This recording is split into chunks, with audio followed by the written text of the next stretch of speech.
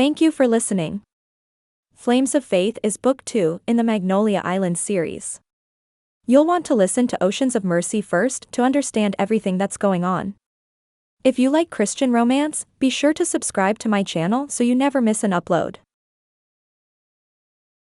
Chapter 1. Marching into the police station to yell at a detective was not what Lexi Grant had planned on doing that morning. Last night's storm had died down, though it had raged all night. Had she been in her apartment in her comfortable, memory foam mattress she'd saved for months to buy, she probably wouldn't have noticed. But she wasn't. Instead, she'd tossed and turned on her friend's couch all night because the tiny apartment in Charleston she paid a ridiculous monthly rent for had to be treated for termite damage. Throwing open the door to the police station, she straightened her shoulders despite her objectively unthreatening stature and general look. Her shirt, a gift from her boss the year before, didn't help much. It was bold and bright with primary colors, kindergarten squad printed firmly across the chest.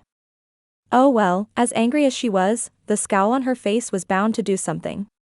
No, she might not inspire respect based on her overall look, and her mother would probably drag her out by her pixie-cut hair if she knew where she was, but Lexi had always had a soft spot for Uncle Rudy. As puzzling as he was to many, with his fishing shack down by the ocean and his beatnik lifestyle, he'd been there for her when her own father hadn't been worth the gum on the bottom of her shoe. The thought of him rotting away in a lonely cell spurred her forward. Behind the front desk, at least 15 desks sat in neat rows in varying states of organization atop their surfaces. Phones rang in the background, and the whole place smelled of breakfast biscuits and black coffee. A uniformed cop stood at the front desk shuffling through paperwork. "Excuse me," Lexi said with as much confidence as she could muster, "I'd like to talk to someone about Rudy Grant's case immediately." The older woman looked up from her papers with a bored expression, as though furious kindergarten teachers invaded her space daily. She pushed her glasses up her nose and raised a gray eyebrow at Lexi. "Honey, I hate to break it to you, but that's not how you get what you want around here." Her southern drawl had a defined air of a bless your heart, and not the good kind. Shame washed over Lexi, but she swallowed it down. Uncle Rudy, actually her great-uncle, wouldn't hurt a fly. There was no way he'd be involved in the disappearance of Charlie Edwards. It just wasn't possible. Still, this particular cop hadn't necessarily done anything to deserve her direct ire. No, she'd reserve that for whoever had cuffed her uncle. "I apologize. I'm a little flustered with the news that he's been arrested." That was the understatement of the year after her car broke down just as she got into town, and the walk from there had rubbed sweaty blisters on her feet. "Could you please direct me to the police officer responsible for the case?" It was almost like the Lord didn't want her to storm into the police station and make a scene, almost. The woman's expression softened as she took in what Lexi assumed was a flushed face and sweat-damp hair, and she pointed back behind the sea of desks to a hallway in the back. "Detective Jameson is who you want. Third door on the right." Blood draining from her face, Lexi took a deep breath. Jameson? There was no way he had become a detective. Rob Jameson had been bound for jail all right, but not the side with badges and cell door keys. "Levi Jameson," she replied. "Like I said, third door on the right." As though she hadn't just given Lexi a mini heart attack, the cop went back to her paperwork on the desk. Okay, that was a surprise too, but she hadn't known Levi all that well. She'd only met him a few times in college, as he'd still been in high school at the time. Logically, it was impossible the cop could hear Lexi's thumping pulse, but she willed her breath to slow anyway. Making her way to the back cluster of offices had her heart hammering even harder in her chest, but Uncle Rudy's obviously wrong imprisonment spurred her forward. Another police officer stepped in front of her, his arms crossed over his chest. "Can I help you with something, ma'am?" Yet again, she swallowed back the anger directed for Detective Levi Jameson and did her best to be polite. "Yes, my uncle has been wrongfully accused of a crime, and I intend to speak to the person responsible." "Who's your uncle?" "Rudy Grant, and if you'll excuse me, I've been informed Levi Jameson is who I need to speak to." The cop's lips pursed. "I believe that's Detective Jameson, and he's in a meeting right now. You're welcome to make an appointment with him." She'd bet everything she had the man before her was just blowing smoke. The woman at the front desk had mentioned no such appointment book, and who'd ever heard of a detective with one anyway? The anger she'd stuffed down a moment before barreled back to the surface, and the stress of the week bubbled out. Not only had she been sleeping on her friend's couch for 2 days, the crick in her neck clear evidence, but the sputtering noise and maintenance required light had finally won the battle against her dwindling bank account. She'd planned to get it checked out as soon as she got paid again, but then she'd been distracted by the whole termite thing. As angry as she'd been as the engine popped and crackled to a stop, she just pulled it over to the side of the road and walked the 2 miles to the police station. Plus, there was that whole rumor at work that she was really trying not to think about. No, she was hot, sweaty, stiff, and not about to let some guy on a power trip keep her from doing what she came there to do. No thanks. I'll just go see him now. Stomping around the man as he called after her, Lexi continued her trek down the hallway. She might end up in a cell next to Uncle Rudy, but it might be more comfortable than her friend Jada's lumpy couch. The door was cracked, and she swung it open the rest of the way. Levi Jameson. Expecting to see the man alone in his office, her eyes widened at the sight of 5 other people crowded in the room. Before she could even register the rest though, her gaze locked on the one man she prayed she'd never see again. Rob Jameson stood leaning against his brother's filing cabinet, looking every bit as handsome as he ever had in his Magnolia Island Fire Department issued navy shirt, and the pants from his turnout gear. His boots, sewed up and thick-soled, made him look even taller than his 6-foot, 3-inch frame, a frame that already dwarfed hers. His dark hair was messy, and there was a streak across his face that told her he'd come straight from a fire, but it was his eyes that still took her breath away. Deep green like the forests of the Appalachian Mountains, she'd always said a girl could get lost in them if she wasn't careful. At the moment, those eyes were as wide as dessert plates. But that wasn't what she was there for. Attention back to Levi, she squared her shoulders. Detective Jameson, she said as she attempted to keep her voice even. Why did I just get a call that you had arrested my uncle? The only crime that man would ever commit is refusing to vacate a dilapidated shack he's lived in longer than I can remember. You let him go right now. Even saying it again, knowing how silly her demand sounded to an officer of the law, the anger rose within her once more. Lexi, Rob said as he stood up straight. He sounded tired, and his voice wavered a little the way it did when he worked to keep a lid on his thoughts. It jarred her a little that she could still read him so easily. Just calm down. Was he serious? She hadn't even been talking to him, and she certainly didn't intend to let him run the show. Her head whipped around, and she felt certain if she'd been a cartoon there would be steam pouring out of her ears. When have those words calmed any woman in the history of the world? A snort from one of the chairs in front of her drew her attention, Rob's twin sister, Sage, the one who'd made the sound. She's not wrong. How had she just now registered the faces of the rest of them? Rob's whole family, the family she'd only met a few times in the 2 years she'd dated him, littered the room. Sage and their mother, Lydia, sat perched on metal chairs in front of her, while his little sister, Allie, stood next to her friend, Knox, against the wall. Knox had a cut on his forehead, but she didn't have time to worry about that. Sage, what in the dash? Her friend, the one who'd introduced the 2 of them in the first place, stood to her feet.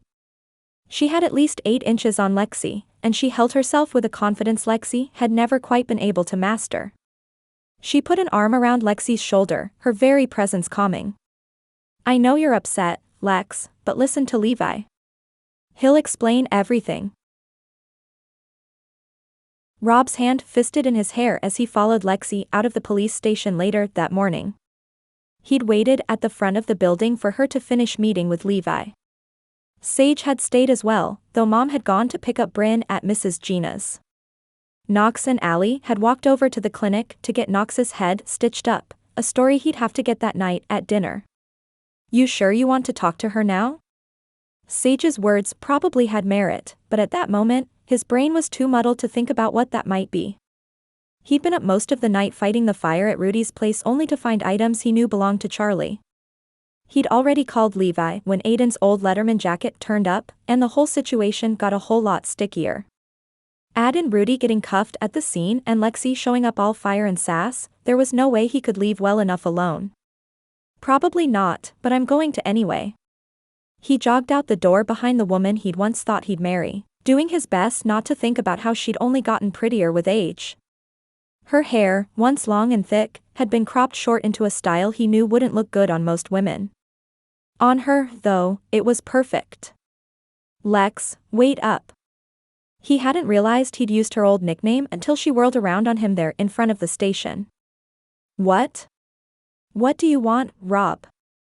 He deserved her ire, every bit of it. Still, it sent a jolt down his spine. He and Lexi had been good together, until they weren't. He'd take the blame for about 3/4 of their problems, but her temper could probably account for the last bit. Really, it was that her emotions were big and close to the surface. No one ever had to wonder where they stood with Lexi Grant, as it was written all over her face. Somehow, she had the patience of Job with children, but boyfriends who chose their loser friends and bad habits over her? She'd rightfully had no patience with that. I just want to talk for a minute. I know Levi told you some things about the case, but I don't know. The truth was, no other woman he'd dated had ever made his heart pound like Lexi had back in college. Had he known her in high school, they'd probably be married by now. She'd grown up on the island, but she and her mother had mostly kept to themselves after her father went to prison. Rachel scraped up every spare cent to send her daughter to a private school, across the bridge where folks didn't know every detail of their family's past. I just want to talk. Lexi's eyes softened for a moment and hope sprang in his chest. He wasn't the same man he'd been back then, but whether or not she'd ever see that was impossible to know. He didn't even have rekindling a romance on his mind. That ship had sailed. It'd just be nice if her eyes didn't blaze every time she looked at him, the disappointment and broken dreams clear. Daddy. Brynn's voice echoed from where she ran toward him, having broken free from where she held Mom's hand.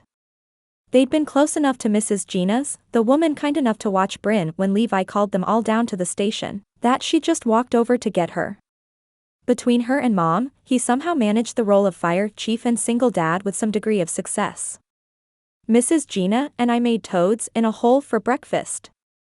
The dish, fried eggs cooked in the center of a piece of toast, was one of Brynn's favorites and filled the 8-year-old with no end of pride whenever she helped make them. That's wonderful, honey. He'd never be ashamed of his daughter, but it hadn't been the best timing.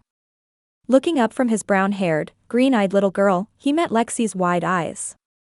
This is your daughter? He could see the wheels turning in her mind, the math working itself out as tears sprang to her eyes. It wasn't what it looked like.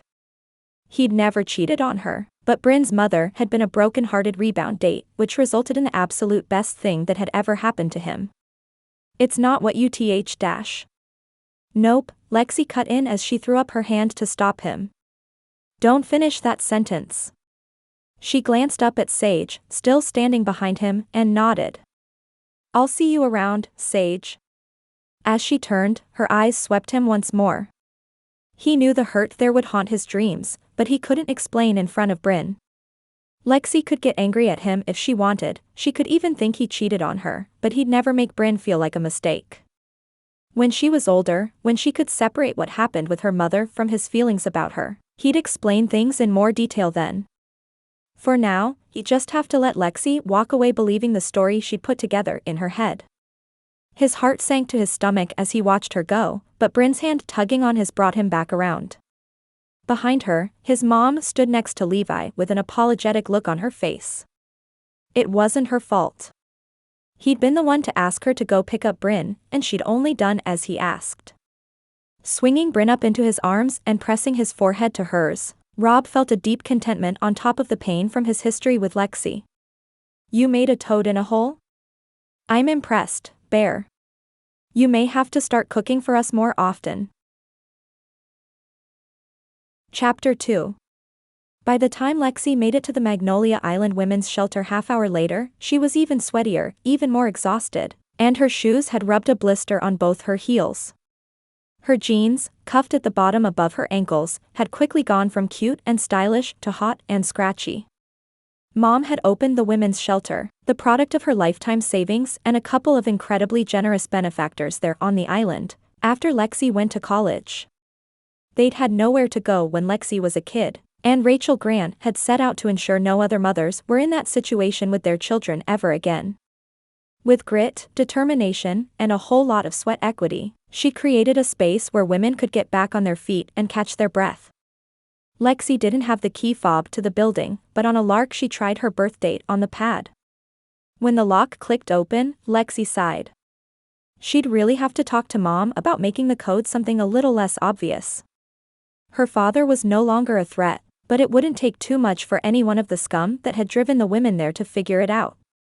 The shelter had been her mother's dream and, despite her annoyance and frustration at the day she'd had, a surge of pride welled up in her at the sight of it. No sign existed on the outside of the building, and it mostly just looked like a bed and breakfast on the island.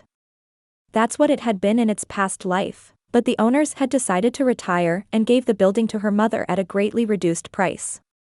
They'd kept the place up well, painting it a cheery blue and keeping the flower beds out front welcoming and calming.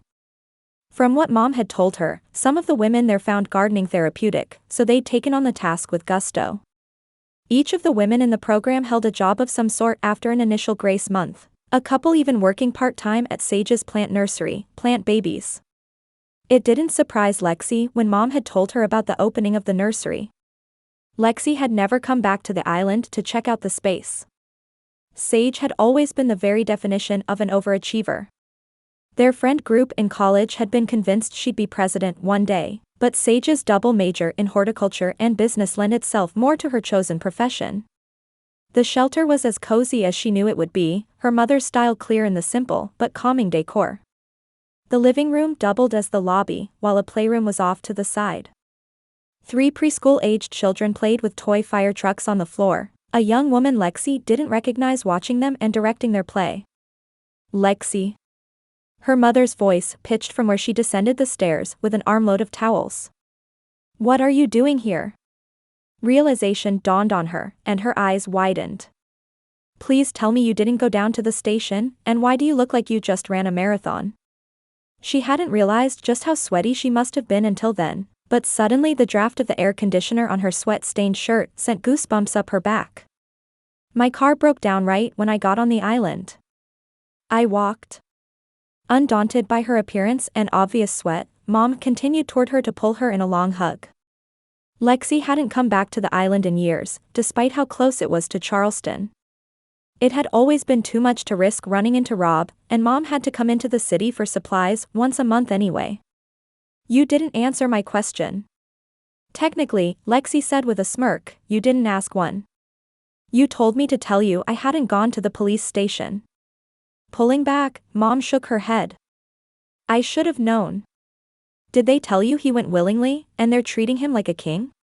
Levi did, Lexi replied with a bit of ice in her tone.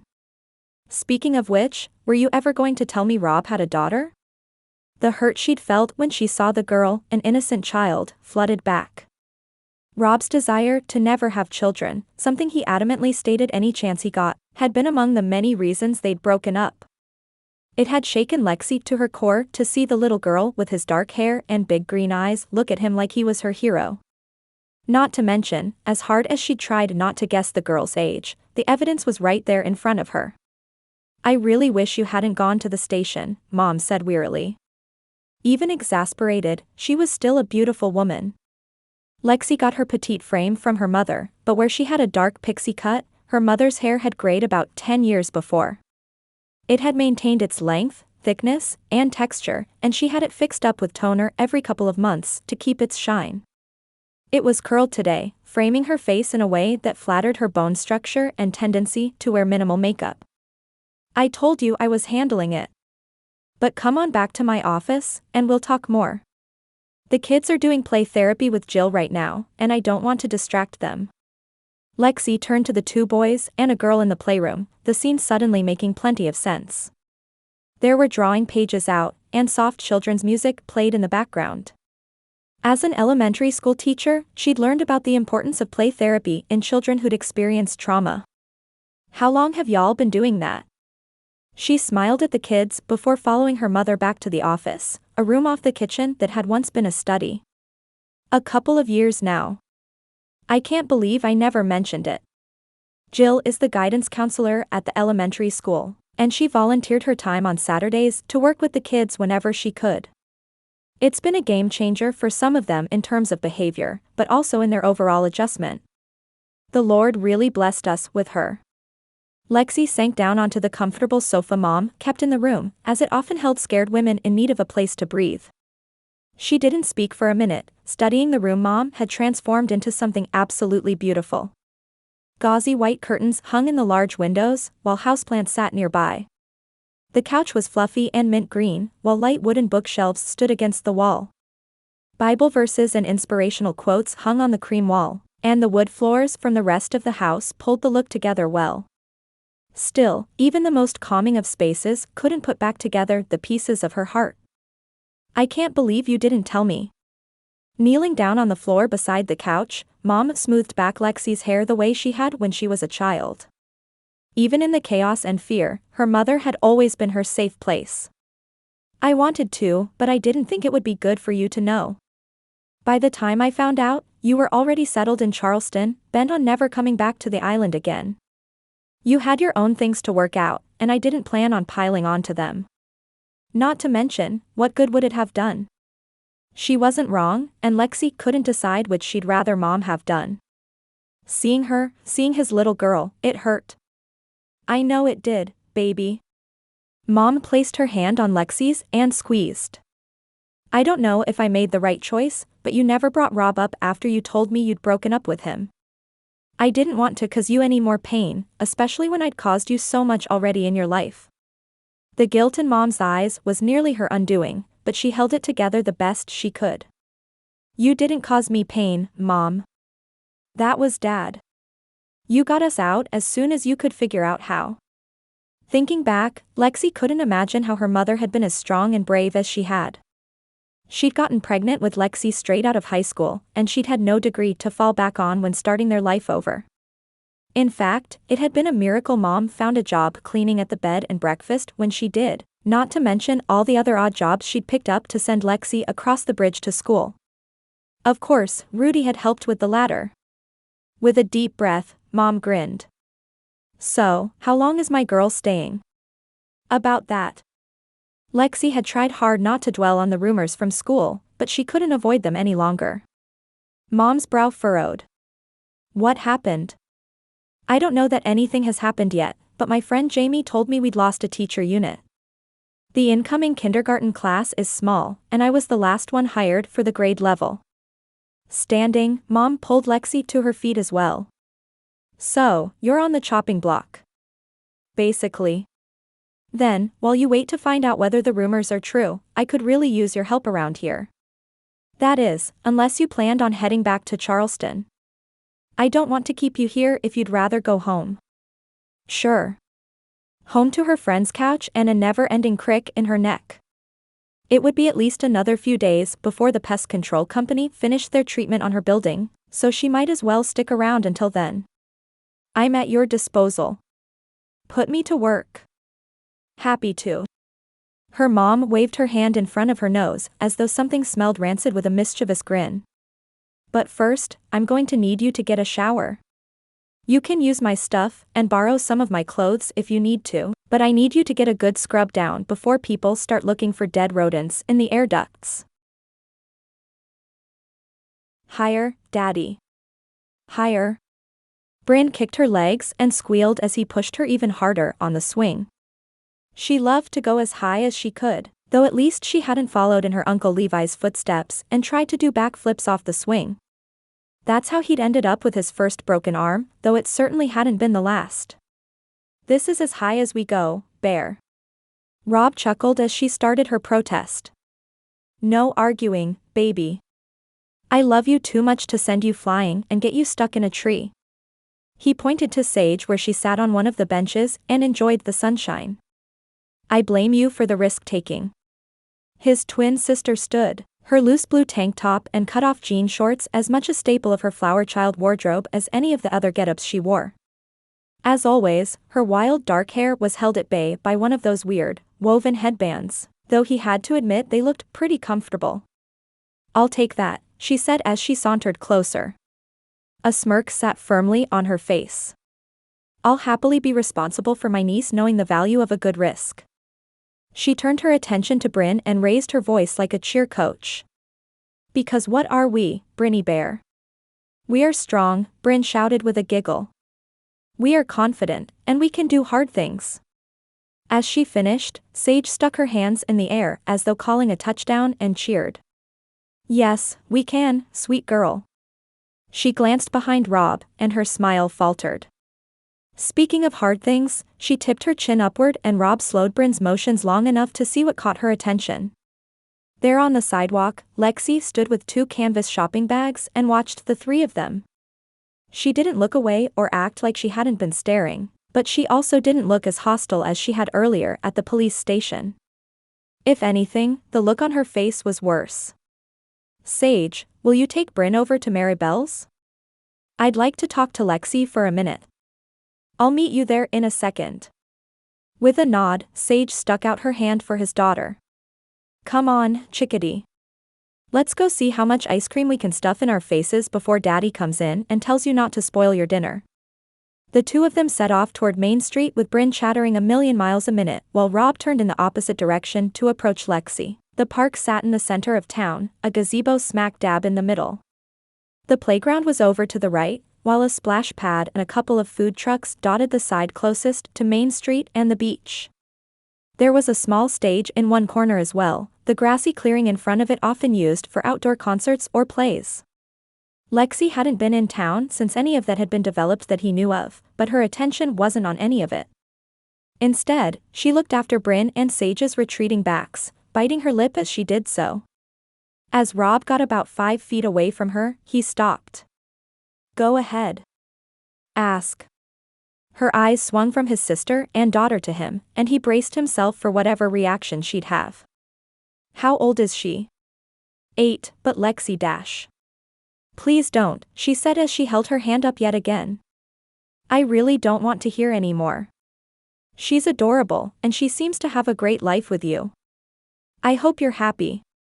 Her tone sounded genuine, and that may have been even worse than if she'd have said it with sarcasm. He'd met Amelia at the bar where she worked only a few weeks after Lexi broke things off with him.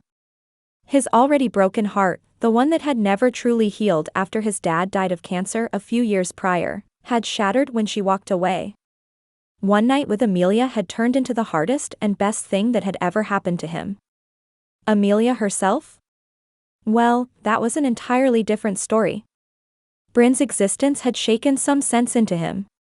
He'd shaped up, gotten back in church, and pursued his long-dormant relationship with the Lord. He'd already been working for the fire department, but finding out Amelia was pregnant had lit something in him to be the best he could be. He'd never regret Brynn, but Lexi clearly wasn't ready for that conversation. She probably wouldn't believe him anyway. "How long are you in town?" If she'd just give him a chance to explain, he'd like to at least make sure she knew he hadn't cheated. She shrugged before shifting the grocery bags on her shoulder. She was as beautiful as ever, despite the nearly 10 years since he'd seen her. "It's kind of up in the air right now, and it depends on what happens with Uncle Rudy." "I really am sorry about that, Lex. When I called it in, I didn't expect them to arrest him.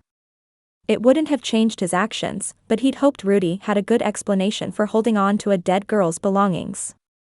The hurt in her eyes was immediately replaced with fire. "You're the one who turned him in." "Oops. Yes, I called the police when we found Charlie's stuff on scene. What else was I supposed to do? If he hadn't called it in, he'd have been negligent in something that was his responsibility as the fire chief." Lexi let out a huff before turning on her heel. "Do whatever you want, Rob. You seem to be good at that." As he watched her walk away, Rob ran a hand over his face. One way or another, he'd convinced Lexi that he wasn't the man she thought he was. Before she left to go back to her new life in Charleston, he'd say his piece. Chapter 3. The next day, Lexi rounded the corner into the paint aisle at the hardware store. The place was small, a mom-and-pop shop like most of the businesses on Main Street. Mom had given her free rein on the colors to paint 2 of the shelter's guest rooms, but she had given her a couple of parameters as though she thought Lexi would paint the rooms in bright primary colors like she had a tendency to decorate her classroom. Earth tones, gentle ones, were the name of the game for a place like the shelter. Those, combined with classic neutrals, would help foster the relaxing environment Mom had worked so hard to create in the place. The only room in the building that didn't follow the color palette was the playroom, a bright rug with train tracks and roads that the children seemed to love running their vehicles across. The guest rooms, those that would soon be filled with women and children who needed them since their previous tenants had moved out, needed something else entirely. As she held up 2 samples, one a sage green and the other more of a light gray, her phone trilled in her pocket. She pulled it out, and a brick of dread settled in her stomach as she spotted her boss's name on the screen. She'd worked at her school for 3 years, but the rumors she'd heard about losing a teaching unit had grown more and more prevalent among the teacher group chats in the last couple of weeks. "Hey, Stacy," she said with as much cheer as she could muster. She held the paint samples in her hand, clutching them as her palms went clammy and darkened the thin cardstock. "How's it going?" A sigh on the other end told her everything she needed to know. "Unfortunately, not well. I don't know if you've heard all the talk." "I have." She didn't say it with any vitriol, but standing there as her boss hemmed and hawed about how they got to this point didn't sound appealing. "Is this where you tell me you value me as a teacher, but you have to let me go?" The sadness in her voice was clear, even to her. She loved being a teacher, and she was good at it. It was one of the few things in life she felt came naturally to her. Her boss sniffed on the other end of the line, and the sound brought tears to Lexi's eyes as well. "I'm so sorry, Lexi. The incoming class is just so small compared to some of the others, and you know our seniority policy. Not to mention, the entire kindergarten team was excellent. There were no weak links in the crew. I looked for a place for you among other grades, but there just wasn't a spot to move you." "I understand," Lexi said as she swallowed down her tears. She'd known it was coming, yet somehow she still felt blindsided. Plus, Jenna and Amy both have children to support. It's better that it has to be me. At least she only had herself to worry about, whereas the rest of her team would have been in much more difficult situations. "I want you to know I'm petitioning the district to bring the unit back," Stacy said quickly. "We love having you here, and I don't want to lose you. I don't know what will come of it, but I'll be happy to offer you a glowing reference anywhere you apply." A couple of the tears spilled over onto her cheek, and she wiped her eyes there in the midst of the paintbrushes, drop cloths, and blue tape. It would have been a little funny if it wasn't so sad. "Thanks, Stacy. I'm sure I'll land on my feet. I'm on Magnolia Island helping Mom out with a few things right now at the shelter, so I'll keep busy for a bit." "Of course you are," she said with a sad chuckle. "Do me a favor, and let me know when you land another job." "I know you will, and my petition will be unnecessary, but I just wanted you to know we're fighting for you." They chatted for a minute more and Lexi hung up, the brick in her stomach feeling like lead as it sat longer. Well, there wasn't anything she could do about it at the moment, and she did have paint colors to pick out. She grabbed a couple more samples and headed toward the desk where they'd mix them up for her. Glancing down to decide between the 2 she'd already had, a neutral beige and a more serene blue, she didn't even realize she'd cut someone off until she slammed into a broad chest and their hands went out to steady her. "Oh, I'm so sorry." "Of course." Her head popped up at the voice she'd know anywhere. She'd only been in town 2 days, and she'd run into Rob 3 times. The first time could be considered a fluke, since his whole family was already in the police station, but in the hardware store right after she'd gotten the call she'd lost her dream job? No, she couldn't deal with it at the moment. His hands, still gently placed on the sides of her arms, jerked back quickly as though she'd shocked him. "I'm sorry, Lex. I wasn't looking where I was going." He studied her for a second, questions written all over his face. Had he heard her conversation with Stacy? Embarrassment rose in her at the thought, though objectively she knew she had nothing to be embarrassed about. "It's fine," she said quickly. Everything in her just wanted to get out of the store and away from the man who still somehow had the power to tie her up in knots. "It was my fault. He hesitated for a moment, his eyes darting to the phone in her hand and back again. Listen, if you need help or anything, let me know. I know we're not exactly friends, but I care what happens to you, Lex. Behind him, she noticed another man about his age, with the navy blue jumpsuit mechanics wore. She didn't recognize him, but to his credit, he'd suddenly become very interested in faucet fixtures. So he had heard her conversation with Stacy. Some part of her, a part she knew the Lord would prefer to work out of her, prickled with embarrassment at the state of her life at the moment. She'd just lost her job. Her car was still broken down on the side of the road at the entrance into town. Add to that, she was kind of homeless until the termite damage was repaired at her apartment. Over the years, any time she'd thought of seeing Rob again, she'd hoped she was thriving with a solid relationship, a job she loved, and a life she could be proud of. At the moment, none of those felt true, and his role in Uncle Rudy's arrest was just the icing on a very dry cake. No, she said quickly. I'm good. Her words were clipped, and she knew her face was beet red. Rather than allow him to add insult to injury, she turned on her heel and hightailed it out of the store. She'd just have to come back later for the paint. The bell above the door jingled, signaling her cowardice, as she pushed through it and out onto Main Street. Deep breaths. Breathe in for 2 counts and out for 4. She'd learned that technique in therapy as a teenager, something to calm the panic attacks that came up every time she thought about her father. Those had mostly subsided over the years, aided substantially by his death from cirrhosis of the liver when she was in college. Still, she used every tool in her toolbox to calm the way her heart pounded in her chest. I can't do this, she prayed as she speed-walked down the street and past the hordes of tourists who descended on the island every summer. I can't see him all the time, Lord. It's not fair. It was one of those moments when she didn't know what else to pray, but took comfort in the fact God knew her thoughts even before she shared them. As she hurried back to the shelter, placing as much distance between her and the hardware store as she could, she did her best to bolster herself. If she was going to keep seeing him for the foreseeable future, and she didn't really have much of a choice, it would be the Lord alone who gave her the strength to do it. Nick stepped up beside Rob as he watched Lexi all but run away from him. Nick Pruitt was the local mechanic in town and one of Rob's best friends. He'd recently gotten engaged to his girlfriend of 2 years, Stephanie Wyatt, and the two of them were spending Rob's day off working on fixing up the house they just purchased. That her? His friend didn't know everything about Rob's relationship with Lexi, but he knew she was the one that got away. Yep. What happened between the two of you anyway? Nick didn't normally pry, but Rob had known him long enough to know he cared deeply about those close to him. Why'd you break up? How much of the story could he tell without getting into territory that wasn't his to share? I was in a bad place when we dated because I'd never really dealt with my dad's death.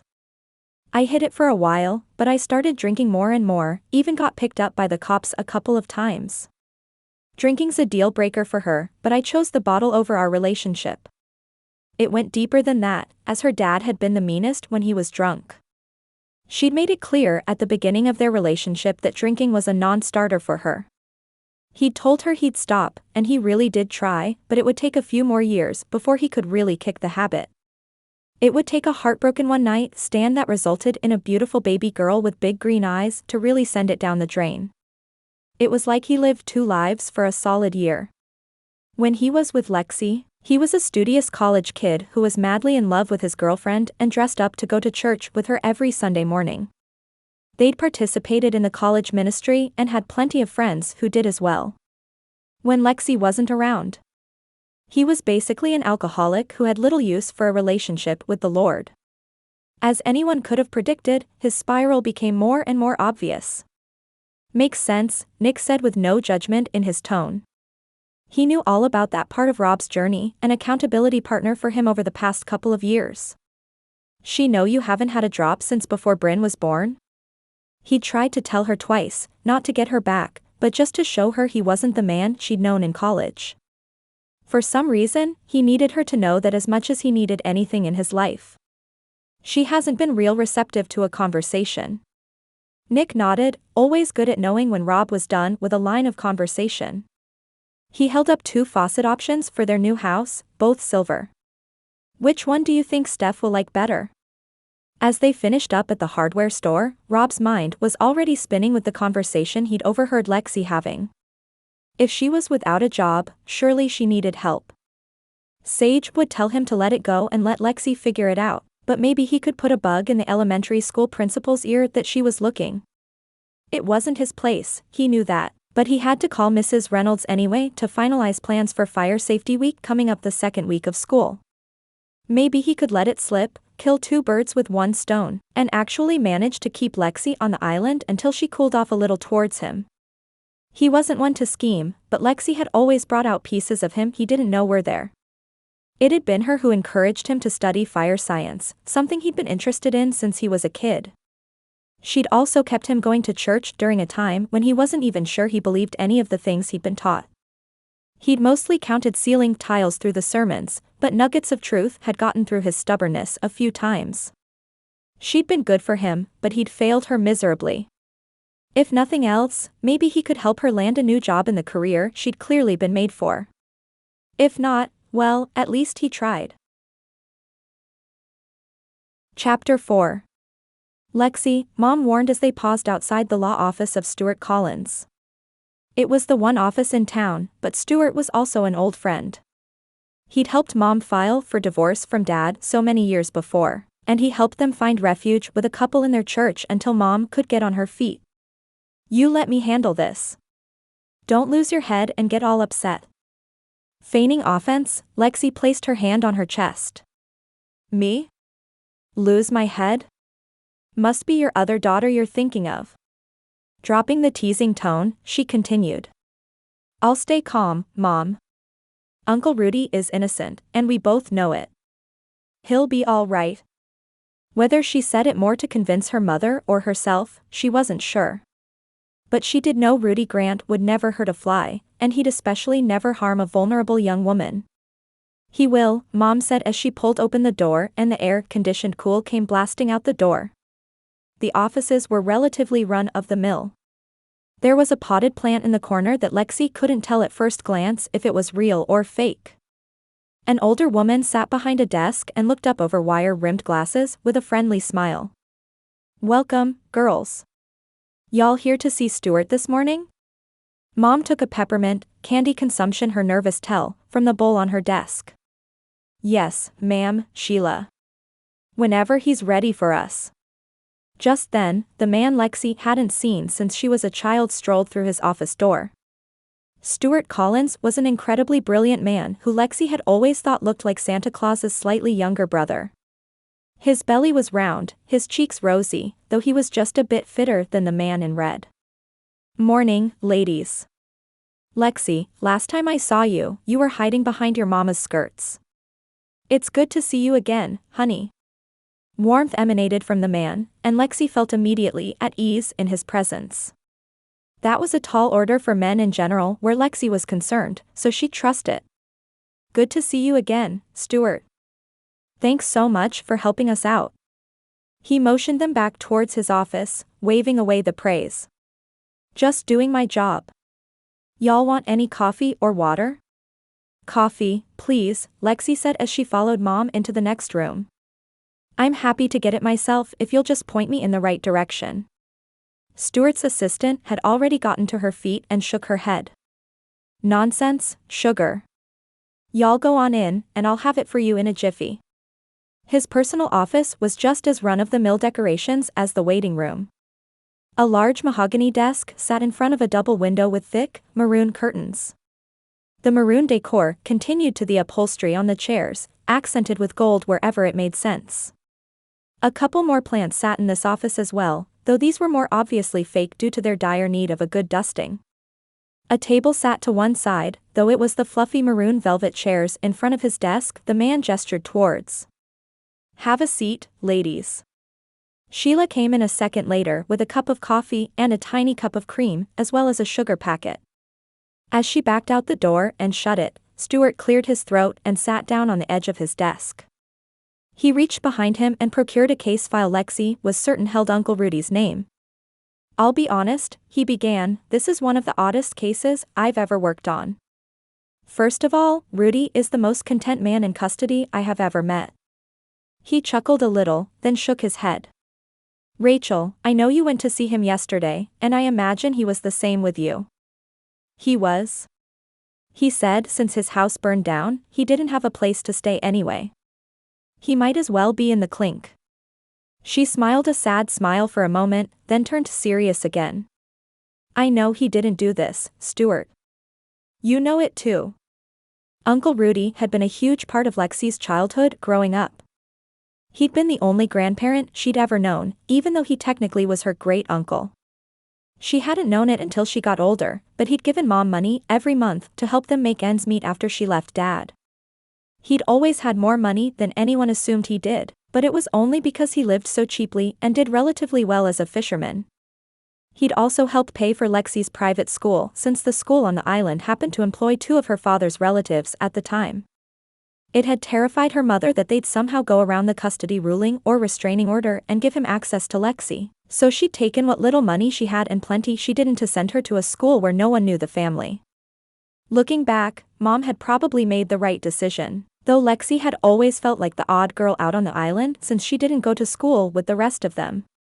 They also went to church in the city as well, so living on the island was really only because the family Stuart found had a guest house they were willing to let them use. That, and Uncle Rudy. Stuart's rosy complexion was soft with compassion as he spoke. I know. He'd just as soon cut off his foot than hurt a woman. The judge granted him bail, but he's told me in no uncertain terms that the two of you are not to bail him out. He knows I'm here. Lexi hadn't been to see him yet, though she should have. Something about seeing the only positive father figure she'd ever had in an orange jumpsuit felt like something she wasn't sure she could face. Yep, Stuart replied with a chuckle. Apparently, one of the detectives told him you'd come down to the station to avenge his honor. He looked at her pointedly, his serious expression still dotted with kind eyes. I don't think I have to ask you not to do that again, do I? Let me handle the police, and you two just focus on making sure Rudy has everything he needs. Mom popped another peppermint in her mouth, one she'd apparently pocketed from Sheila's desk. Has he told you how he ended up with the stuff in the first place? I know there's attorney-client privilege and all that, I just don't understand why he had it. Unfortunately, no. He just maintains he is innocent of what they've accused him of, and the Lord will bring out the truth in his time. He's not wrong, but I do wish he'd give me a little more to go on. The rest of the meeting went quickly and smoothly, though they unfortunately didn't have any more information than they had when they'd gone in. As Stuart walked them out, Lexi's phone buzzed in her pocket, an unknown number flashing across the screen. Hello, this is Lexi Grant. Her mother looked at her with curious eyes, but Lexi just shrugged as the person on the other end of the call began talking. Hi, Lexi, I'm so glad I caught you. This is Pam Reynolds over at Magnolia Island Elementary School. Do you happen to have a few minutes to chat? Rob jumped out of his pickup at the location of the wreck they'd just been called to. It was a 3-car accident with critical injuries. He wasn't on duty, but anytime his guys were called out to something like that, he tried to lend a hand if he could. Pulling his gloves on and looking for his second-in-command, Layla Franks, he took in the scene before him. When he did spot Layla, his heart sank at the sight of her shouting at their newest rookie, Jacob. The kid had joined straight out of high school, and while he'd had fine marks in his training, he'd made mistake after mistake in the 2 months he'd been with them. From putting his gear on incorrectly, or forgetting vital pieces altogether, to pulling the wrong hose line at a fire, he'd probably single-handedly become responsible for some of Rob's graying hair. He wasn't cocky, though, and that was what was so baffling.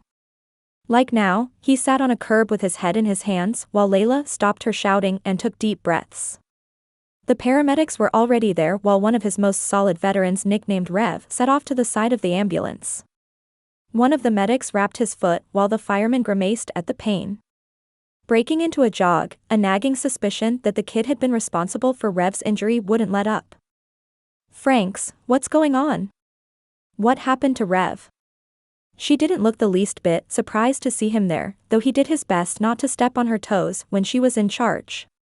Layla had been passed over for promotions she deserved multiple times, likely because of her gender, so one of his first acts as chief was to increase her responsibility and her pay. She was about 10 years older than him, but she'd worked another job before joining the fire department. Normally pretty even-tempered, it was a little jarring to see her as red in the face as she was. "Jacob, wanna tell him?" Jacob lifted his face from his hands, and Rob saw the streaks of tears through the dirt on his face. "I'm so sorry, Chief. It was my fault." Another point for the kid, he didn't try to make excuses. A quick survey of the scene told Rob they had the situation well in hand, so he took a seat on the curb next to Jacob just as Nick arrived on scene with the tow truck from Magnolia Island's soul car repair shop. He lifted his first 3 fingers in a wave at his friend before turning his attention back to the clearly distraught rookie. "What did you do?" I promise I thought I'd worked through the whole checklist in my mind. Franks asked me to secure the red SUV, and I was so focused on checking whether the airbags had deployed I forgot to put the car in park." Squeezing his eyes shut at what he could imagine happened next, Rob grimaced. It rolled over Rev's foot? It wouldn't be the first firefighter it had happened to, though it was almost always the result of a careless mistake. Layla nodded, her expression softening a little at the sight of the kid's clear remorse. "They're taking him for X-rays when they finish with the critical victims." "I'm so sorry." Jacob ran his hands roughly through his hair and over his face. "I'll do whatever you want me to. I'll clean the toilets at the station. I'll wash the trucks myself. Just please don't fire me, Chief. I really need this job." "Careful," Layla said with a smirk. "Volunteering to clean the trucks is one thing, but those toilets are a whole different ball game. Let's wait to see if Rev's foot is actually broken before we subject you to that." Rob nodded before placing a hand on Jacob's shoulder. "You're making a habit of mistakes here, Rook. I think you've got the makings of a good fireman, but you've got to get it together.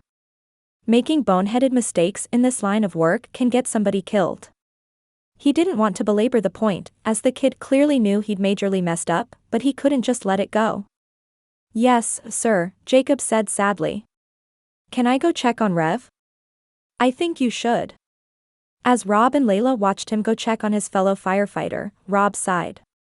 At least it was Reverend. He's one of the few who won't hold it against Jacob for the rest of his career. Rev was one of the ones who'd helped point Rob back to the Lord after he found out Brynn was on the way. He wasn't preachy, but his faith was clearly the driving factor in his life. It had actually been Rob who gave him the nickname Rev, but it was a term of endearment rather than a shot at his beliefs. If a victim on a scene needed someone to pray with them, or just needed a steady presence of peace, that was Reverend. He and his wife, Cynthia, were fixtures at church, and he even stepped in for the pastor on occasion when he was sick or out of town. "You got that right," Layla said as she crossed her arms. "How many more mistakes is he gonna be allowed to make before we let him go?" To be honest, Rob should probably have let him go already. He would have done it if the kid wasn't so remorseful and willing to make it all right. He didn't think he knew more than the veterans, even seeking them out every shift to ask about specific scenarios and what their course of action would be. He listened, and he received correction with humility. Still, Rob hadn't been exaggerating when he said those kinds of mistakes could get someone killed. "I'm not sure, but he's definitely getting close." They finished up working the scene, and an old sedan held together with duct tape and a prayer caught his eye just down the street. It couldn't have been there long, as the mayor's office typically had broken down cars pulled to the impound lot across the bridge pretty quickly. Maintaining the look of the island was important, and he couldn't say he blamed them. "Hey, Nick," he said as he walked toward the car. "Do you know anything about this vehicle?" It wasn't his job to track down the owners of abandoned cars, but he was occasionally able to help them out by hooking the car up to his truck and parking it somewhere they wouldn't have to pay to get it back. Nick pursed his lips and raised his eyebrows. "Actually, I do. I was called about it this morning from the mayor's office, but I haven't had a chance to get over here yet today." He bit his lip, and Rob had known him long enough to know a tell when he saw one. "Spit it out." "It's Lexi's. They ran the tags at the station, and it's registered to Lexi Grant." I assumed that was her, and I figured I might take it by the shelter rather than to the impound lot. The mayor's office won't care, they just want it off the street. She'd left her car on the side of the road?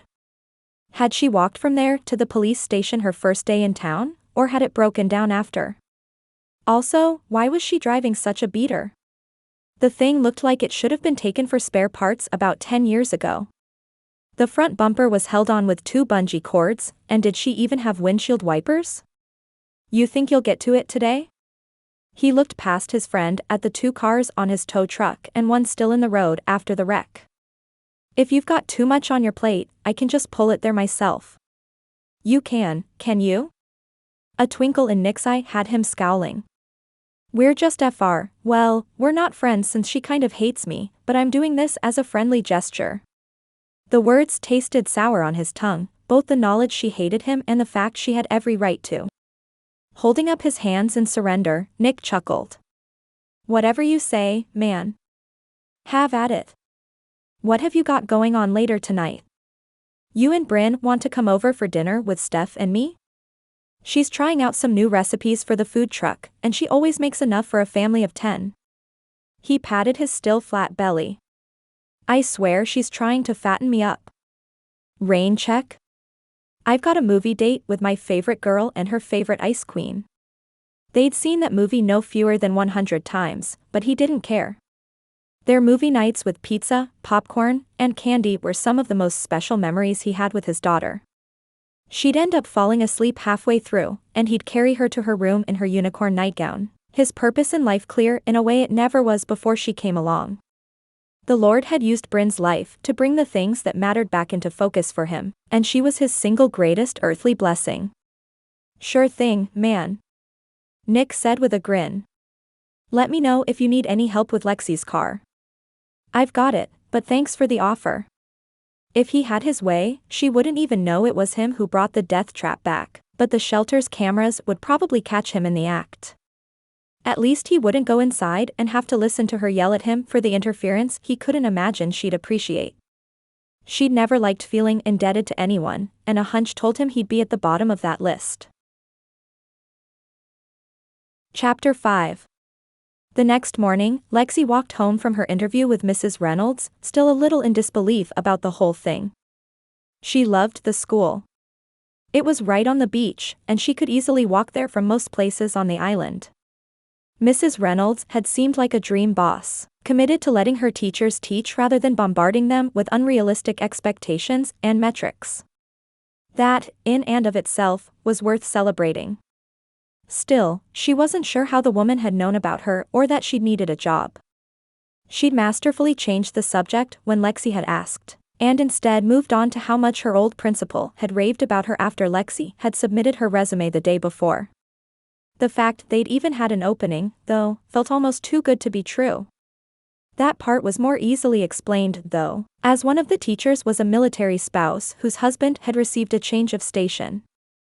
Had the Lord really worked it out perfectly for her? Had Stacy called when she found out Lexi was on the island and put a bug in Mrs. Reynolds' ear?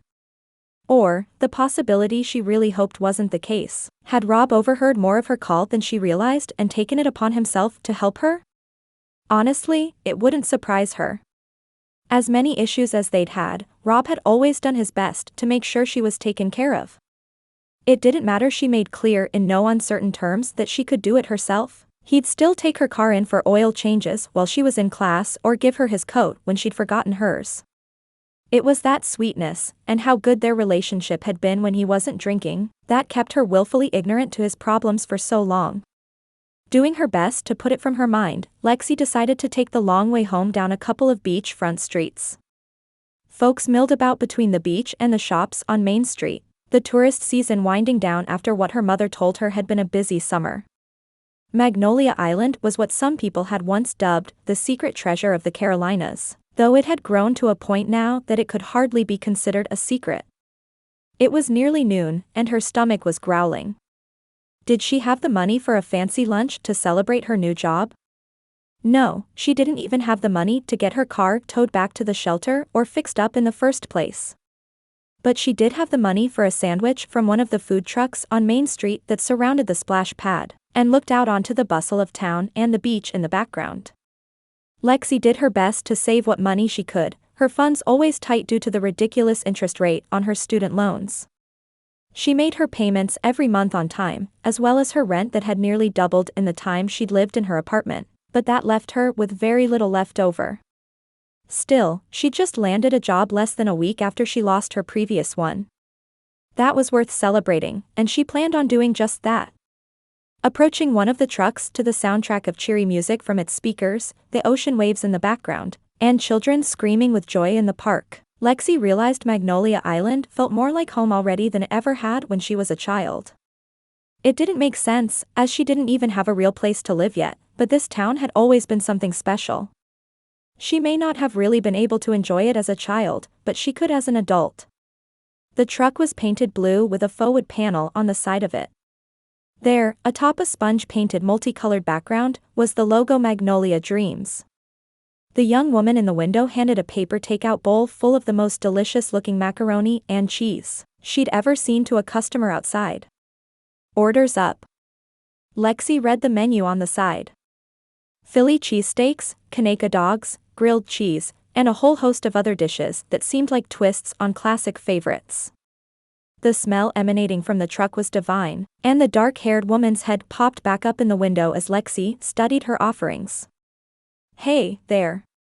Take your time perusing, but if you have any questions, let me know. Deciding wasn't easy, but she'd always been a sucker for a good Philly cheesesteak. I'll have the Philly and a water, please. The woman nodded with a big smile and smoothed back a couple of flyaways that had pulled loose from her claw clip in her hair. You got it. I don't think I've met you before. You here for vacation? No, Lexi said with a hint of embarrassment. I actually just moved back to town. Brows raised in excitement, the woman leaned down on the counter by the window and studied Lexi. Did you go to school here? Sorry, I know I'm being nosy, I'm just trying to place you. If you tell me we were in the same grade and I forgot, I will throw in a side of fries in apologies for my horrible memory. I'm Stephanie Wyatt, by the way. Lexi chuckled, the woman both endearingly charming and a bit awkward in a way that made her completely comfortable. No, I didn't. I'm Lexi, and it's nice to meet you. She didn't elaborate on where she'd gone or why she hadn't attended the schools on the island, but Stephanie's eyes widened with a flash of recognition. Oh. Okay, I got it now. You're Rachel's daughter. Honestly, I don't know how I didn't see it before. She basically cloned herself when she had you. Whoever she had on the cooktop in the back handed her Lexi's wrapped sandwich. As Stephanie placed it in a bag with a napkin and grabbed her water, Lexi pulled out her card. Stephanie waved her hand. Put your money away. This one's on the house. Consider it my welcome home gift to you. We're really happy to have you. She didn't keep going, but Lexi could see her wheels turning despite having just met her. Thank you so much. I'm happy to be here. Just then, as she thought back on what had left her lips as a platitude, she realized it was true. The rest of her trek back to the shelter was made exponentially better by the best sandwich she'd ever had in her whole life. Everything from the steak to the cheese and peppers, to the spices flavoring the whole thing was absolute perfection. The buttered, crispy bread just pulled it all together in such a way she knew good and well there'd be no leftovers. Reaching the shelter, Lexi wiped her hands with the napkin Stephanie had given her, and tossed her trash into one of the city cans that had been placed on sidewalks throughout the island.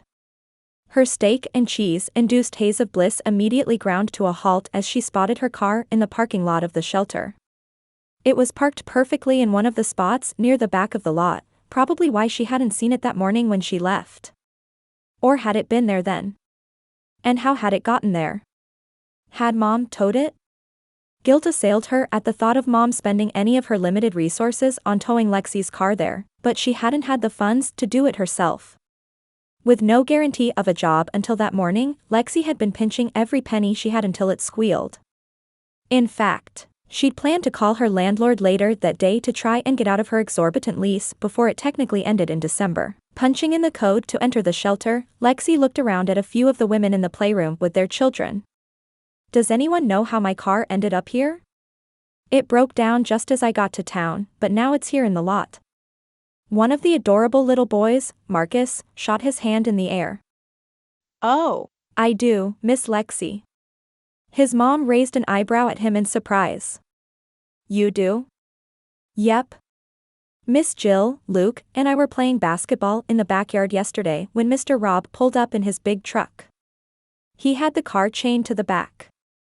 He grinned the way children did whenever they could be the harbingers of information. The chain he had was super big. An embarrassed flush rose up in Lexi at the information. Thanks, Marcus. How is it you know Mr. Rob? Two of the other elementary-aged children jumped up from their play then, both jumping up and down. Mr. Rob comes for Fire Safety Week every year to school. He brings Sparky by sometimes, too. Mom appeared behind her from where she'd apparently been listening. Sparky is the firehouse mascot. It's basically a big suit that they make one of the rookies dress up in, she added quietly. Rob also comes out here once a year to check that we don't have any glaring fire hazards. Of course he did. The man who'd once been a hurricane of bad decisions had apparently turned into the do-gooder of the century. Lexi knew it wasn't fair to hold growth against him, but she couldn't help it. She wanted to be angry at his interference with her car, but mostly it just cemented the flashing sign over her head that she was a hot mess. Well, if y'all will excuse me, I need to make a quick phone call. Be nice, Alexis, her mother grumbled from behind her. Rob had no place towing her car back to the shelter for her, but it would be dumb to take out all her frustration over other things in her life on him. At least, that was an abridged version of what her therapist had always said. Stepping back into Mom's office and plopping down on the fluffy couch, she dialed the number she thought she'd always know by heart. So Rev is out for the next 3 weeks, Rob told Layla as she plopped down in the seat on the other side of his desk. I'm shifting some things on the schedule to make it work, but dash. He was cut off by the sound of his cell phone ringing over the general noise of the firehouse. Seeing Lexi's name flash across the screen, he pursed his lips. He'd known she'd find out it was him who towed the car, and he could only hope Mrs. Reynolds hadn't ratted him out about the job thing, too. Lexi was a proud woman, one who preferred to be the helper rather than the recipient of it. No doubt, it was something that stemmed from her childhood and all the help they'd been forced to receive due to their situation. Can we finish this in a few minutes? I've got to take this. Sure thing. Layla popped up from the chair and left his office, shutting the door behind her. Rob couldn't have asked for a better second in command. Not only was she an excellent firefighter in her own right, but her husband was a master electrician and often helped them out with wiring demonstrations at the public safety demos. They were kind of the dream team. Pulling his attention back to Lexi's name on the screen, Rob sighed. He didn't relish getting chewed out by her, but he didn't regret a single thing he'd done to help. Hey, Lex. Hey, she said hesitantly. That wasn't the response he'd expected to pick up the phone to. Some of the kids told me it was you who brought my car here. Yeah. Listen, I know you had it under control, but it was about to get towed to the impound lot. When that happens, it's a hassle to get them back. I know I shouldn't have interfered, but I figured you needed a break. She didn't speak for a few seconds, though they felt much longer to him. Did she know about his calling Mrs. Reynolds? If she did, surely she'd have had a bigger issue with that than the car thing, right? Yeah. Thanks. That surprised him, but the fatigue in her voice did more. Look, if you want me to take the car over to the garage, I bet Nick could get it running for you. He'd rather just take it to the dump, but that was probably a step too far for Lexi. He could at least replace the window that had taped cardboard and cling wrap as its placeholder and reattach the front bumper. She'd definitely yell at him for that, but both were safety hazards. No, Lexi said quickly. I'm fine. I'll get to it when I get my last check from my old school. I've been planning to get a new car anyway, it's just been kind of a tight year with rent going up, and student loans and stuff. It's fine. I'll make it work. He wanted so badly to swoop in and help, but that most definitely wouldn't be welcome. Okay. Well, let me know if there's anything I can do. I really don't mind. I'm good. Thanks, though. As they hung up, Rob couldn't help but wonder what it would have been like if he and Lexi had been able to work out their issues in college. Surely, they'd be married by now, though he wouldn't have Brynn. That little girl was worth all the pain and heartache, and the what-if line of thinking had never really been his style.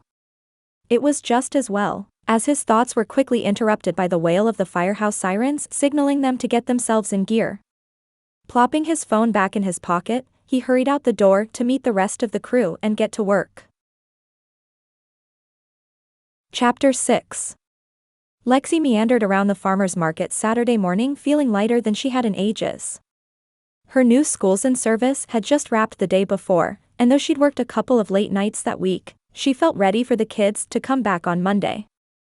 It had been the first in service she'd ever been part of that actually had time in rooms blocked into the schedule, so she'd been able to get a pretty large chunk done during the actual workday. Since she wasn't changing grade levels, most of what she'd been able to get from her old classroom went perfectly in the new one, as did her lesson plans. It truly felt like God had orchestrated the whole thing, but she still couldn't help but feel like it was too good to be true. Was the other shoe about to drop? She'd even managed to negotiate her way out of the back half of her lease agreement in Charleston, something she honestly didn't think would happen. Apparently, her landlord had been feeling generous, or at least distracted by the termite treatment that was taking longer than expected. As she perused the booths at the farmer's market, one filled with candles and soaps caught her eye. There were stacks of candles in all sizes, the smell wafting from the booth absolutely divine. She couldn't say how long she spent at Connie's Candles, smelling as many of the products as she could get her hands on and chatting with the amicable older couple behind the tables.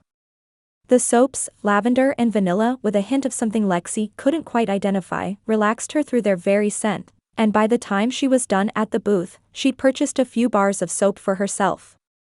She'd also picked out a delicious-smelling candle for her mother as thanks for lending her the shelter's van, and helping her get her things from Charleston the next day. She didn't have much, as her apartment there was furnished when she rented it, but it certainly would be much harder getting her sizable mattress down the steps without Mom. A familiar voice sounded behind Lexi as she took her bag of wares, and she turned to see Sage looking every bit the flower princess she ever had been. Instead of the denim overalls Lexi had seen her in around town, Sage wore muted green linen shorts that contrasted beautifully against her tan skin. Her top, a simple white t-shirt printed with the Plant Babies logo in coordinating colors, somehow looked much more stylish on her than it would have on Lexi.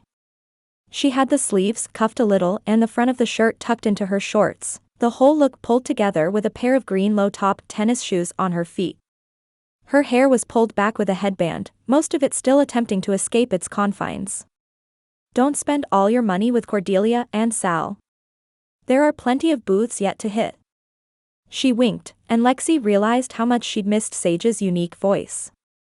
It was a little lower than most women, the tiniest bit raspy in a way that sounded endearing rather than make one wonder what was wrong. I brought cash today, Lexi replied with a grin. I'm trying to ration it out for a healthy haul. She'd intentionally cashed out the cleaning deposit on her last apartment, only a couple $100s, knowing she'd want to purchase a few things from the market that morning.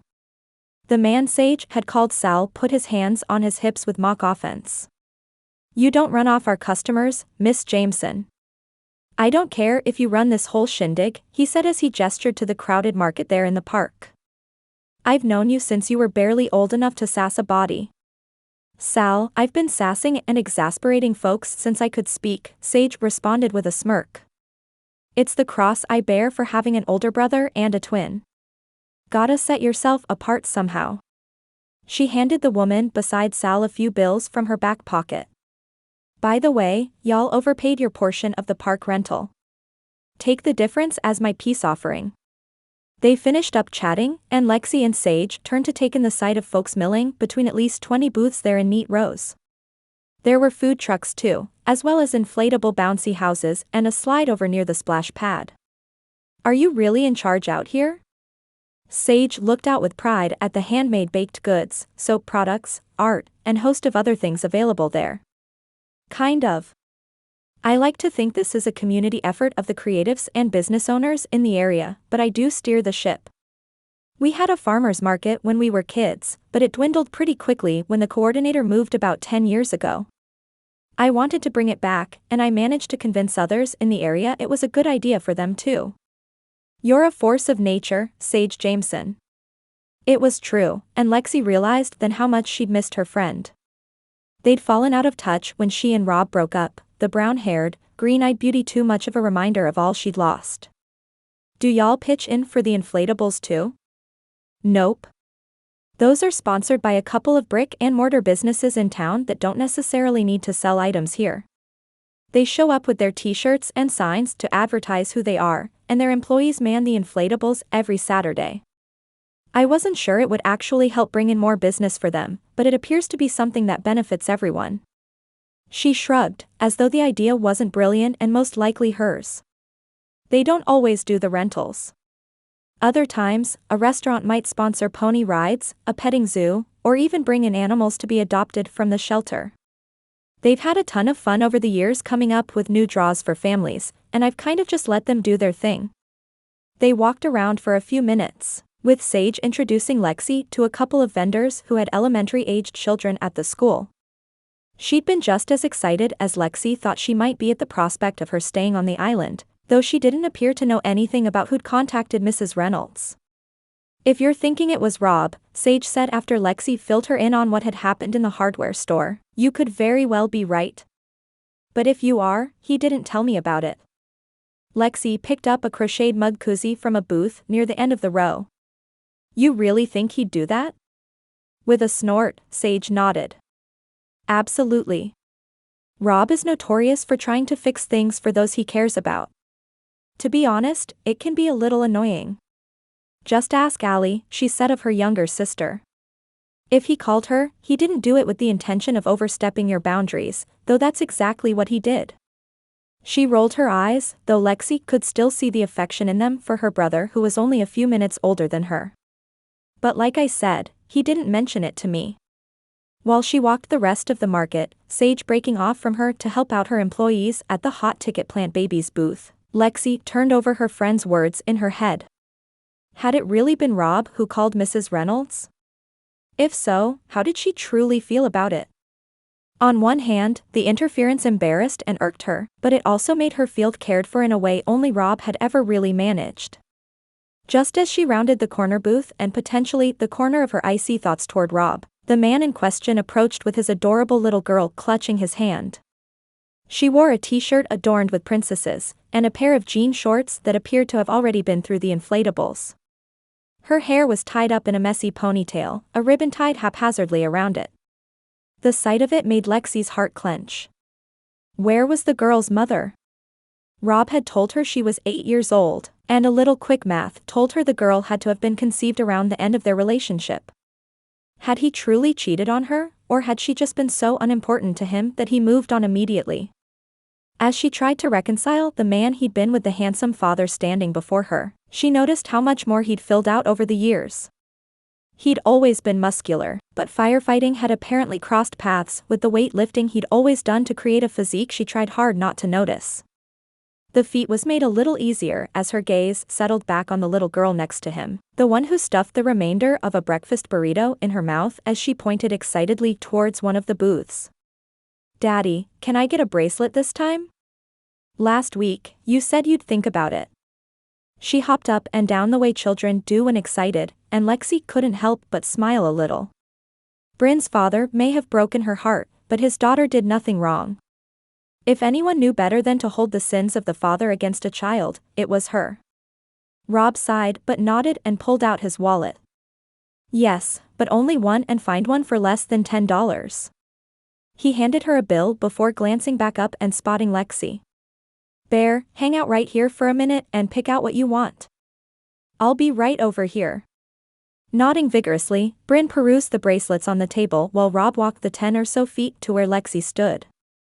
Sage told me congratulations are in order on your new job. His face didn't give away any interference, but it had been a long time since Lexi could almost read his mind. Yeah. Thanks. It was pretty crazy how it all worked out. She narrowed her eyes a little, but he still didn't give up any information. I'm excited to start. Just then, Brynn came barreling up from the booth with the bracelets with a hot pink bracelet on her wrist. Look, Daddy. It's beautiful, honey. He took her hand again and turned back to Lexi, but Brynn stuck her other hand out before he could speak. Hi, I'm Brynn. Who are you? She grinned, and Lexi chuckled at the direct wording. It wasn't hard to figure out who she'd learned that from. Rob shut his eyes while a smirk of his own threatened. Bear, how do we introduce ourselves to people? Oh right.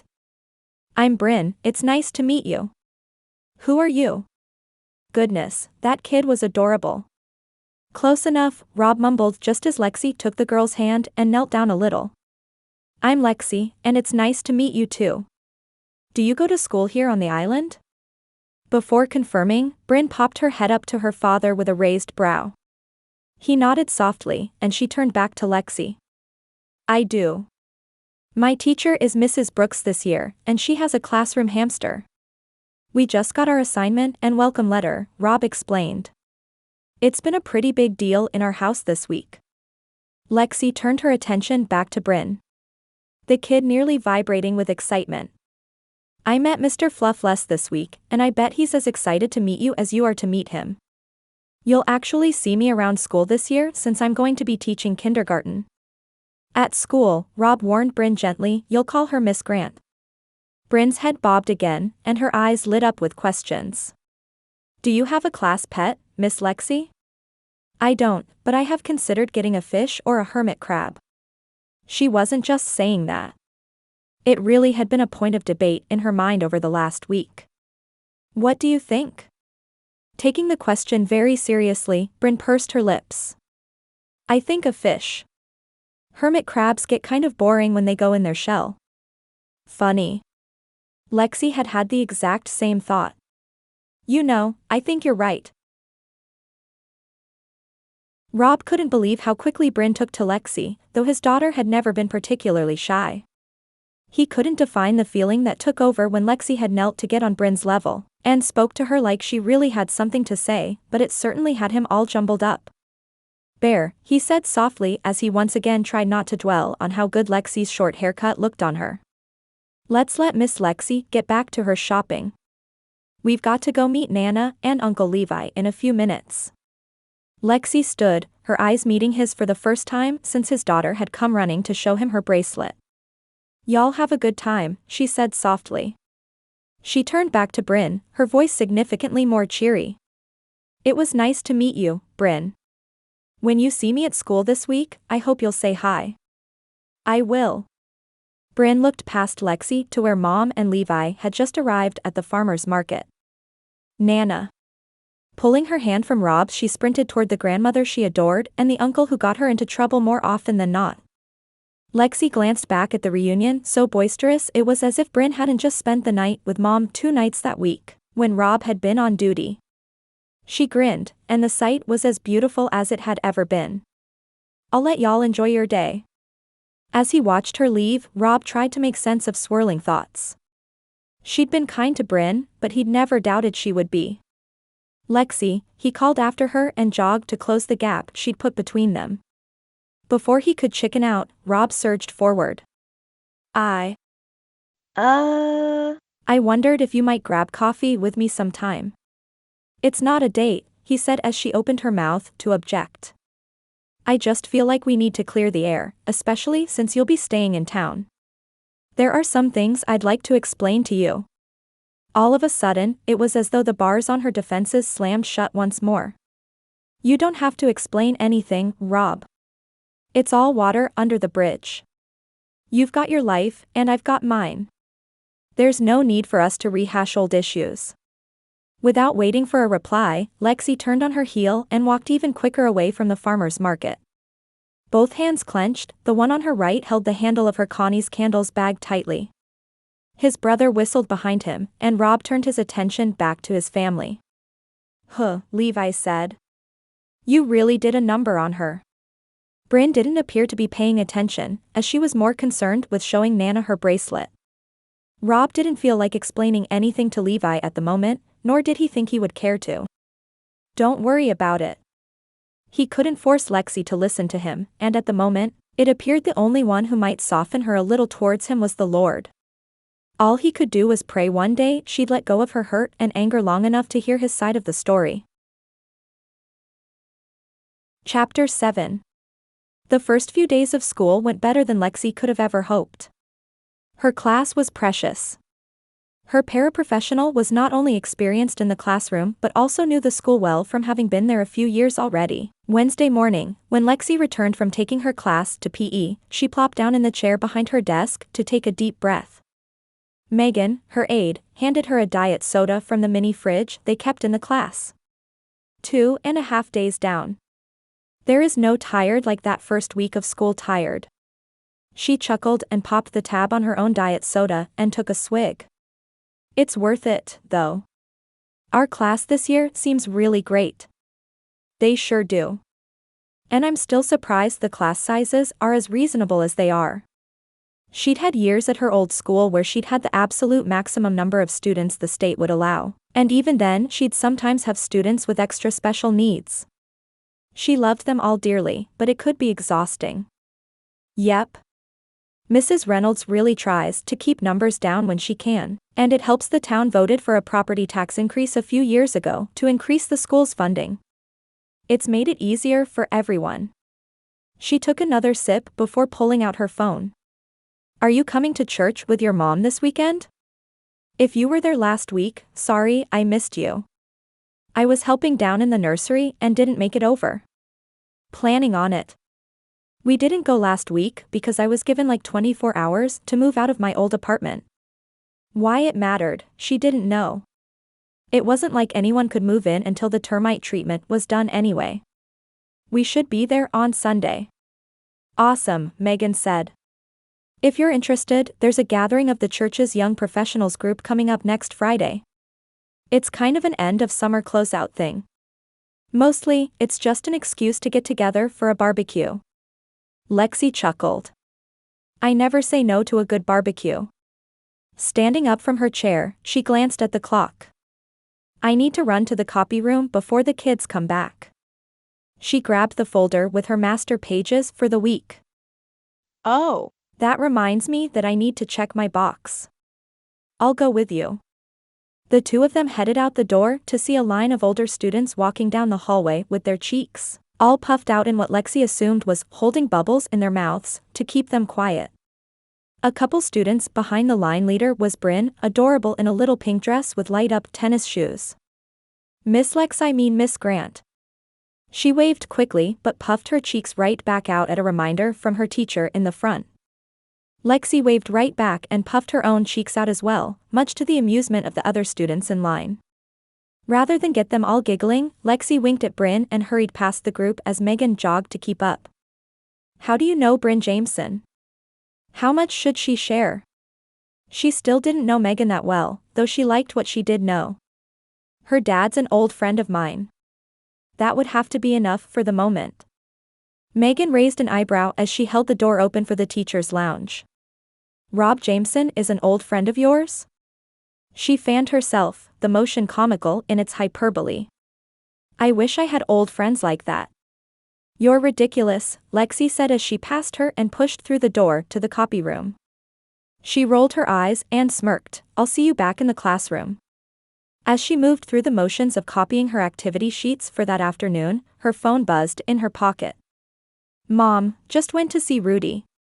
He's doing just fine and says he's being treated well. Still doesn't want me to post his bail. It made no sense at all to Lexi, but it was infuriating how little she could do about it. Uncle Rudy was no more guilty in Charlie's disappearance than the copy machine she was still learning to finesse, but the raw facts did look suspicious. All they could do was trust God would bring about justice to whoever was responsible and clear Uncle Rudy's name when the time came. She typed a quick response to her mother before pocketing her phone again. If nothing else, the Lord had used Uncle Rudy's arrest to bring her home to Magnolia Island. As much as she'd fought it at first, even she had to admit that it felt like the absolute right move. Placing her master copy onto the glass, Lexi tried to figure out the process for not making this particular copy machine hate her. It was a truth universally accepted among teachers that each copy machine had a mind of its own, and you had to be nice to it or it would wage war against you. With only 5 minutes until her class returned from PE, she didn't have time for a battle. Rob shut the door to his office behind Jacob, the kid's face in his hands once more. I get it, Chief. I know you have to fire me. Why don't you let me be the judge of that? Tell me what happened. Rob shrugged out of the last of his turnout gear from the fire and splashed some cold water on his dirty face from the sink in his office. You were on the hose, and the next thing I know we're all getting steamed.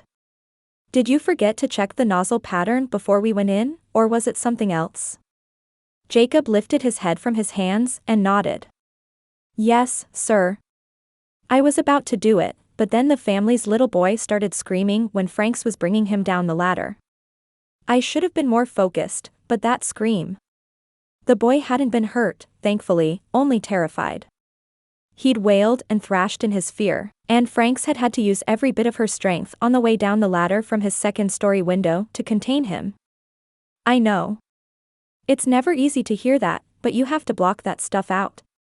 Had any of the family still been in the house, they could have gotten seriously hurt. He paused, as Jacob clearly knew the stakes of his gaffe. You're off the rest of this week, right? Nodding, Jacob took a shuddering breath. Yes, sir. It was unfortunate, because when he wasn't making boneheaded mistakes, he was actually a really good fireman. He worked hard, lending a hand to the veterans whenever he'd finished with his own duties. He was brave, and he'd provided backup or bailout to more than one in the department at various calls they'd responded to. Still, he couldn't ignore the mistakes. In this job, small mistakes can have big consequences and big mistakes can have catastrophic ones. I'm not going to pretend that letting you go isn't an option because it is. Some of the guys, despite how much they liked Jacob as a person, had already voiced their complaints. But I don't make decisions like this without consulting folks smarter than me. He planned to take the time to pray and speak with a few other chiefs in the state that he'd built a relationship with over the years. You're officially off duty until Monday, but I want you to report here to my office when you arrive. Thankfully, they had enough staff to cover the absence, especially since it turned out Rev only had a deep bruise on his foot from the car rolling over it. Your fellow firefighters have to be able to trust you, and right now they don't. I suggest, after you apologize to them and head out for the day, you take some time to make sure this is really what you want to do with your life. Yes, sir, Jacob said solemnly. He left, and Rob checked his watch. He was already a few minutes late to pick up Brynn, something that always irked him. It happened occasionally, particularly when they were on a call. He had all the support he could ever ask for as a single dad, but ultimately it was his responsibility. His daughter hadn't asked for her basket case of a mother, and she hadn't chosen his career.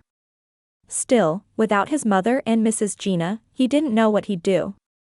He waved at Layla as he left for the day, her curt nod as she watched Jacob apologize to the rest of the crew a sign she saw him leave. He hopped in his truck, Brynn's booster seat firmly hooked into the back, and took a beat to ask for guidance.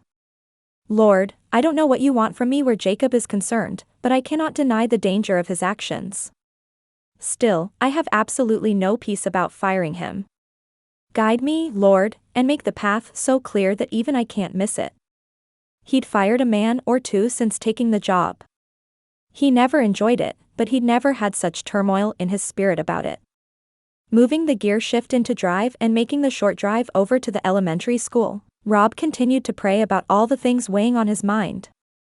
He had only seen Lexi at a distance during pickup and drop-off since the kindergarten area was a little further down the parking lot than the second grade. Today, however, his tardiness meant all the students left were grouped together, and Lexi was among those who'd stayed with them. Brynn's smile widened when she saw his truck, and she tugged on Lexi's pink shirt. He waved, his heart doing a little flip at the sight of Lexi taking his daughter's hand and leading her toward the truck. She opened the back door and helped Brynn climb inside. With an impressed nod, she raised an eyebrow in his direction. Still have a booster seat? You're among the few who bother with them at her age. Good job, Dad. He'd seen too many wrecks where children had been thrown from vehicles not to be twice as diligent as the average parent. Brynn had rear-faced in her car seat until she hit the height limit, then the same for her 5-point harness. It was only the year before that she'd transitioned to a booster anyway, and he still never let her ride in the front seat. Job hazard, I guess. Brynn clicked her seatbelt in place and shot him a grin made even cuter with the dirt smeared on her face. I'm Daddy's most precious cargo. She might not really know what it meant, but he'd said it to her often enough that she tended to parrot it when anyone commented on the seating arrangement. That you are, princess. Did you have a good day? Brynn took the backpack Lexi handed her and nodded vigorously. I got to feed Mr. Fluff less today.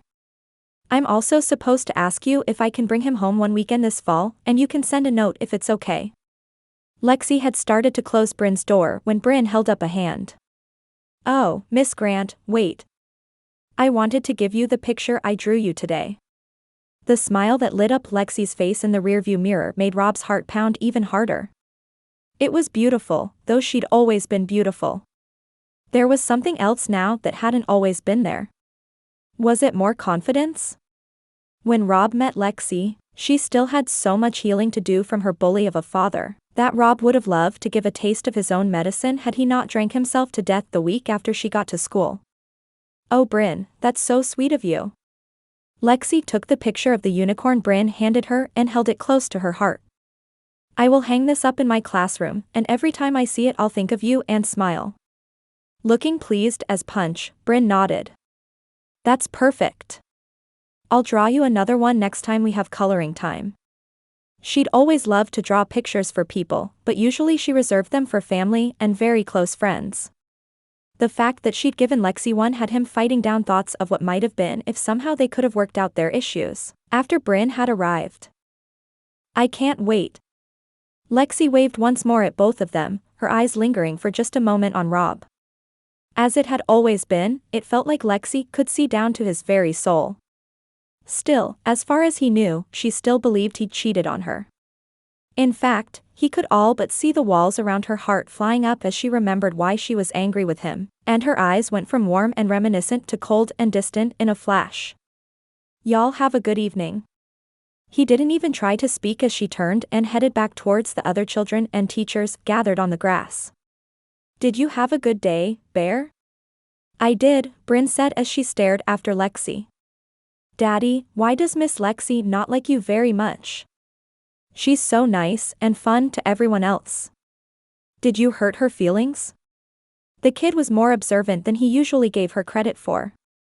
I did, Bear. I made a whole bunch of mistakes a long time ago, and they really hurt her feelings. Oh, she said as she picked up one of her dolls that had taken up residence in the back seat. Brushing its hair with her little doll comb, she shrugged. That makes sense. But once you say you're sorry, you can go back to being friends. Do you want me to make you a friendship bracelet to give her? When I broke Pammy Ann's karaoke machine this summer on accident, I made her a friendship bracelet to apologize. Do you remember? Did he remember? That replacement karaoke machine had set him back nearly $75. I do, but sometimes it's not that simple with grown-ups.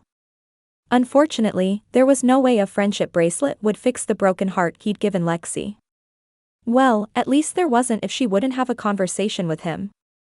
It was hard to believe that Charlie's cold case being reopened had ultimately brought Lexi back to the island. Had Allie not found the bracelet Aiden had given her so many years before, she'd still be teaching in the city, and life would be just like it had always been. Grown-ups make things too complicated, she grumbled. Rob checked both directions before he pulled out onto the street. That we do, honey. That we do. Chapter 8. Mrs. Reynolds sat back in the large leather chair behind her desk and removed her glasses. Thanks for coming in for a few minutes, Miss Grant. I won't take much of your time. I just wanted to see how you were settling in. I've certainly heard rave reviews from the parents and Megan. The praise meant a lot to Lexi, as her work had always been more of a passion than a job. She'd had the kids for a week at that point, and both parties had seemed to be settling in well with each other. I'm really liking it here, Mrs. Reynolds. Thanks again for the opportunity. I'm so glad, Mrs. Reynolds replied. With you being hired so close to the beginning of school, it made me a little nervous that we'd thrown you to the sharks, so to speak. Is there anything I could do to help support you? Lexi opened her mouth to answer, but was interrupted by the sound of shouting in the main office just outside the door. It was muffled, but the distinct sound of a woman yelling carried clearly. You will give me my daughter. With a heavy sigh, Mrs. Reynolds stood from her chair. Right on time. I'm so sorry, Lexi, but I'll have to catch up with you later. We've got a non-custodial parent who makes a habit of coming up and demanding access to her child a couple of times per year. Let me text the dad real quick, then I've got to go out and deal with her. Of course, Lexi said quickly. She stood from her own chair and opened the door. The main office was fairly typical for the schools she'd been inside. 1/3 of the room held 6 matching chairs for folks to wait, while the back 2/3 held filing cabinets, bookshelves, and the secretary's desk. Both the assistant principal and Mrs. Reynolds had offices off the back, as did the guidance counselor. The 2 sections were separated by a long counter with storage cabinets of its own.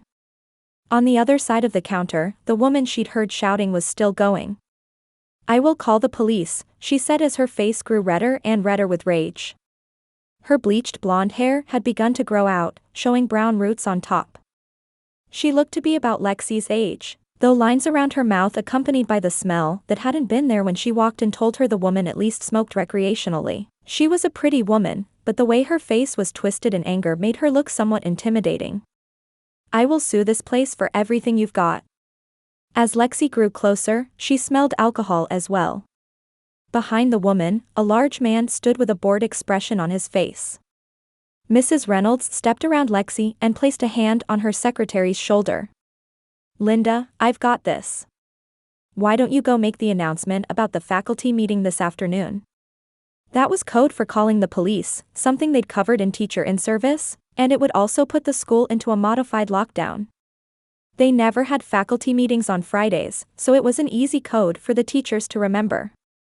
Lexi's students were at recess with Megan and the other teachers who had recess duty that day, but a lockdown meant she needed to go and collect them all.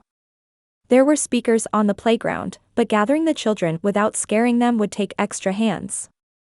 Lexi made her way up towards the door while the woman continued yelling despite Mrs. Reynolds's calm requests to calm down. Brynn is my child, and you will give her to me right now. You don't want to regret this, Reynolds. Her words had started to slur, but Lexi stopped short at Brynn's name. Her eyes widened, and Linda shook her head almost imperceptibly in her direction. Was this Brynn's mother? This was the woman Rob had gotten pregnant? Confusion flowed through her, and she did her best to step around the woman to go out the office door. As she did, the man behind Brynn's mother crossed his arms over his chest and stepped directly in her way. Excuse me, sir. On the other side of him, the office door flew open and Rob came running in. Amelia, are you kidding me? He hadn't spotted Lexi yet, as the hulking companion of the woman apparently named Amelia continued to block her way. Sir, Lexi said with all the quiet firmness she possessed. Please move, so that I may go collect my class. Rob's head whipped around at the sound of her voice. Lexi. He shut his eyes quickly, pursing his lips into a line as he glanced back at Amelia. Amelia, just come on outside with me. You don't want to get taken out of here in cuffs again. Just walk away. His voice was pained, and he kept shooting concerned glances between Amelia and Lexi. Before Lexi could step around Amelia's companion, Brynn's mother whirled around and narrowed her eyes at her. Lexi. Lexi Grant? The rage coursing through her tone sent a shiver down Lexi's spine. In her own childhood, Lexi's response to an angry parent had been flight, but the knowledge that this was Brynn's mother sent her straight to fight.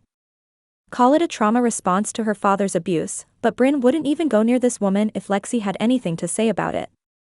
If nothing else, maybe she could distract her until the police arrived. Yes, I'm Lexi Grant. Do we know each other? What are you doing here? Amelia looked her up and down, then broke into a laugh Lexi could only describe as a little unhinged. You back with your old flame, Robbie? You trying to play happy little family with her and shut me out of Brynn's life for good?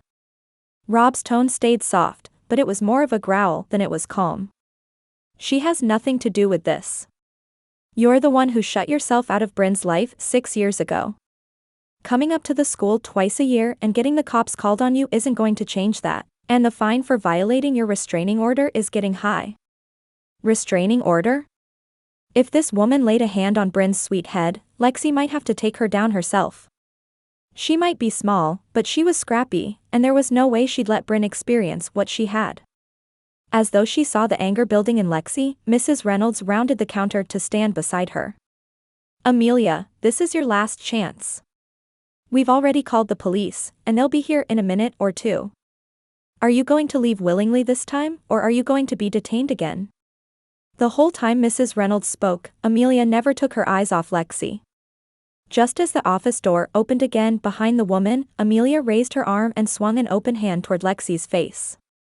Luckily, Lexi's reflexes were sharper than Amelia's alcohol-soaked ones, and she had an unfortunate amount of practice dodging such things. She ducked just as Amelia's hand went flying over her head and straight into the chest of the man she'd brought in with her. He just chuckled and rubbed his chest while Rob grabbed Amelia in a restraint hold. Amelia. She'd never heard Rob shout like that, but his eyes were wild as he glared at the woman he'd apparently once had a relationship with. That's enough.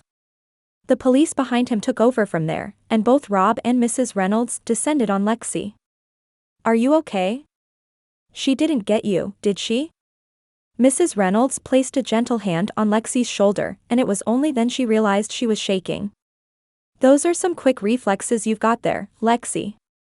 Come on back in my office, and we'll let you take a minute to calm down before I call the superintendent to get charges rolling.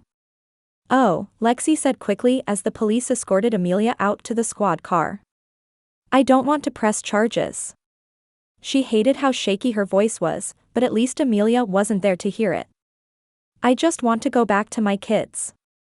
As odd as it might sound, she needed their sweet innocence to calm the raging adrenaline inside her. Her boss raised an eyebrow at her. Honey, no one swings at one of my teachers with no recourse. I'll do all the paperwork myself. I just want you to relax for a second. Lexi followed her into her office, sinking down into the chair once again. Only when the door shut did she realize she hadn't even answered Rob. The door to Mrs. Reynolds' office was still open, and Rob there behind the counter was still within her line of sight. He'd leaned over the checkout sheets and had his head in his hands, the tension in his shoulders clear. As confused as she was over what he'd seen in a woman like Amelia, there was a piece of her that wanted to stand up and go give him a hug. Mrs. Reynolds shut the door and walked over to the coffee maker next to her desk. I'll let you get back to the kids in just a minute, but I think you could probably use some tea first. She went too far this time, Rob said as he paced his brother's office down at the police station. She broke the restraining order, tried to illegally pick Brynn up from school, had her flavor of the weak boyfriend driving who was probably just as impaired as she was, and she took a swing at Lexi. The adrenaline pumped so hard through his body that he could probably pick up Levi's desk and throw it out the window if necessary. Leaning up against one of his filing cabinets, Levi just let him vent for a minute before speaking. You have every right to be furious, but at least Brynn didn't even know she was there. The school did their job, and they protected her. Lexi's fine too, and the school district is pressing charges over the incident. She won't get away with this. Head pounding from the tension, Rob flopped down into one of Levi's chairs. I can't believe she tried to hit Lexi. Even with her absolute joke of an excuse for parenting, she never hit Brynn. The restraining order hadn't come from physical abuse necessarily, but rather a refusal to accept the judge's ruling that Rob had full custody and Amelia only supervised visitation. No, Levi said with a scoff. She just almost accidentally killed Brynn with her stupidity. Rob's jaw clenched so tight he thought his teeth might break. I don't know what to do. She's going to make bail, and then what? Brynn was his whole world. Amelia wouldn't intentionally hurt their daughter, but she'd already proven how inept she was as a parent. Plus, he didn't know her apparent boyfriend from Adam. There was no way he'd let Brynn spend even a second with that guy without him there. You're going to do what you always do, and you're going to protect my niece. You're not alone in this, Rob. You've got an entire family behind you. We're all going over to the inn tonight to video chat with Aiden. After the call, I think you should tell everyone what happened today. Call Mrs. Gina too. You know how Amelia is. Every 6 months or so, she decides she deserves the chance to be the mother she never had, and then she disappears again. His brother Aiden had served most of his tour overseas, but he still had a few months to go before he'd get to come home. Yeah. Rob agreed, but she escalated things this time. He ran his hand through his hair, his heart rate finally beginning to slow for the first time since he got the call Amelia had gone up to the school. At least I'll be in and out for Fire Safety Week next week. Fire Safety Week was a pretty big deal at the elementary school on the island. The different grades all got to come out and tour the trucks at different times, plus each class got to take pictures with Sparky. When Rob started with the department, Sparky had been an actual dog. He died a couple years back and they decided to replace him with a big mascot suit rather than adopt another dog. Whatever rookie happened to be in trouble that week usually had to wear the suit, and if Jacob still had a job come Monday morning, it'd be him coming along to the school. Levi's door opened and one of the uniformed cops stuck her head in. Jameson, you told me to come let you know next time Rudy Grant goes in for questioning. That was enough to distract Levi momentarily. Rudy's being questioned again? Rob knew he'd been brought up on official charges, but word around town was he still didn't seem overly concerned about being convicted. Apparently, and that means I've got to head out. I'll see you tonight at Mom's, and try not to worry too much about Amelia. We're here to help. Levi patted Rob on the back once before following the other cop out of his office and leaving the door open for Rob to leave. While Levi went towards the back of the building, Rob moved towards the front just as his cell phone rang. Sage's name popped up on the screen. Hello? Is it true? Did Amelia really come down to the school and try to stab Lexi with the checkout sheet pen? Based on the time, his sister was probably still at work, and the gossip mill on the island was running overtime. Is that what people are saying? No, she didn't try to stab her, but she did take a swing at her. Even though it was over, anger still bubbled within him at the memory. Sage let out a huff and spoke to someone on her end. Brenda, she did not try to stab Lexi. You need better sources. Lowering her voice, Sage returned to their conversation. Is she okay? Amelia or Lexi? Lexi. Amelia is lucky she's in jail right now, or I'd probably end up there myself for assault. What part of the restraining order does she not understand? Sage had been the one to wait at the emergency room with Rob all night long when Brynn had nearly died thanks to Amelia's laziness. If there was one person in the world who should probably be concerned for their safety around his sister, it was Amelia. Lexi's fine, at least I think she is. She ducked out of the way, so Amelia didn't actually make contact.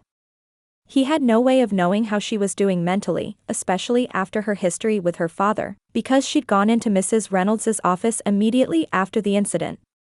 That's my girl. I'll probably give her a call later to check in on her. That didn't surprise him one bit. Sage tended to mother everything and everyone around her. Do that, and let me know if there's anything I can do to help. I'd call myself, but she doesn't seem to want to talk to me much. Can you blame her? Her tone was kind, but his twin was nothing if not honest. No, I really can't. And that was the worst part. Rob wasn't the man he'd been when they dated and were a hair's breadth from getting engaged, but his choices back then had still resulted in Lexi nearly getting slapped by Amelia that morning. If Brynn were an adult in her position, he'd probably caution her to stay as far away from him as possible. Still, it hurt to think about. Sage sighed, her tone still soft. Give her some time to see who you really are. She's sticking around here for a while, and everyone here thinks you hung the moon. Even if you never get back together, she will eventually learn you've changed. In fact, I'd put money on the fact she already knows that. Chapter 9.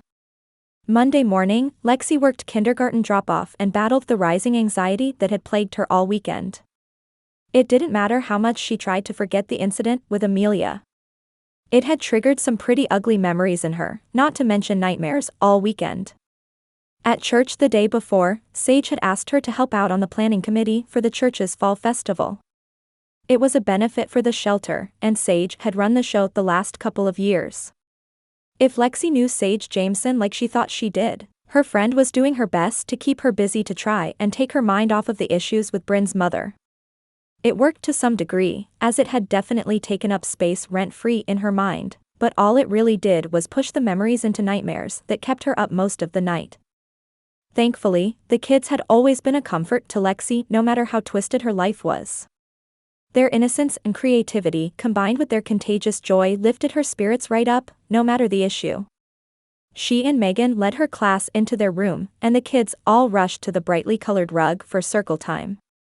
They sat crisscross applesauce and all shouted requests for what book they'd read that day. The one about the worm eating too much. No, the one with Gerald the giraffe. Oh. What about a Christmas one? The last one made her chuckle since it wasn't even September yet, but that was the way of 5-year-olds.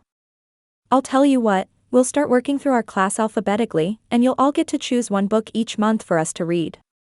How does that sound? A chorus of cheers rose up, and a little boy named Alan Ames chose the story that day. It featured rocket ships and stars, the illustrations intricate enough to keep their attention. She was about halfway through when there was a knock at her door, and Jill, the guidance counselor, popped her head in with an apologetic expression. "I'm so sorry, Miss Grant, can I borrow you for just 1 second?" "Of course." She handed the book to Megan to finish and stood up out of her own crisscross applesauce position, her hips reminding her that she was no longer 5 years old. Shaking out the stiffness, Lexi followed Jill out the door and shut it softly. "Yes, ma'am. I'm really sorry to pull you out, Lexi, but I'm about to be knee-deep in Fire Safety Week stuff. I thought about calling you this weekend, but I didn't feel like intruding on your personal time was the right call either. I just wanted to check in with you about what happened with Brynn's mom on Friday and make sure you were doing all right." She spent enough time volunteering at the shelter that she knew Lexi and her mom's story, and the unasked questions on Jill's face were clear. "Thanks for asking. I'll be honest. I needed a phone session with my therapist back in the city Saturday morning, but she helped me work through some of the worst of it. As for the rest, I guess it's just one of those things that needs time."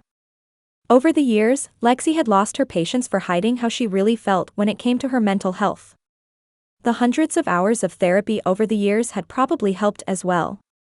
She'd spent years putting on a brave face to try and convince her mother she had bounced back from the trauma.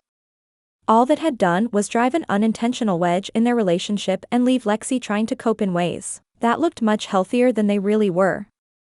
"I'm so glad you were able to get in with your therapist. If at any point you need a break this week to reset, please let Mrs. Reynolds or me know, and we'll arrange for you to get what you need. At some point, you probably will have to be questioned for the official charges, but thankfully there are cameras in the main office that captured the whole thing." At least there was that. There had also been a room full of witnesses, which meant Lexi hopefully wouldn't be called upon for much. "That's good. I really just want to move on and try to be a friend to Brynn if I can." "She never found out about what happened, did she?" Jill shook her head, clearly relieved.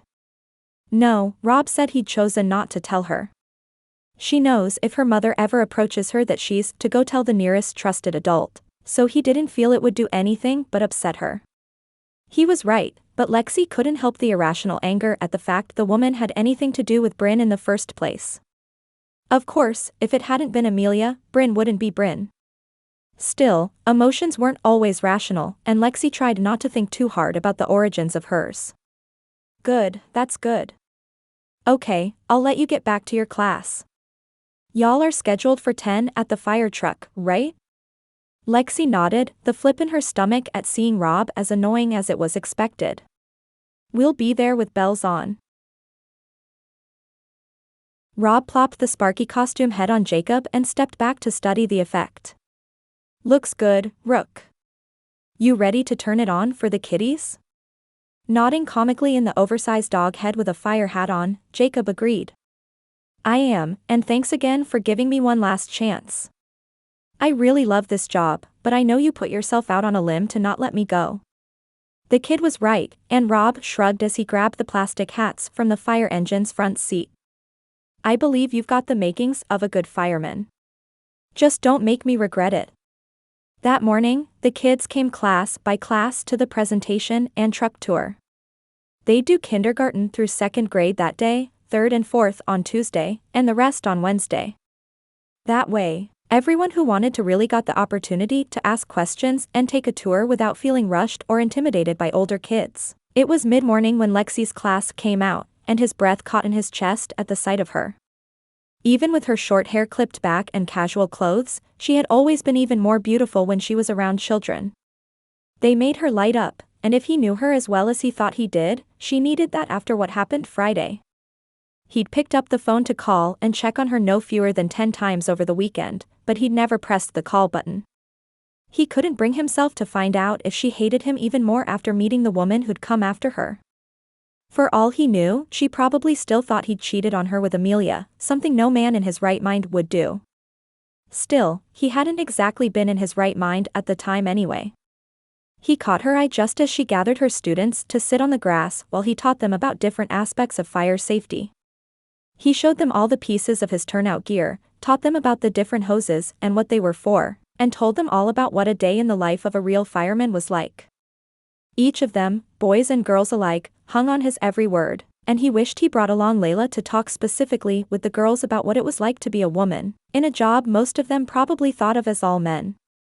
He did make sure to mention her, though, something that had one or two of the girls' eyes widening with excitement.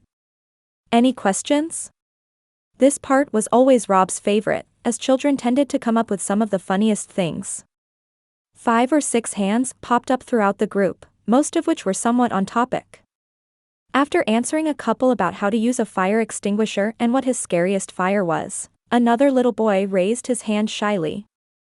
He pointed to the little boy, and the boy spoke softly. My brother is a firefighter. Do you know him? Beside him, Jacob sent the kid a thumbs up, and the boy's face brightened. Jacob? Pulling his mascot head off and sending the kids into a fit of giggles, Jacob knelt down and pulled his little brother into a hug. He does. This is my boss. The one I was telling you about. Rob, this is my brother Brayden. Realizing he'd had no idea Jacob had a little brother, he held out his hand to the kid. Nice to meet you, Brayden. Bet you didn't think your big brother would be here in a dog suit today, did you? Brayden said seriously. It's not the weirdest thing he's ever worn. This weekend, he took us to the beach and wore an elf costume he found in the attic because my sister was sad that Dad's gonna miss her birthday. Jacob placed a hand quickly on his brother's shoulder. And I bet I'll top this one too. Next question? He plopped the Sparky head back on while the rest of the kids continued asking questions, though Rob had a few of his own. When they took a break for lunch a few hours later, Rob finally had the opportunity to ask. How many siblings do you have? And why won't your dad be home for your sister's birthday? He couldn't imagine missing Brynn's birthday for anything less than an absolute necessity. It made him sad just to think about it. He's at sea right now, Jacob said with a shrug. He's gone a good bit, so we're kind of used to it by now. I have 3 younger siblings. Brayden is in kindergarten, Maggie's in 4th grade, and Eli is in 6th. Technically, they're my half-siblings. I'm from my dad's first marriage. That made a little more sense. Wow, a dad out at sea and 3 elementary-aged children. That's got to be tough for your stepmom. It would be if she were here, Jacob grumbled. As though he hadn't meant to say what he did, he snapped his mouth shut. What do you mean, if she were here? Who takes care of the kids? He couldn't believe he'd never asked Jacob about his home life before, and he had a sneaking suspicion that part of the rookie's issues stemmed from it. Are you the one taking care of your siblings while your dad's gone? Silent for a moment, Jacob hung his head. Yeah. They ride the bus to and from school, but at home it's pretty much me. Eli cooks for them on the nights I'm on duty, but he can't really help all that much with homework since he's got so much himself. Questions swirled, and pieces of Jacob's life started to fall into place for Rob. Does your dad get paid while he's at sea, or does he get lump sums when he gets home? He'd known commercial captains whose pay was arranged both ways, but most were the latter. When he gets home. He didn't have to expound. Jacob was supporting himself and 3 kids while his father was at sea, and their mother was nowhere to be found. Man, what kind of help do you have? He only had 1 kid, and it would have been nearly impossible for him to take care of Brynn if he hadn't had his support system in place. Are your grandparents around? Jacob played nervously with one of the strings hanging off Sparky's costume. No, and I know how it looks, but we're really fine.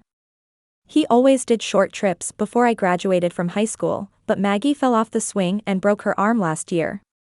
Her surgery and the hospital stay cost more than we could cover on what he makes being gone for a night or 2. This was the only way he could keep from declaring bankruptcy or even losing the house, and since I'd graduated and joined the department, I told him we could make it work. Compassion and respect warred for the top spot in Rob's mind. How long is your dad gone? He should be back by Christmas, and what he makes from this trip will pay about half of her bills.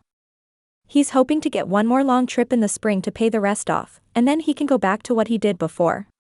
He stopped speaking, though his nervous fidgeting continued. Please don't report us. The kids are safe and cared for, and we all want to stay together. Is this why you've been making so many mistakes? You come home from 24 hours on duty to a house full of responsibility and bills to pay? He nodded. Yeah. The night before the thing with the hose, Brayden had been throwing up all night, and the night before I'd stayed up late with Eli finishing his summer reading diorama that I didn't realize he'd procrastinated on. Rob thought for a moment. Lord, guide me in how to best help this family, and use it to draw them to you. He didn't think he'd ever seen Jacob at church, and he wondered if they had anyone around to offer support. Look, I don't think I need to report you. Honestly, like you said, the kids are well cared for and you're 19 years old with a steady job. That said, I'm a single dad, and I can't imagine raising Brynn without the help I have. If I were to reach out to some church families to see if anyone might be willing to help out a little when you're on duty, so you can rest a little more when you're off, would that be okay? I guess, Jacob said warily. What kind of help are we talking? Oh, I don't know. Maybe helping with summer reading dioramas before they're due? Someone could maybe do laundry and even put some freezer meals up for Eli to heat up while you're gone. They might even stay with the kids or take them out for an ice cream on occasion. He winked, doing his best to disarm the clearly nervous Jacob. Brynn enjoys that particular aspect of my single fatherhood more than anything else. Pursing his lips, Jacob nodded. If it'll help me get some more sleep and stop making so many mistakes. Yeah. That would be really great. Thanks for that, Chief. Finally, it made sense why the Lord hadn't given Rob peace about letting Jacob go despite the most glaring reasons. The kid didn't need accountability, he needed help, and Rob planned to help make sure he got it. That was part of what the church was for, and if the kids so happened to want to come to church and learn about Jesus in the process? Well, that'd just be icing on the cake. Chapter 10. The week finished blessedly without incident, and Lexi breathed a prayer of thanks when she got back in her classroom after pickup Friday. Rob being around for Fire Safety Week hadn't actually been as awkward as she might have thought, though it had put her somewhat on edge. Monday, Tuesday, and Wednesday had been taken up by the presentation and truck tours, though each individual class had only been out of their room for about an hour. Other than general decorations around the school and a couple of specific choices for read-aloud time, it hadn't affected their days all that much. Still, Lexi was glad it was over. Rob and Brayden's brother, Jacob, stayed outside most of the time, but they did come in occasionally for various things. Knowing she wouldn't just bump into him in the hallways anymore definitely made her life a little easier. She just closed her eyes for a couple of deep breaths when Megan breezed through holding a candy bar. Phew. What a week. She plopped down in her own chair and grabbed a diet soda from the fridge. Want one? Holding out her hand for what Megan affectionately termed the nectar of heaven, Lexi yawned. Yes, ma'am. It was a good week, but I'm not mad it's over. The can whooshed as Megan popped the tab open. You still planning on coming to the barbecue tonight? I know you're probably tired, so I'll understand if you want to bow out. It is a good way to meet people here. She shrugged before taking a sip of her drink. No pressure. I think I'll still go. I really need to meet some more people our age here. Lexi was nothing if not a social butterfly, something she'd not really discovered until college since most of her childhood and adolescence had been one coping mechanism after another. Can I text you around 5 and let you know for sure? From what Megan had told her, the party started at 5:30 and would be held within walking distance from the shelter. Good thing, her car was still sitting exactly where Rob had left it in the parking lot. It probably would be for a while since she still wasn't rolling in the funds and wouldn't get paid until September for this job. Of course. Standing to grab her bag, Megan swung it over her shoulder. Is there anything else you need from me? Nope, you're good. I'll hopefully see you tonight. Megan's hours as a paraprofessional were pretty strict, though she'd have stayed without question if Lexi needed her. Still, she tried to honor the aide's quitting time of 3:15 and did all of her own prep for the next day. Since it was Friday, she gathered the master pages she'd need for the next week to take to the copy room. One thing she'd gotten used to doing in her first few years of teaching was making sure she had everything she'd need for Monday morning, ready before she left on Friday. It never failed that the 1 or 2 times she'd failed at that, something would happen Monday morning to delay her. Being frazzled in a kindergarten classroom was never a good idea, since the kids were like little sponges that absorbed the mood of those around them. No, she'd do her best to have everything prepped before she stepped out the door, and then she'd decide if she had the energy to go home, change clothes, and get ready for a barbecue. Guys, Rob said from his spot leaning against the kitchen counter at Mercy's Landing, the inn Mom owned and they'd grown up in. I really don't want to go to this thing tonight. I'd rather just stay home and watch a movie with Brynn. He'd gathered with his siblings after work, still in his turnout gear since he'd just worked a shift. Mom had picked Brynn up from school, and they were currently searching for seashells to make some sort of treasure box craft. Sage sipped tea over by the kettle. Her mug was the same one she used every time she came over. It was green with gold lettering that said, "Given enough coffee, I could rule the world." I told Levi you wouldn't want to go. One of the inn's guests passed the kitchen then and waved at them on her way out. Most of the summer guests had gone home at this point, but the snowbirds would be in the first week of November. Allie, their little sister, stood next to her longtime friend turned boyfriend, Knox, in the corner. Knox was a good guy, and he'd been around the family as long as Rob could remember. Come on, Rob. We're all going. Brynn will be so excited for a sleepover with Nana. They didn't understand, and Rob couldn't blame them. None of the rest of his siblings had children, so going to something like a barbecue with the young professionals at church was an easy sell. Look, after I've been on a 24-hour shift, I want my daughter to sleep in her own house. She spent enough time with his mother and Mrs. Gina, and he didn't like to foist her off on them during times he could be spending with her. Just then, Brynn came skipping through the large open French doors, a handful of seashells in her grasp. Mom followed her, her own little bag full to the brim. Brynn barreled toward Rob to show him her find. Look, Daddy. Nana said we can make a perfect treasure box with these. She's even going to let me paint them. As Mom entered the kitchen, Levi placed a hand around her shoulder. It's taking a little extra convincing to get him to go, Nana. You may have to put your foot down. He was joking, but Mom shook her head with a smile. I don't put my foot down with my adult children, especially not the one who has a child of his own. She turned to Rob, her expression soft and understanding.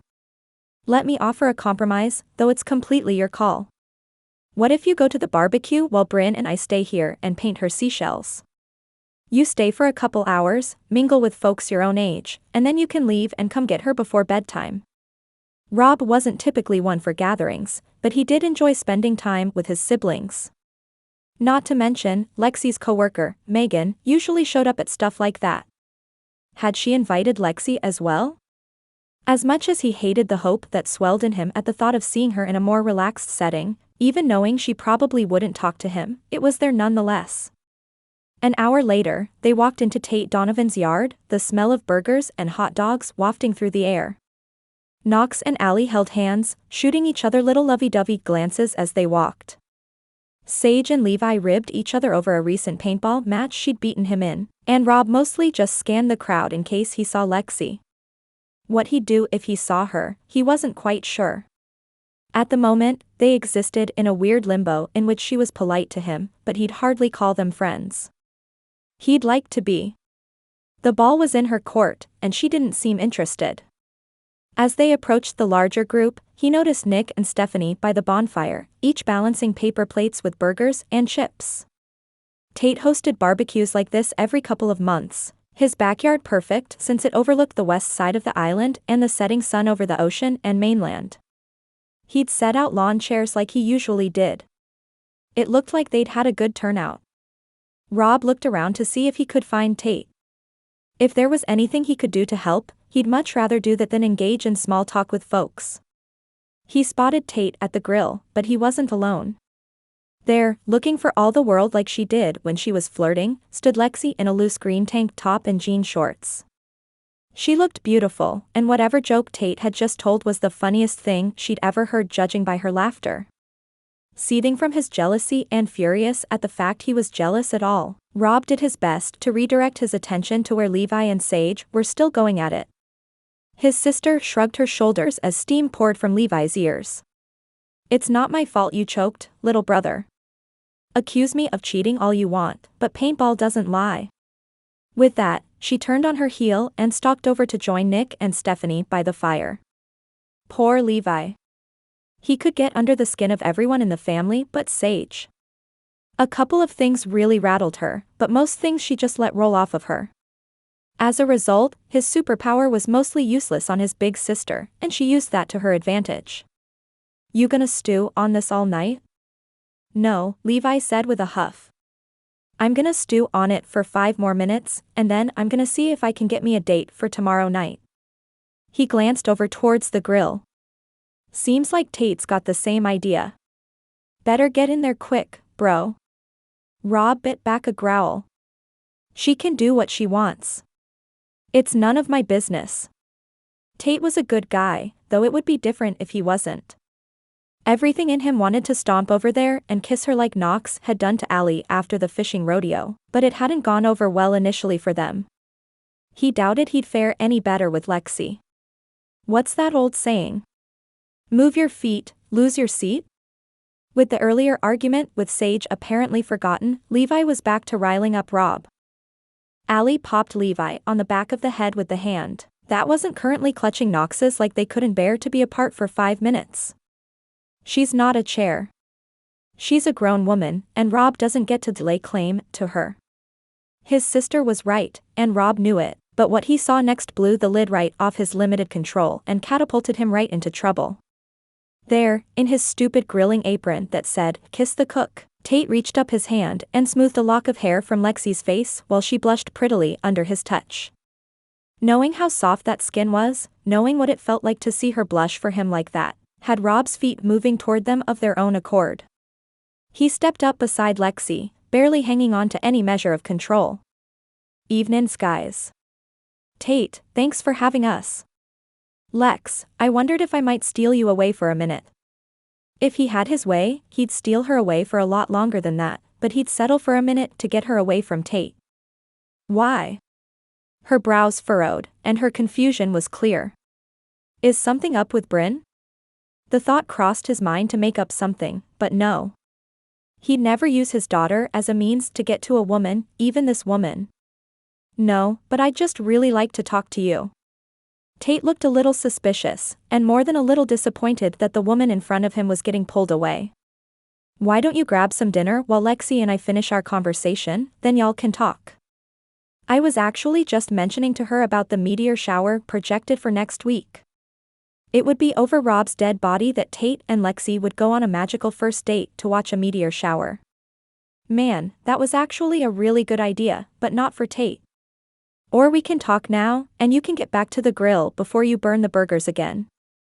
Tate's eyes widened, and Rob immediately felt bad about insulting the man. This wasn't about Tate. It was about him and Lexi. Oh well, he'd apologize tomorrow. Right now, he just needed to get Lexi to walk away from the grill master. Unfortunately, the woman in question had her hands on her hips and stared at him like he had 3 heads. Are you kidding me? Right now? What game are you playing, Rob?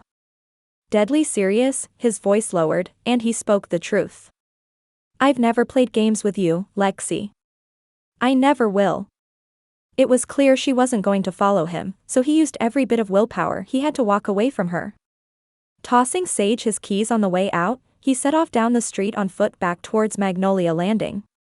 He wouldn't stay and watch Lexi flirt with Tate Donovan or any other guy all night, that much he knew. As it was, he'd much rather go paint seashells with Mom and Brynn anyway, as his daughter's joy always set his world to rights. Chapter 11. Lexi. Mom stuck her head into the extra bedroom at the shelter Lexi had been staying in since she got to town. Do you have a few minutes to help me? We got a donation to restock the playroom with toys that can be used for play therapy and free play, but I want to make the best use of the funds. Jill's not here to ask, so you'll have to do. She winked and grinned at Lexi, her smile always comforting no matter how bad things had gotten for them. There were plenty of nights when Lexi and Mom had huddled together in Lexi's tiny little bed in her childhood princess room. As soon as the front door would open late at night, Mom would hold Lexi a little tighter, snuggling her close and whispering reassurances while Dad punched holes in things and threw their belongings around the living room. He'd slam cabinets and kick the wall before hopefully passing out on the couch. When he'd quiet down and both Lexi and Mom had breathed sighs of relief, Mom would often whisper another story to help her drift off.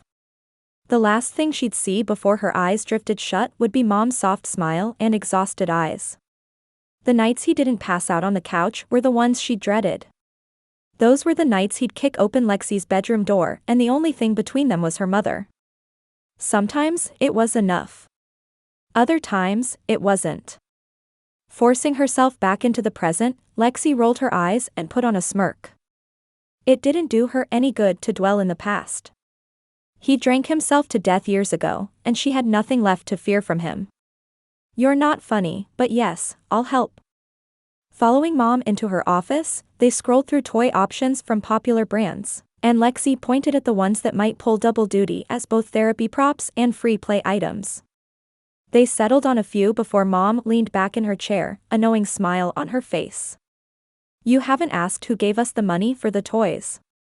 Suddenly suspicious, Lexi wasn't even sure she wanted to know. Santa Claus? I guess he needs something to do in the off-season. Not quite.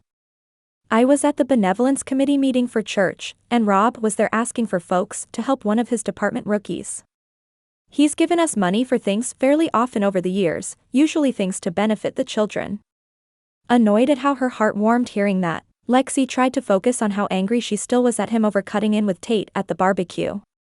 He'd had no right to be jealous, and it irked her even further that his jealousy hadn't been entirely unwelcome. Tate had more or less brushed her off after that, and she knew he was following the stupid bro code. That was nice of him. Her tone was flat, but Mom didn't take the hint. He was there to get Jacob Monroe some help with his siblings. Braden's in your class, right? Distracted from her anger at Rob, Lexi softened. He is. What's going on? Apparently, their dad's out on a long trip at sea, and Jacob's been pretty much running things at home since he left. He's been making some mistakes at work due to barely getting any sleep and all the hats he's wearing. The benevolence committee is putting together a group of folks from the church who might be willing to help with homework, stay with the kids after school some, get dinner on the table, fill their freezer with meals, and do some grocery shopping for them. They apparently ride the bus, or that would be a need as well. Poor Brayden. I had no idea they were going through so much at home. Respect washed over her for his older brother, the one who dressed in the Sparky costume for Fire Safety Week. He always sent Brayden to school with everything he needed, and he was always clean and groomed, though his pants tended to be a little short. I can only imagine how tough that's been for Jacob. Well, hopefully it won't be as hard anymore since Rob's got this rolling for them. Mom raised one of her eyebrows, communicating without words everything Lexi didn't want to hear. You know, Lex dash. Please don't. You don't know all of it. You don't know everything he did back then, and you don't know what he did last night. A grin spread across her mother's face. What did he do last night? She didn't even have the decency to look concerned. A perfectly nice guy was flirting with me, and Rob showed up looking like a jealous boyfriend to stake his claim. He may as well have been like a dog with a fire hydrant. Bursting into laughter, Mom didn't help the situation. That's a little crude, don't you think? I don't care. After he ruined any chance I might have with Tate, he deserves it. In fact, were it not for Brynn, she'd probably march right over to his house this morning and demand he stay far away from her. She might very well throw a cup of water in his face the next time she saw him, though. Still unbothered, Mom rounded the desk and pulled Lexi into a hug. It surprised her, and she didn't even realize her eyes had missed it at the loving touch until Mom pulled back and wiped one of Lexi's cheeks with her thumb. Darling, I'm not about to give you too much man advice. Goodness knows, my picker's broken. But I do know Rob Jameson is a good man, a man who loves Jesus and treats his little girl like he'd give her the whole world if he could. Date him or don't, I don't care. I just want you happy. You don't need a man to be happy, and I think I've shown you that. I also don't want you to close yourself off from someone because you won't let a man grow up. Lexi sniffed, all the parts of her that had been closed up tight since she walked away from Rob in college trembling behind her high walls. He'd taken the darkest parts of her, the parts that stemmed from the abuse she'd suffered from her father, and he'd loved her anyway. She'd tried to do the same for him. She didn't regret leaving, but was Mom right that she wouldn't let him grow up? I wish I knew I wouldn't get hurt again. She gazed down at her shoes, the gravity of her statement slamming into her as she spoke. Baby, Mom said as she gently guided Lexi's gaze to hers, we can never know that. But the risk of falling in real love? I have to believe it's worth it. Besides, the right man will protect your heart and cherish it. She stopped and shrugged her shoulders mischievously. But you best make him work for it. You're worth it, too. Daddy, look. Brynn squealed as she took off down the beach, her butterfly kite doing its best to keep up with her erratic movements. I'm doing it. That's an awesome job, Bear. You're making it fly. Rob and Brynn had been out on the beach for an hour or so, the bright sun and mostly clear beaches creating too perfect of a day to stay inside. Last night had been an absolute disaster. He'd lost control, made a fool of himself, embarrassed Lexi, and insulted a friend who had every right to talk to the new girl in town. He'd actually called Tate that morning and apologized.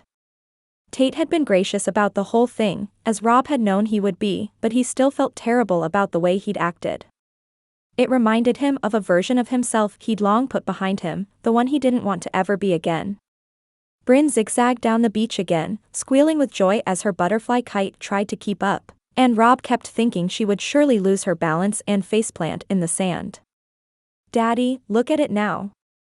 The butterfly would whip around in the wind, and it would freeze for a moment when Brynn would change directions suddenly. That sent her straight into giggles. They'd gone a mile or so down the beach when Brynn gasped loudly at something in front of her, pointing and jumping up and down. Rob jogged to catch her and followed her excited stare to a woman sitting in a beach chair with dark aviator sunglasses and a white linen swimsuit cover-up. Her hair was the giveaway, despite the large sunglasses. It was Lexi. Miss Grant. Lexi's head popped up at Brynn's voice, her face having been turned toward the sky. Hey, honey, what are you up to this morning? Rob couldn't see her behind her sunglasses, but the set of her lips made him imagine her eyes darting back and forth between them. We're flying kites, and then Daddy's taking me for ice cream. Do you want to come? Rob removed his own sunglasses and wiped a hand down his face. Bear, Miss Grant is relaxing this morning on the beach. I'm sure she'd prefer to keep doing that. Actually, Lexi said as she stood to her feet with the tiniest bit of defiance. I haven't flown a kite in a long time, and I think your daddy owes me an ice cream. She grinned at Brynn before fixing her gaze on him. It's the least he could do. Brynn squealed, and Rob couldn't keep his mouth from falling open. It would have been less surprising to see a shark pop out of the water and sprout legs. You're right. It is the least I could do. He'd apologized to her more soundly later, when his daughter was preoccupied with something else, but hopefully she could see how sorry he was already. Watching Brynn with Lexi, his heart constricted at the thought of all his daughter was missing and all he'd like to have had with Lexi. It wasn't a date, no matter how much he might wish it was, and she was really only hanging out with them because of Brynn, but it made him think of all that could be. But would Lexi even stay in town after the school year was over? She'd only come to see Rudy's investigation through, and surely that'd be finished by the end of the year. What would she do then? He had no reason to ask her, it was none of his business, but he wondered nonetheless.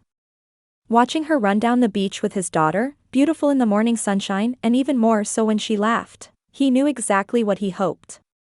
Still, just as he'd done over 100 times since she arrived, Rob did his best to give the situation over to the Lord. If he trusted his guidance in everything else in his life, he had to trust God's direction would lead him with Lexi as well. He owed her an apology, that much was certain, but past that he had no idea where they stood. Chapter 12. Rob, Lexi, and Brynn sat down at a pastel pink table in Maribel's creamery with cups of ice cream piled high with various toppings. Brynn's creation was mostly a rainbow of sugar atop vanilla ice cream, but he had to respect the commitment to the theme. Lexi had chosen cookies and cream, but she topped hers with fruit rather than the cacophony of candies his daughter had chosen. Rob was a simple man, and his chocolate scoop was plenty to hit the spot. Have you heard any more about Rudy's case? Levi can't really talk about it much, so I just wondered how he was doing. Rob watched her to see if he'd struck a nerve, but she didn't look angry as she shrugged and sighed. I wish I knew. It's been the weirdest thing. They've pressed charges, but Stuart doesn't think they'll stick. Rudy just keeps saying God will bring the truth out, and he won't break promises he's made. Promises to who? Lexi dipped her spoon in her bowl once again. I don't know. He just keeps telling Mom to trust God is good, and he'll fight for him. If we didn't know he was so sharp, we'd have thought he'd gone a little unhinged. That wasn't Rudy, and they both knew it. The man had always been a little odd, but he was a whole lot smarter than folks gave him credit for. I hate how all this has turned out. Me too, especially after all he did for us over the years. He's the only reason Mom could afford private school for me, and he lived in the fishing shack when he could have afforded better so we could live comfortably. We think he just decided he liked it there, hence why he stayed after I graduated. It was still amazing he'd made that sacrifice. It made sense, and Rob knew he'd have done the same for his sisters in a heartbeat. I'm praying it all works out quickly. I know how badly y'all want him released. Her eyes met his over Brynn's head while his daughter continued to shovel in her ice cream and candy mountain. That tug, the invisible pull he'd always felt with her, was alive and well. Thank you, she said quietly. We appreciate that. Lexi wasn't sure if she should be frustrated with herself for going to get ice cream with Rob and Brynn or just surrender to the fact she'd clearly wanted to spend time with him and his precious daughter. They chatted about everything from the Great Ponies versus Unicorns debate to what Brynn was doing in school, to the church fall festival the next day, and even to Jacob from his fire department. The girl's French braid, long and thick down her back, impressed Lexi. I love your braid, honey.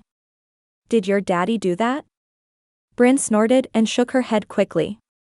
No, Daddy's braids look more like a mess than a hairstyle. Aunt Allie came over this morning for breakfast, and she did my braid to match hers. With a smirk, Rob shrugged. What can I say?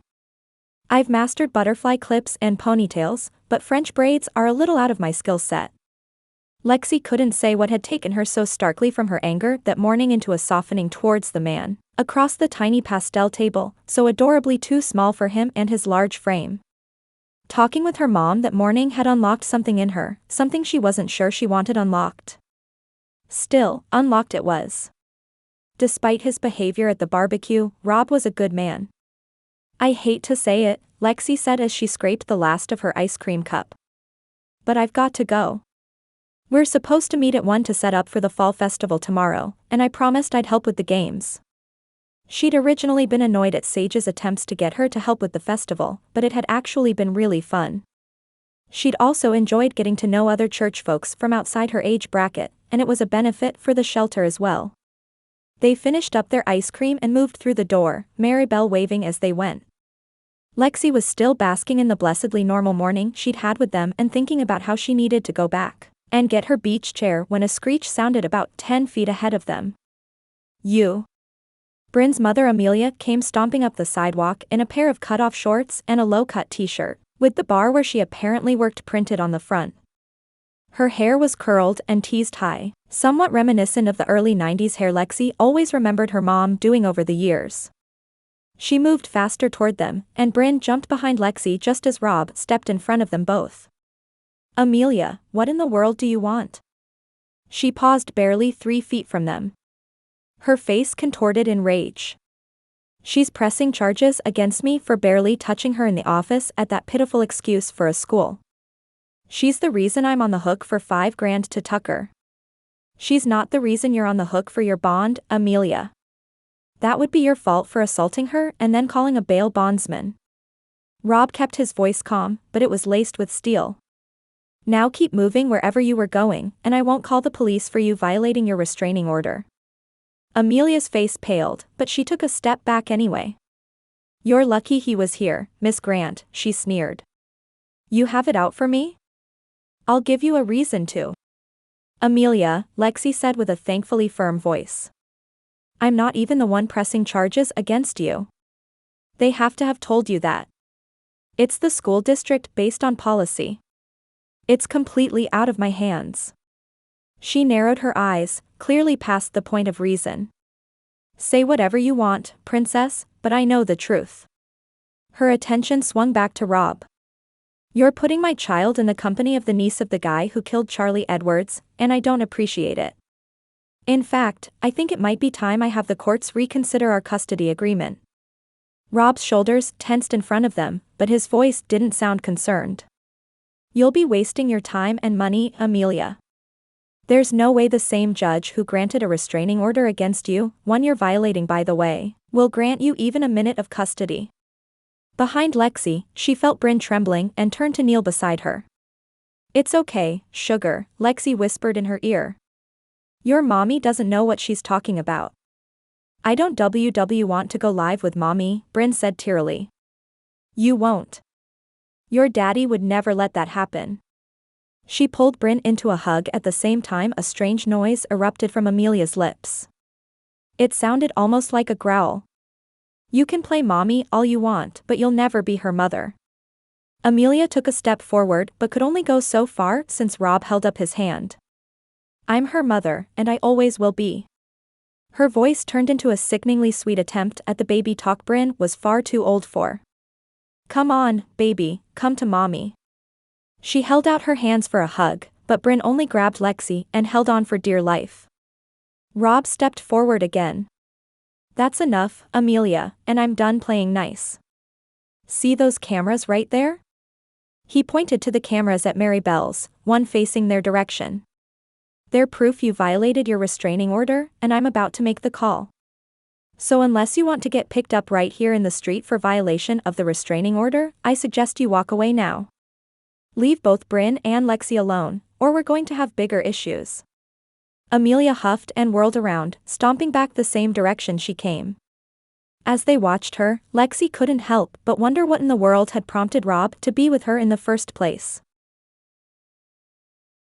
Rob gripped the phone to his ear, his body trembling at anger towards Amelia.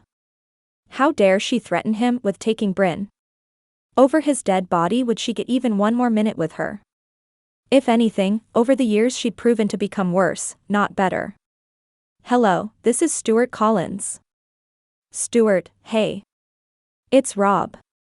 I had a run-in with Amelia, and I need some reassurance. He glanced over to where Brynn played with Lexi on the playground at the park, the latter graciously offering to watch her while he reported Amelia's restraining order violation and called Stuart. Uh-oh. What did she do? He gave a quick rundown of everything that had happened, as well as filled Stewart in on what had happened at the school that day since the district was using their own legal team to pursue Amelia. I just hate that Brynn was right there this time to see it all. She deserves better. I know she does, Stewart said with a sigh. But don't worry about your custody arrangement. It's pretty tight, and Amelia hasn't turned her life around in any way a judge would find favorable. I don't think any court in their right mind would award her custody, especially with the civil suit and a restraining order violation currently on the books. Brynn shrieked with glee as she and Lexi slid down the big slide that went in a corkscrew from the big playset. I hope you're right. It seems like she's escalating, and that scares me. Seems like it's Lexi's presence that upsets her right now, not that there's anything you can or should do about that. Is Lexi the first girl you've dated since Amelia? He shrugged. I mean, we aren't dating, and I doubt Lexi would want to anyway. But yes, she is the first girl Amelia has seen me with. He'd been on dates over the years, but none of them had amounted to much. Plus, he'd always hated to spend his precious free time away from Brynn if he could help it. Well, keep an eye on that, Stewart said slowly. I'm sorry you're having to deal with this, Rob. You and that little girl deserve peace. Thanks, Stewart. Just bill me for the phone call, whatever it is. Stewart handled much of the legal representation for the island since he was the only general law office in town. He could practically hear Stewart shaking his head. Don't worry about it. You just take care of that girl of yours. As he stared out at the playground where Lexi and Brynn had moved to the seesaw, he was hit with both longing for what he wanted and fear over how it would all turn out. I will. Thanks again. As he approached them to relieve Lexi and let her get over to the church to set up for the festival, he had to once again ask the Lord to intervene in the situation. It was the only thing he could do. Chapter 13. Sage stood in front of the group of church's fall festival volunteers with a sparkly green clipboard and a pen in her hand. Is the cornhole set finished? All done, Nick Pruitt replied with a grin. The dunk tank is done too. She checked those off her list, looking satisfied with the progress they'd made. Steph, what do you need from me to get the food trucks ready for customers? Not a thing, Stephanie Wyatt replied. She had her hand on her hips and her brown hair pulled back with a claw clip. Her engagement ring sparkled in the sunlight, and Lexi couldn't help but think what a good match her and Nick were. The way he looked at her, like she was the only woman in the world, was incredibly sweet and something Lexi tried not to envy. We've got it all handled and are ready for a great day. Lexi, Sage continued. I've got you down for manning the ticket booth with Allie. Does that sound good to you? The event itself was free, but folks purchased tickets to ride rides and play games. Every bit of the profit went to the shelter, and Mom said it was the largest fundraiser they had every year. She'd run it for a while until Sage noticed and convinced her to let her take over. She said Mom had enough on her plate, and she wanted to help. Sage Jameson always had been a force to be reckoned with. Her brother, on the other hand, was much less likely to be the one with the clipboard.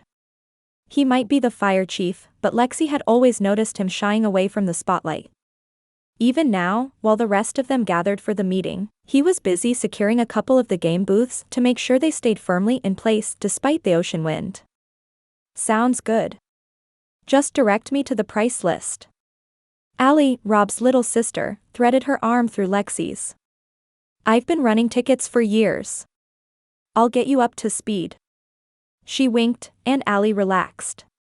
She'd been a little nervous about being the one in charge of the money that would come through the shelter, but having Allie there meant at least one person knew what they were doing.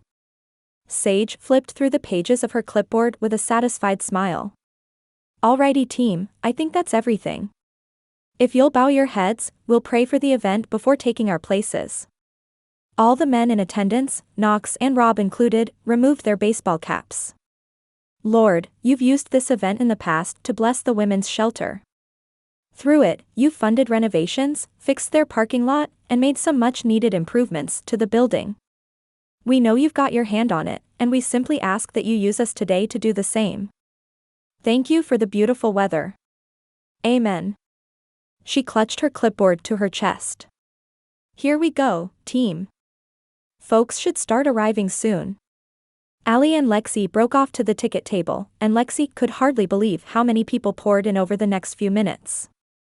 Many had already come to the church to purchase their tickets that week, something Allie had suggested last year after quite a backup the past couple of years. They stayed plenty busy, but there was never the mile-long line Allie said had been present in years past. Between the inflatables for children, the games, and the small rides they'd rented, the whole thing felt like one big party. Christian music blared from the food trucks, synchronized to the same station, and the smells from both the food and ocean less than 100 yards from the church parking lot filled the air. Children laughed, and adults shouted at them to be careful on the inflatables, while Sage scurried around making sure everyone had what they needed. Brynn arrived with Rob's mom pretty quickly, but they already had their tickets. Miss Lexi. She ran up and hugged Lexi just as heartily as she hugged her Aunt Allie. I get to take home Mr. Fluffless next weekend. Daddy said we can't take him to the beach, but we can get some special treats for him. She jumped up and down with excitement. You should come over and see him. I'd love to, Lexi said genuinely. She might not be sure where she stood with Rob, but they could be friends for this little girl who was clearly so desperate for female figures in her life. It made sense, after all that Amelia had put her through. Lexi had barely even been scared by the woman the day before at the ice cream shop. She'd mostly just been angry at all the pain she'd caused her daughter. She didn't know the whole story, but for a judge to award a father full custody, it must have been bad. Come on, Brynny Bear, Lydia said with a gentle hand on her granddaughter's shoulder.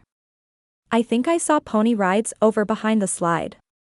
She winked at Lexi and smiled at Allie behind her before moving away with a very excited 8-year-old in tow. A lull reached in the people arriving. Allie's voice sounded just behind Lexi. She really likes you. Her voice wasn't accusatory or even excited, but more thoughtful.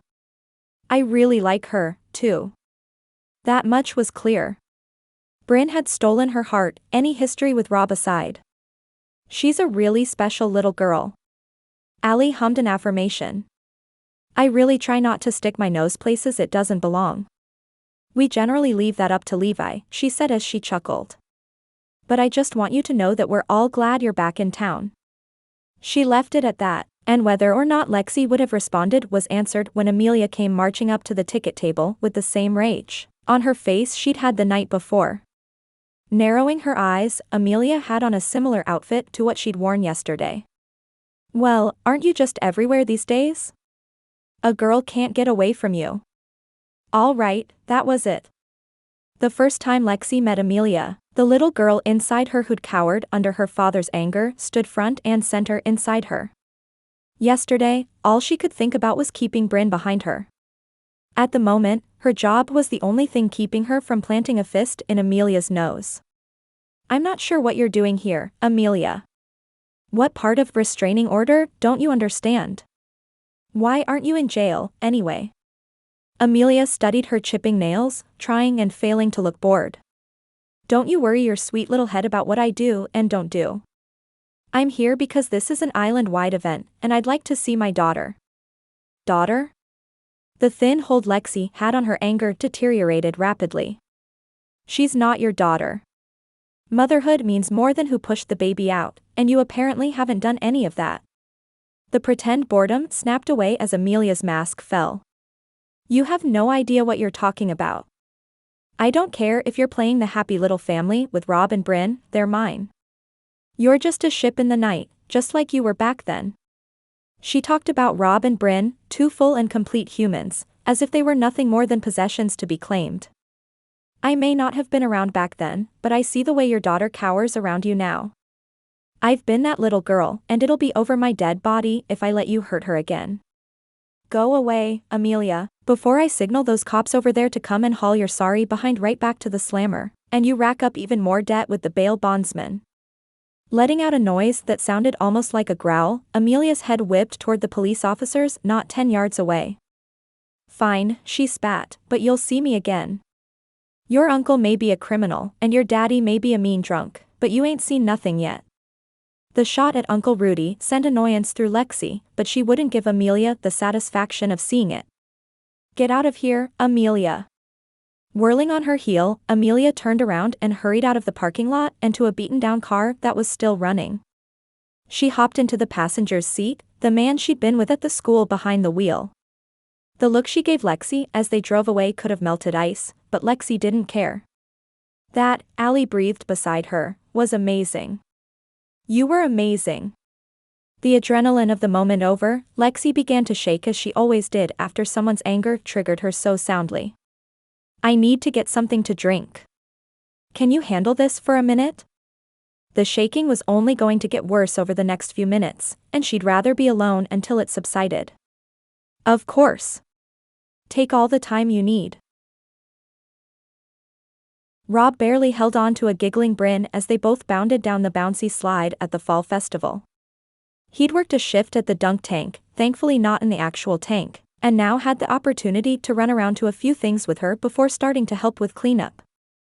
Over the last hour and a half, they'd hit the pony rides for her second time that morning, gotten an early lunch from the Magnolia Dreams food truck, spent way too many tickets at the carnival games, and now worked their way through the inflatables. He'd sat out the obstacle course rather than go through it with her, as the last time he'd tried had him sore for 3 days with the contortions he'd had to do. They rolled over at the bottom of the slide, and Brynn popped up laughing as hard as she could. Again, Daddy. Let's do that again. The ponytail Mom had given her that morning now sat haphazard on the side of her head, the static from the slide shooting her flyaways straight in the air. In Rob's view, there wasn't a cuter kid on the planet. Sure, Bear. Just let me stretch my back for a minute. You go again by yourself. As Brynn agreed and bounded off, Rob stood to his feet on the side of the slide where most of the adults stood and watched their kids.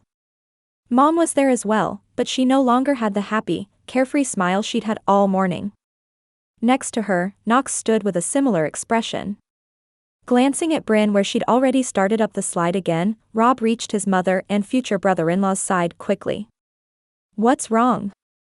Knox crossed his arms over his chest, exchanging a look with Mom as he did. Amelia showed up this morning. Lexi basically told her to get lost, but Allie said she left the ticket table right after and hasn't been back. She was pretty shaken up. Biting back more colorful language than he'd used in many years, Rob took a deep breath. Why is she escalating things so hard? She normally would have had the visit to the school and that would be that. Why does she keep coming back? It was infuriating, and the restraining order didn't appear to be doing anything. Son, Mom said sadly, I think you know good and well why she's coming back. She knows how you felt about Lexi, and she knows she was always a rebound. Now that Lexi's back, she's losing what little hold she had on her control. Rob removed his green baseball cap and ran a hand through his hair. Where did Lexi go? Just then, Rob's phone trilled in his pocket. It was Sage. Hey, have you seen Lexi? Yeah. And Allie told me what happened with Amelia. Lexi is out behind the food trucks on the edge of the lot. I was about to go over there when someone called and said the giant inflatable teddy bear blew over on his side. I need to go help them secure him, so I figured you might do. With a chuckle devoid of any real mirth, Rob nodded as though she could see him. I'll go. Just let me tell Brynn. His daughter's voice sounded at his waist. Tell me what? She'd apparently finished her last slide. Rob leaned down and spoke at her level. Miss Lexi needs a friend, and I'm going to go help her. Can you stay with Nana and Uncle Knox for a few minutes? Sure. Nana, do you want to go down the slide with me? Bear, Rob started, I don't know that Nana. Don't you finish that sentence, boy. Mom grinned and placed her hands on her hips. Nana would love to go down the slide with you, Nugget. Let's go. She stuck her tongue out at Rob as she passed, and the two of them started the climb up the slide. Rather than argue, Rob hurried off in search of Lexi. Mom was a grown woman, and she knew what her body could handle. The sounds Rob heard as he approached Lexi broke his heart nearly as much as the sight of her standing behind Stephanie's food truck, with her chest heaving and tears running down her face. If he hadn't been looking for her, he probably wouldn't have heard her over the loudspeakers. Lex? Her head whipped around when she saw him, and he noticed the dark streaks of her eye makeup down her cheeks. She shut her eyes tight and shook her head. I'm fine, Rob. Amelia hits a spot in me that I thought I'd worked through in therapy. I'm not scared of most things in life anymore, but the idea of anyone needing to defend a child from their parent. All she told him about her past had him covering the distance between them quickly. To his surprise, she allowed herself to be pulled into his arms and cried against his chest there for a minute before pulling back and drying them. I'm so sorry, she choked. I probably should just go home. No, Rob said quickly. You should stay here and enjoy the rest of the festival. But first, I feel like I owe you some explanation of what happened with Amelia. First, I didn't cheat on you. Lexi tensed in his arms. She opened her mouth to speak, but he cut her off. Please, Lex. Just let me finish. When she didn't say anything else, he launched into the story of how Amelia lost custody. Right now wasn't the time to dive into everything that led to her getting pregnant in the first place, but Lexi deserved to know what had happened with Brynn. When Brynn was born, we started with 50-50 custody for a while. I still paid child support because I made more, but it wasn't court-ordered. It was fine for a while, about 6 months, since Amelia had gotten clean when she was pregnant. Over time, though, she got increasingly irresponsible as a parent. He shuddered as he thought back on that time and the hours of sleep he'd never get back worrying about his little girl. Levi pulled her over once driving Brynn without a car seat or any type of restraint. She got cited for that. She was charged a hefty fine, but she begged me for another chance. He'd regret that second chance until the day he died. Then, Amelia started drinking and using drugs again. She'd forget to pick Brynn up, or I'd go over to drop her off and Amelia would be passed out on the couch. Of course, I never left Brynn with her when that happened, but occasionally she'd have it together enough to come and get her. Tears sprang to his eyes when he thought back on the worst night of his life. She called me frantic one night, saying Brynn couldn't breathe. I called 911 and jumped in my truck, beating the ambulance there.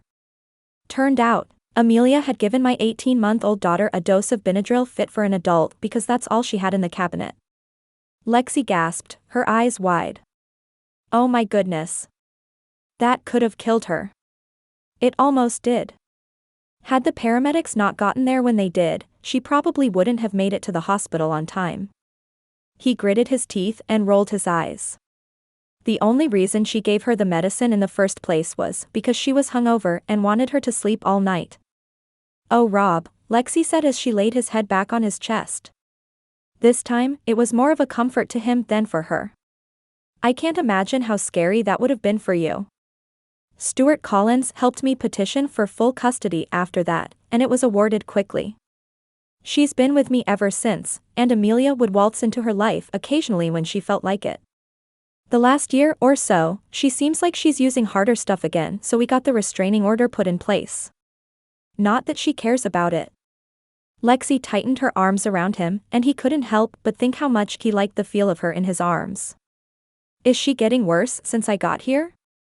Yes, he said honestly. But it's not your fault. I know. Her voice was quiet, sad. Sometimes, I just wonder. When her voice trailed off, he pulled back enough to gently guide her chin upwards to face him. Me too. Never in a million years would he trade Brynn, but if he and Lexi could have gotten together a little later in life, maybe things wouldn't have gone so south. Gently lowering his lips to hers, Rob was hit with everything he remembered and loved about Lexi. The way she smelled thanks to that shampoo she liked, of lavender and vanilla even after a day at the festival. The way she fit in his arms, like they were made just for her. The way that when her lips met his, he felt certain he could take on the entire world. He basked in the feeling and the memory of it for a moment until she pulled back abruptly. Her eyes were wide again, and he knew in his gut she was about to run. Shaking her head, the confusion in her mind was clear. We shouldn't. But did you want to? Rob's question was clear, as he was well past the age where he played games. Because I sure did. Taking a step back, Lexi put the same physical distance between them that he could feel her putting between them emotionally as well. I don't know if I can do this. You don't have to know yet, but will you at least pray about it? I'll call you in a couple of days and see if you'd like to get together. If the answer is no, I'll leave it alone. He knew he laid himself bare for her to stomp on, but honesty was his only option. That was the difference in their relationship back in college to any he hoped to have now. She didn't speak for one agonizing moment before giving him a quick nod. Yes. I'll pray about it. Call me next week, and we can go from there. She turned and power walked through the gap between the food trucks, and Rob watched her all but run away. That hadn't gone according to plan, but he couldn't regret it. No, as he stared after her moving into the crowds of people at the festival, he knew he'd do the same thing again. Chapter 14. Uncle Rudy, Lexi said with an exasperated sigh. What is your grand plan here? You won't defend yourself, and you won't let us bail you out. What are you planning to do? The charges against you are serious. His gentle features as kind as they'd always been, Rudy smiled across the table at her. His hair was still long and gray, his skin worn and leathery from so many years on a fishing boat. He reached over and placed his hand on hers, his tan skin contrasting harshly with the orange jumpsuit. Lexi Lou, you've got to have a little faith. I'm treated well here, but even if I wasn't, I'm not going to go breaking confidences with stories that aren't mine to tell. I'm innocent, and I know you know that.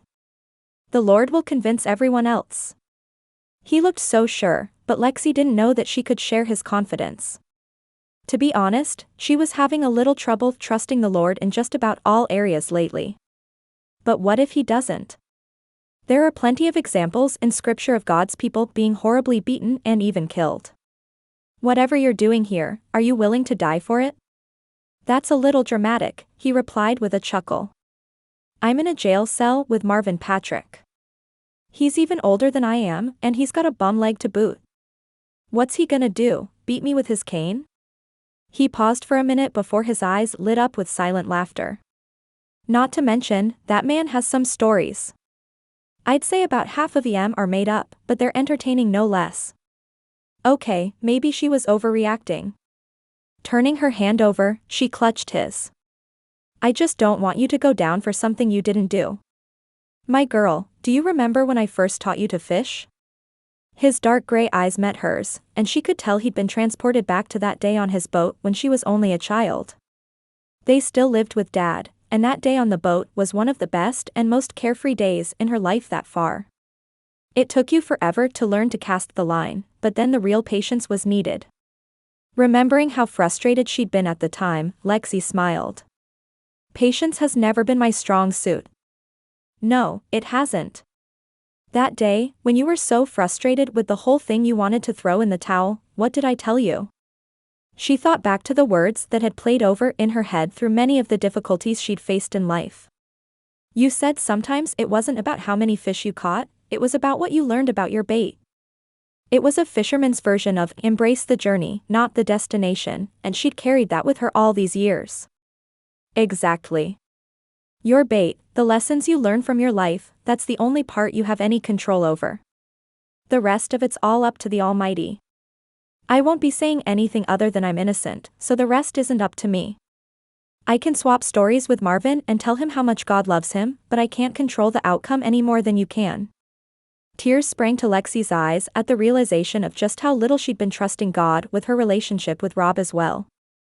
Not only had she barely consulted his leading, but she'd essentially released any possibility that Rob could really be the man he seemed to be. I really miss you, Uncle Rudy. I miss you too, Lexi Lou. When I get out of here, I plan on cramping your style for many years to come. I'm glad you're home. His eyes twinkled, and Lexi realized how much she'd missed the sight. I'm glad too. As she buzzed herself out of the jail's visitation area and moved out into the main police station, her phone trilled in her pocket. It was Rob's name that flashed on the other end. Hello? Hey, Rob said with a bit of hesitation. I hope I didn't catch you at a bad time. I figured you'd be home from school by now. It's fine. I came to see Rudy after school today. She waved at the female cop behind the desk and moved out into the sunshine. Rob's tone held interest, but no surprise. Oh really? How's he doing? Pretty good. She ran over their conversation in her mind again, wondering if it really could be that simple with Rob. You know Rudy. He's happy wherever he is. Chuckling, Rob agreed. He has a knack for that. Listen, I wanted to see if you might be free for dinner tomorrow night. I'd make it for this weekend, but I'm working Friday night. Butterflies rose up in Lexi at the thought of dinner with Rob. Still, she had told him to give her a call. All day at church the day before, she'd tried to avoid looking at him as though they hadn't just shared a heart-stopping kiss Saturday at the festival. It was all she'd dreamt of all weekend, and it felt every bit as good as she remembered. Lexi. His voice sounded nervous. Yeah. Sorry. Dinner sounds nice. Pick me up at 7? Whether she was making a big mistake or not she didn't know, but it was a step forward. Sure thing, he replied quickly, as though she might change her mind. I'll see you then. Rob held up 2 ties to try and decide which would be best for his date with Lexi. The red felt a little loud, and he'd been told the green one brought out his eyes. Green, it was. He'd just finished pulling on the rest of his clothes when Brynn shuffled into his bedroom clutching one of her stuffed unicorn toys, tight to her little body. Daddy? Her voice was stuffy, and while she still had on her clothes from earlier that day, they'd become disheveled like she'd been lying down.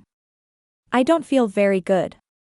The pigtails he'd managed earlier had also started to fall, and she only wore 1 sock. Oh no. Bear. Let me take your temperature. He picked her up, and Brynn settled her cheek into the spot between his neck and shoulder. Before he even got to the medicine cabinet, he could tell she had a fever. With a sigh, he pulled both the thermometer and the children's fever medicine out of the cabinet. Looks like he'd be calling Lexi to postpone. Here, baby. He placed the thermometer in her mouth, rubbing her back while they waited for the telltale beeps. Just as he thought, she had a fever. It wasn't high enough to worry, but he definitely wouldn't be going anywhere that evening. Let me get you settled on the couch, and we can have a movie night. Does that sound good? I thought I was going to Nana's. Don't you have a date with Miss Lexi? Brynn's eyes looked tired and flat, the same way they always did when she was sick. Rob pressed a kiss to her forehead. You need me tonight, Bear. I'll be right here with you. With a sleepy nod, Brynn laid her head back on his shoulder as he carried her into the living room. He'd see how she did letting the fever run its course for a bit, but he'd never been one to be able to ride out a fever with her. He almost always ended up giving her the medicine even though he knew biologically a fever was a good thing when ill. Still, he just couldn't let her feel crummy. Tucking the blanket in around her, Rob texted his mom that Brynn was sick. She knew he didn't leave her when she was sick if he could absolutely help it, as she'd seen him in the aftermath when Amelia had nearly killed their daughter from her carelessness. Mom was the only one he did trust to keep her if she was sick and he had to work, but he still called at least 10 times in a shift as long as he wasn't on a call. Next, he pulled up Lexi's number. The phone rang twice before she picked up, her voice curious as she answered. Hey, Rob, are you running late? They still had about 15 minutes before he was supposed to pick her up, but he'd be leaving right then were it not for the change of plans. No, unfortunately, I'm going to have to reschedule. Brynn's sick, and I really don't like to leave her when she's got a fever. He didn't say the rest, but Lexi knew the story of Amelia and what she'd done. She'd understand. Oh no. There is a nasty virus going around at school. It's mostly congestion and a bad cough with a fever that lasts a couple of days. I hate that she feels bad, but I hope that's all it is. Rob did too, as the unknowns of illness always piqued his anxiety a little. As if on cue, Brynn coughed in the living room and he opened the fridge to get her some juice. Sounds like it might be. Thank you so much for understanding. His stomach swirled the way it had when he'd asked her out the first time, and he hoped she wouldn't say no. Can I call you when Brynn feels better and reschedule? I really do want to take you out. Lexi paused for a moment, and Rob squeezed his eyes shut. Yes. We can reschedule. Will you do me a favor and text me tomorrow to let me know how she's doing? I know she won't be at school, and I just want to make sure she's on the mend. The thought of anyone outside their family caring so much about his daughter warmed every part of him, and for the first time, he let himself imagine what life might be like if he and Lexi could rekindle the romance they'd had. I will. Thanks for understanding. Of course. They said their goodbyes, and Rob hung up. Over the next few hours, he and Brynn watched a few episodes of one of her favorite shows, and she'd just about fallen asleep on him when he heard a light knock at the door. Was it Mom? She did occasionally bring a gift or treat for Brynn when she was sick, but she usually texted first. Pulling the front door open, Rob's eyes widened at the sight of Lexi standing on his front porch holding a basket of soup, juice, children's medicine, and what looked to be an incredibly soft and squishy unicorn toy he knew Brynn would love. Lexi, hey. What is all this? She looked adorably unsure of herself as she shifted from one foot to the other. I thought I'd bring Brynn a little get well basket. There are a couple of suckers that are like cough drops for kids in the bottom, and the rest is just your standard sick fare. She grinned at the unicorn and shrugged. Plus the unicorn, because what little girl doesn't love a unicorn? Her white dress was sleeveless and looked perfect and delicate against her soft skin. She'd done her hair a little differently, giving it a little more volume that evening even in its short cut. Her makeup was also a little more involved than he was used to on her, but she looked beautiful regardless of how much of the stuff she had on. Chuckling, Rob took the basket. This one sure does. Thank you so much. How did you know where I live? He didn't have a problem with it, but it had sparked his curiosity. A little birdie told me, she said with a shrug. I'll get going.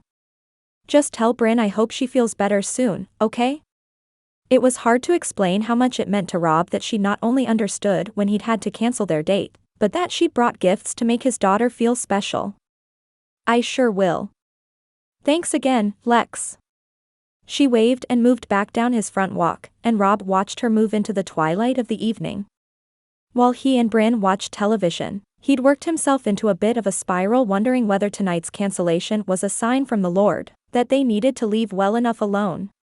But then, she'd shown up on his porch looking like an angel in the white sundress she'd undoubtedly had on for their date, holding a basket of goodies for his baby girl. His phone rang and jarred him from his thoughts, Sage on the other end of the line. How's my girl?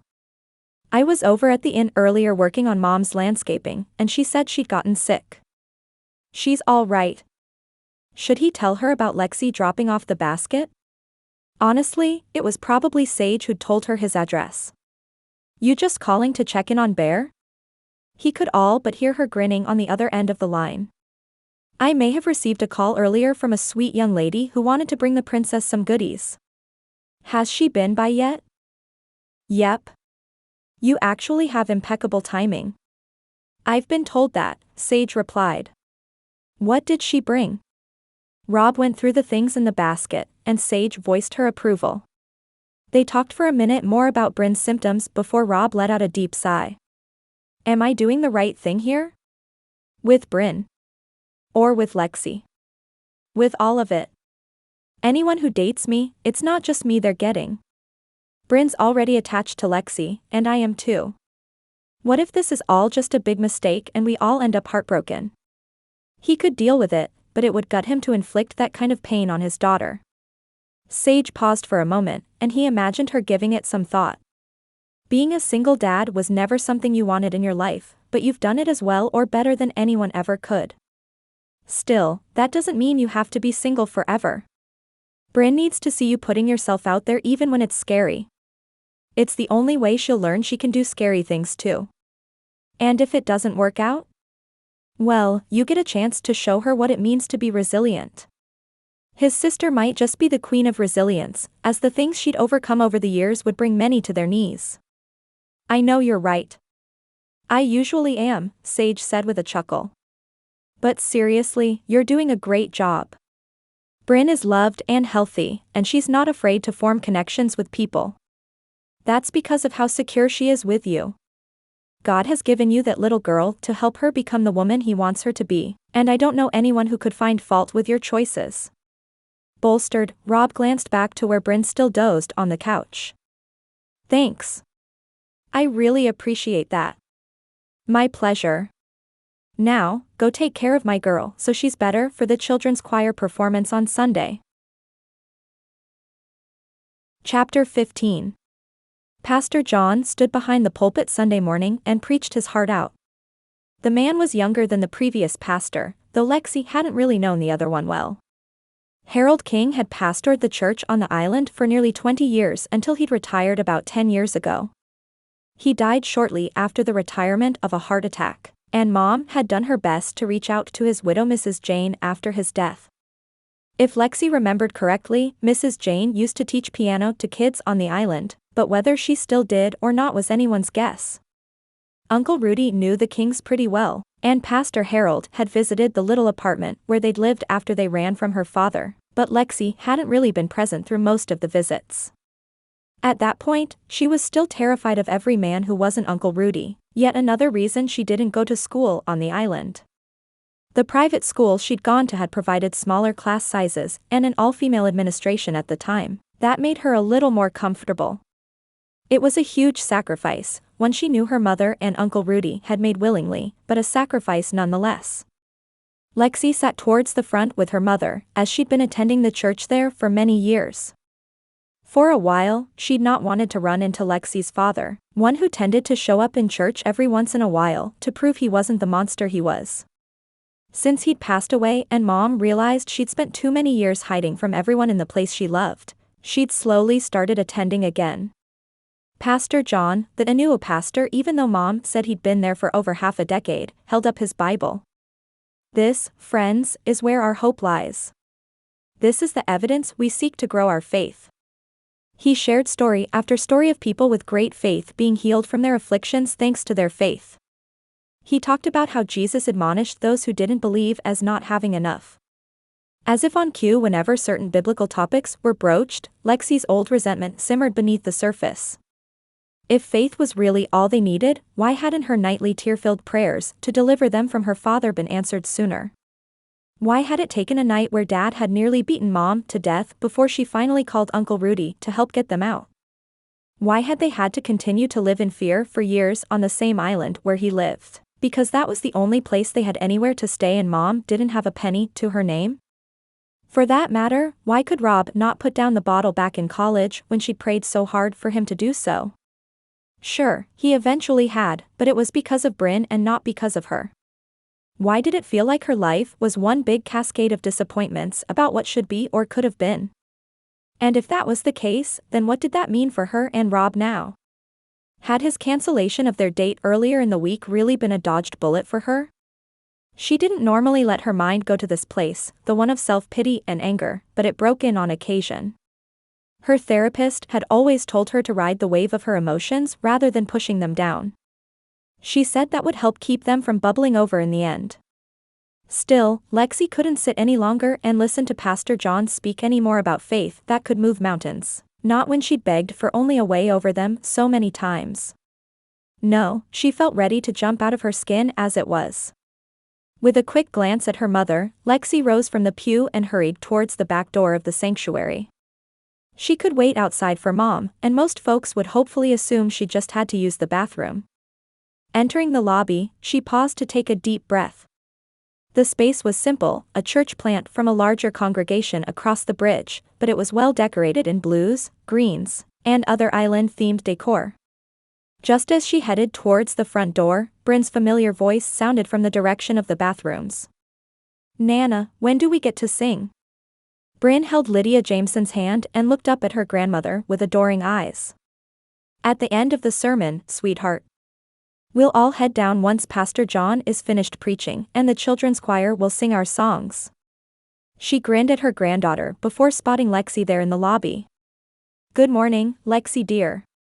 As they drew closer, Lydia clearly spotted the tears on Lexi's cheeks. "Miss Lexi." Brynn shot forward and enveloped Lexi in a hug that warmed even the coldest places of her that morning. "Thank you for my gift basket. I named my unicorn Sparkles. Breathing in the innocence of the child before her, Lexi squeezed her tight. I'm so glad you're feeling better, honey. I can't wait to see you sing. She'd forgotten the children's choir was performing that morning, but she'd pop back into the sanctuary for it. She had more than one student singing, and there was no way she'd miss it. Brynny Bear, Lydia said gently, would you go on back in and sit with your daddy? Nana has some boring grown-up stuff to talk to Miss Lexi about. Okay, Nana, but don't be long. We need you for the motions. Brynn whipped open the door and skipped up the aisle like a sanctuary full of folks couldn't see her. Lydia shook her head. That kid is something special. She sure is. It was good to see you, Lydia, but you can go on in. I'm fine out here. Lexi really didn't want to go into the whole speech about why her life had been so hard with the woman who'd raised 5 children on her own after her husband died of cancer. Sauntering over to the coffee maker that sat in the lobby on Sunday mornings, Lydia poured herself a cup. She glanced up at one of the floating shelves on the wall, a beautiful blue vase with gold lines in it holding bright and cheery flowers. I know you are, dear. You're always fine. It's what we do, us girls who've walked through the fire. We put on our brave face, and we keep walking, hoping no one sees us crumbling on the inside. How? It's really nothing. I just sometimes throw myself a pity party and have to snap out of it. Lydia smoothed back some of her curly white hair as she took a sip of her coffee. It was half back in a claw clip, her blue linen pants and floral shawl completing her artistic look. There's nothing wrong with the occasional pity party, dear. We all throw them. Once, when I'd been widowed for a couple of years, I was pretty down in the dumps about it. We were behind on some bills, and the inn was pretty sparse due to the off-season, so I'd picked up a couple of hours cleaning at my friend Gina's convenience store while Aiden worked, and Rob and Sage watched the younger kids. I burst into tears there at the register, the stress of everything finally too much. Oh Lydia, I can only imagine. Truly, her troubles felt small in comparison to that. Lydia shook her head with a chuckle. I don't say that to try and compete in the hardship Olympics. No one wins those, so don't go playing. But my friend Gina went to the party supply section of the store when she saw me start crying. She handed me a party hat and one of those little confetti poppers. There, in the middle of the store, she threw me a little pity party and hugged me until all my tears were dry. She told me I needed to let it out, but I didn't need to hurt alone. For the next couple of years, whenever I felt myself sinking into the pain, I told her and a few of our other friends. They all showed up at my house, and we threw a pity party. It became a tradition, and as others of us lost people in our lives, we do the same for them. When Charlie disappeared, they showed up for me. There were no hats or confetti poppers, but they were present. While I was doing my best to make sense of the tragedy for my children, particularly Aiden, they held me up. Those are some good friends. Lexi had had friends in her life, but she couldn't say she'd ever had any quite that supportive. Then again, she'd never really let anyone in enough to see the depths of her pain. They are, Lydia said as she stared back up at the blue and gold vase. Do you know how that vase came to look like that? Lexi shook her head. I don't, but it's beautiful. With a grin, Lydia took the vase down off the shelf. I made this vase down at the Pretty Potter with my book club ladies a few years ago. Those ladies are the same ones who throw pity parties with me when I need it. She winked and handed the vase to Lexi. I was so proud of it, but on the way out of the store I dropped it. Oh no. Lexi gasped. Turns out, it might have been the best thing I could have done. My friend Patty owns the store, and she smiled real big and asked me if I'd heard of kintsugi. Lexi raised an eyebrow. Kintsugi? It's the Japanese art of repairing broken pottery with a gold-mixed lacquer. Rather than simply repairing the breaks, the gold makes it both stronger and more beautiful. Turning the vase in her hands, Lexi could see the intricate gold lines in it that made the piece shimmer in the sunshine pouring in through the glass doors. It's beautiful. It is, and I donated it to the church a few years ago after Pastor John asked me to share my testimony for the congregation. Lydia reached out and touched Lexi's cheek. Our broken places aren't something to be ashamed of, dear, and faith isn't about warding off all the difficult things. The Lord allows us free will, so there's no way that'll happen. It's about trusting that He takes our ashes and creates beauty from them. It's about remembering He has overcome all the evils of this world, and He will work things together for His glory and our good. Lexi swallowed down another knot of tears as Lydia pulled her hand back. How did you know? She'd not even known herself exactly what upset her so much that morning, much less could she have verbalized it. The Holy Spirit guides us when we are sensitive to His leading, and I've been there myself a time or two. She glanced inside the sanctuary as Pastor John appeared to be wrapping up. I've got to head inside for the choir performance, since I don't know how far the children would get without their teacher. I'll be praying for you, Lexi. No, your broken places don't have to stay broken forever. She took Lexi's hand and squeezed it before hurrying back into the sanctuary. Lexi took one of the tissues from the box on the table to clean herself up before heading back into the sanctuary herself. As she sat down, she felt her mother's arm wrap around her and squeeze tightly. Lexi laid her head on her mother's shoulder and sighed deeply. So much of her life had been spent only giving folks access to the bright and shiny parts of her, fearful of showing them both the good and the hard. As the children moved toward the front, and a few of her students waved enthusiastically, Lexi felt herself smiling again. As she watched them sing, some at more of a yell and others barely a whisper, Lexi felt herself smiling. Brynn did the motions with gusto, going beautifully overboard with every single one.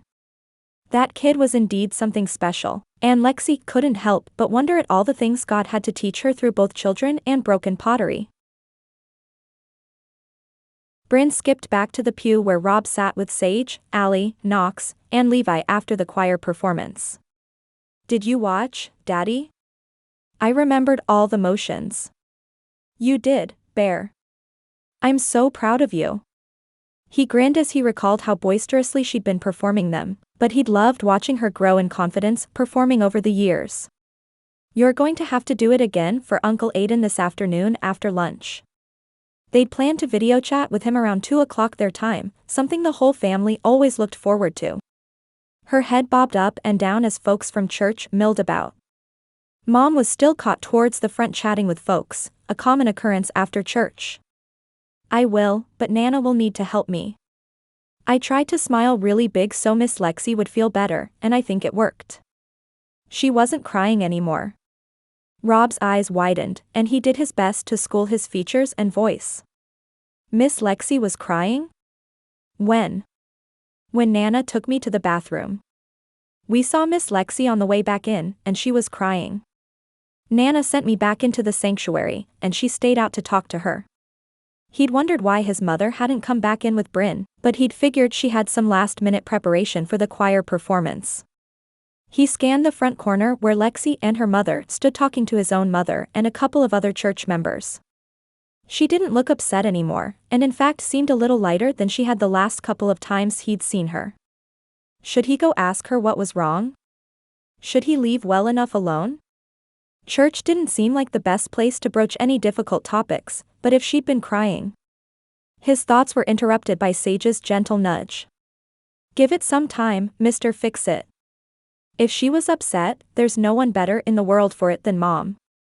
She smiled knowingly in his direction as she gave Brynn a high five. Come on, Brynny Bear, you can walk to Nana's with me and help get lunch set out. I've got a feeling we're going to have some extra guests today. She winked at Rob and bopped off with Brynn, Allie, and Knox close behind them. Jacob's voice sounded behind him. Hey, Chief, he said as Rob turned around. All three of Rob's siblings stood with him, each happy and clean in what looked like some new outfits. The last time Rob had seen Brayden, he was at least one size too big for his pants. Just wanted to say hello and give the Munchkins a chance to thank you. The rookie hadn't stopped thanking him at work since Rob had set the church folks in motion to give his family a hand, but he didn't see the kids much. It was my pleasure. Y'all got lunch plans today? God bless his mother for always making enough to feed an army, but if they accepted, he'd stop by the store on the way by and grab a couple extra sides. We do, Jacob said with a proud grin. The Crawleys asked us over, and Mr. Crawley is going to help Eli with some math homework that's been stumping him. I'd help, but I barely passed math myself. Eli's a whole lot smarter than I am. The preteen shrugged and shook his head. We'll see about that. But anyway, thank you for all the help. It's really been nice. Rob didn't know the boy well, but he could see he'd been forced to grow up a little faster than he should have. He extended a hand. Like I said, it's my pleasure. Y'all have fun at lunch. Mr. Crawley was the best math teacher I ever had, so I think you're in good hands. The man had long since retired, but he was as sharp as ever. See you tomorrow, Chief, Jacob said as he took Braden's hand. It hadn't been long, but Jacob hadn't made any mistakes on his last couple of shifts, and he seemed much more alert overall since folks had taken some things off his plate. Rob waved and noticed his mom coming up the aisle with Lexi and her mother, Rachel. See you tomorrow. Chapter 16. Lexi followed her mother and Lydia Jameson down the street to the inn, a gentle ocean breeze flowing through the air as they walked. Lydia had invited them for lunch, and Lexi hadn't known how to refuse even if she wanted to. She'd been second-guessing the date with Rob ever since she initially agreed and then again when it got postponed, but she still hadn't been able to bring herself to cancel. Maybe Lydia was right. Maybe all the broken pieces of her, the ones left over from her father's abuse, her loneliness as one of the few children on the island who didn't go to school there, and the first go-round with Rob could all be turned into something beautiful. She'd definitely seen it in her teaching, her ability to notice children who preferred to stay hidden, something that had allowed her to help more than one. Lydia, Mom said as they reached Mercy's Landing. Your landscaping is absolutely gorgeous. She was right. The semicircle drive was lined with large, healthy knockout roses and gardenias, pruned to frame the drive without reaching over into it. The flower beds in front held some dark green bushes with annuals bursting color in front of them. Flower boxes on the front porch held similar annuals, and an archway over a wooden swing to her right smelled fragrantly of the Confederate jasmine that climbed it. I wish I could take credit for it, Lydia said with a proud smile. But it's all Sage. She does all my landscaping here, and she's taken it on as her pet project. I keep telling her we can just do things that don't require such upkeep, but she refuses to allow the place to look anything less than like it could grace the cover of Southern Gardens. It's consistently one of the things guests comment on in our reviews online.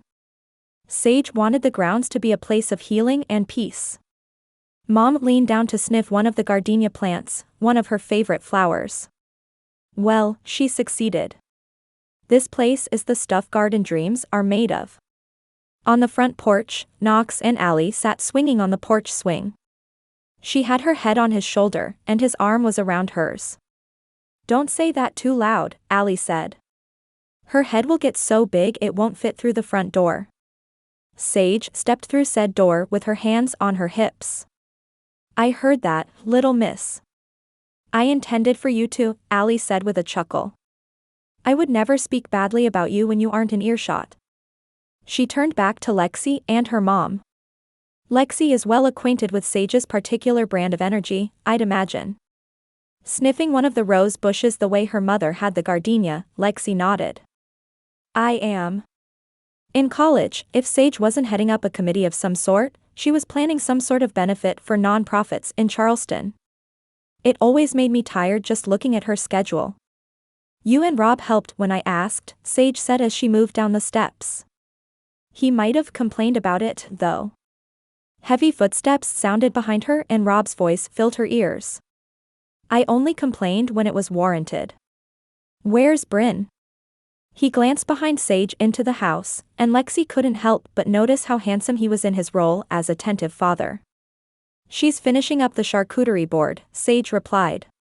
Her eyebrow raised, and her very look dared any of them to question her. She decided she wanted to make it herself and choose what went on it, so I told her to have at it. I know she's excited for us to. Oh. And. Ah. Over it, and we will not disappoint her. Never, Levi piped up from beside Rob. I'm sure it'll be the best cheese board we've ever had. Lexi giggled and turned to Rob. Where did she even learn the word charcuterie? probably from Aunt Sage over there.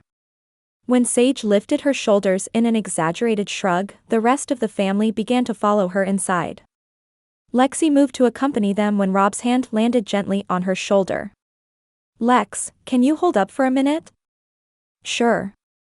He led her over to the swing with the jasmine climbing the arbor around it, and they took a seat in the midst of the floating fragrance. "Brynn said she saw you in the lobby during church today. She said you were crying."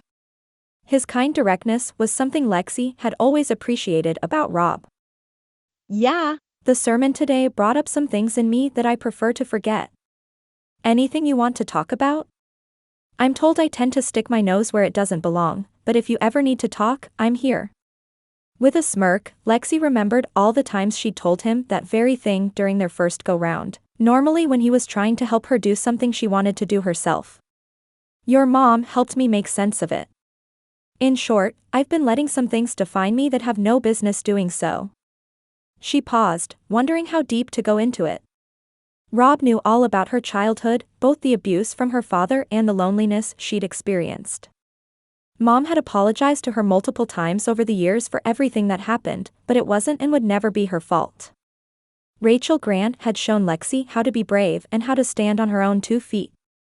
She'd done the best she could, but it didn't mean there wasn't still a little girl inside her who just wanted a friend who understood.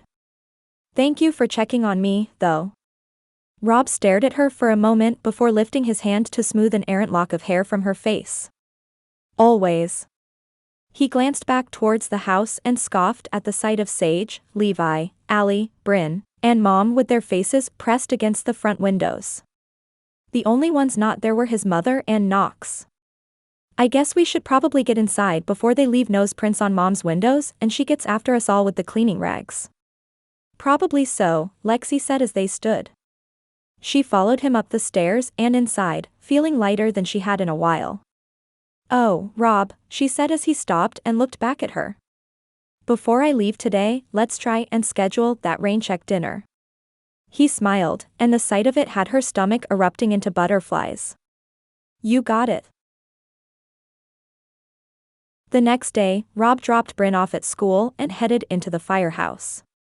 He was on for a 24-hour shift, which meant Mom and Mrs. Gina would tag team for Brynn that evening. As much as he hated being away from Brynn overnight, Rob couldn't be more grateful for the opportunity to do what he loved every day and help folks in the process. Rev stood up from the couch in front of the television when Rob walked in. "There he is. Chief, I wanted to run something by you." "Sure thing. How's the foot?" Dancing a little jig, Rev put out his hands with a little flourish. "Fit as a fiddle." He lowered his voice so the rest couldn't hear him. "Listen, I heard about what's been going on with the rookie at home, and I wondered if we couldn't help out a little as a department. If I'd have realized, the wife and I would have offered earlier." "That's kind of you, Rev, but I think the church folks have got it covered for now. I'll talk to Jacob and see if there's anything else they could use, but I'm pretty sure some of the older couples at church have all but adopted them." Rev chuckled, his mustache bouncing as he did. "That's about right. I know the Crawleys have sure taken a liking to them." "I heard the same thing." Just then, the front door opened and Jacob strode through. "Hey, Rook, your ears burning?" Before he could answer, the sirens blared overhead to signal a call. Everyone rushed to the wall that held their turnout gear and stepped into it before hopping onto the truck. The radio on Rob's hip blared the address of the fire, a large house on the north side of the island. Rev glanced back from the driver's seat. "That in Willow Bend?" "Yep," Rob replied as he pulled out the GPS on his phone. 348, Poplar Street. "Got it," Rev said as he gunned it and blared the sirens. "That's one of the fancy houses on the water over there. Multi-million-dollar matchsticks, those things are." Jacob's eyes got big, as did those of one of the other rookies. "What makes you say that?" "They're built for looks, but they're all really old and have more than their share of faulty wiring. Some of the folks out there have replaced it all and brought the electrical into the 21st century, but a bunch of them haven't." Rev shook his head from in front of them. "They're also so big that sometimes it can be hard to find the source of the blaze until it's too late. They were in their larger engine, the one dubbed Big Bertha, so they had 10 firefighters on board. When they reached the gates of the gated community named Willow Bend, Rob was glad they brought as many as they had.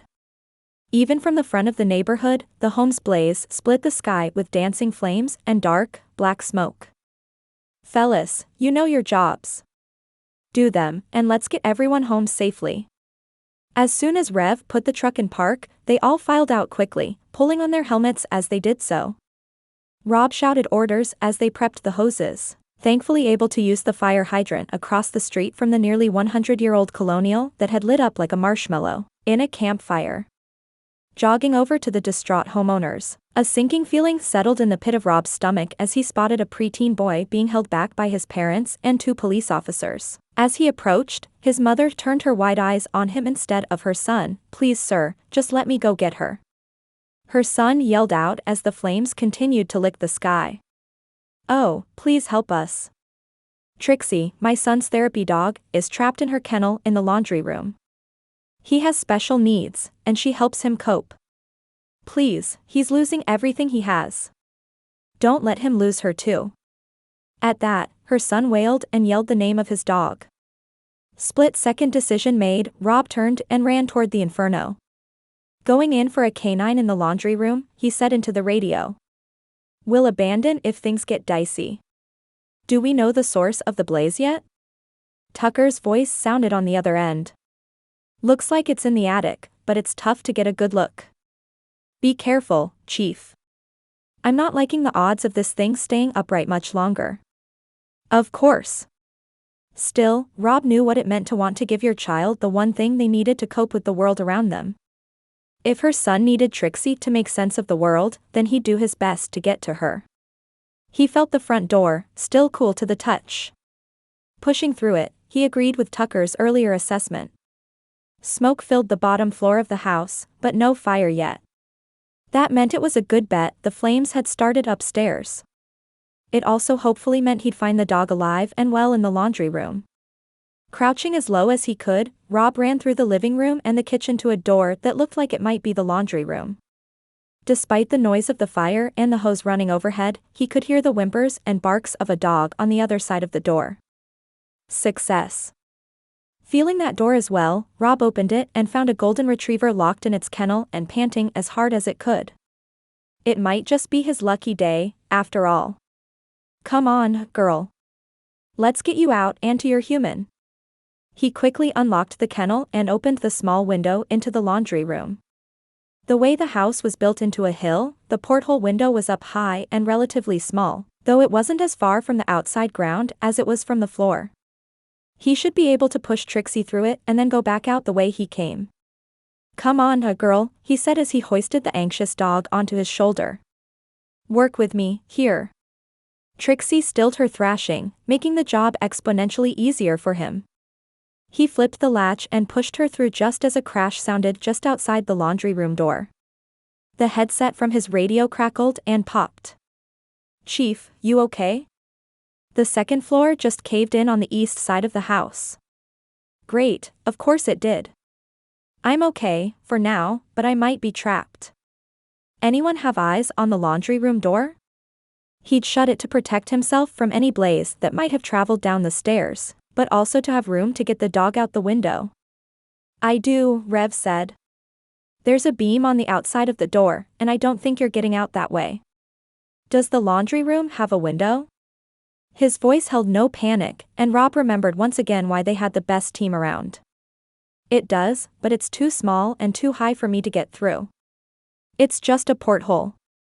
Plenty of houses on the island had the tiny windows shaped like those in a ship to maintain the nautical theme. They might look nice, but he'd always found them too small to be any help during a fire. More crashing outside the door sent nerves shooting through Rob. Was he going to make it out of here?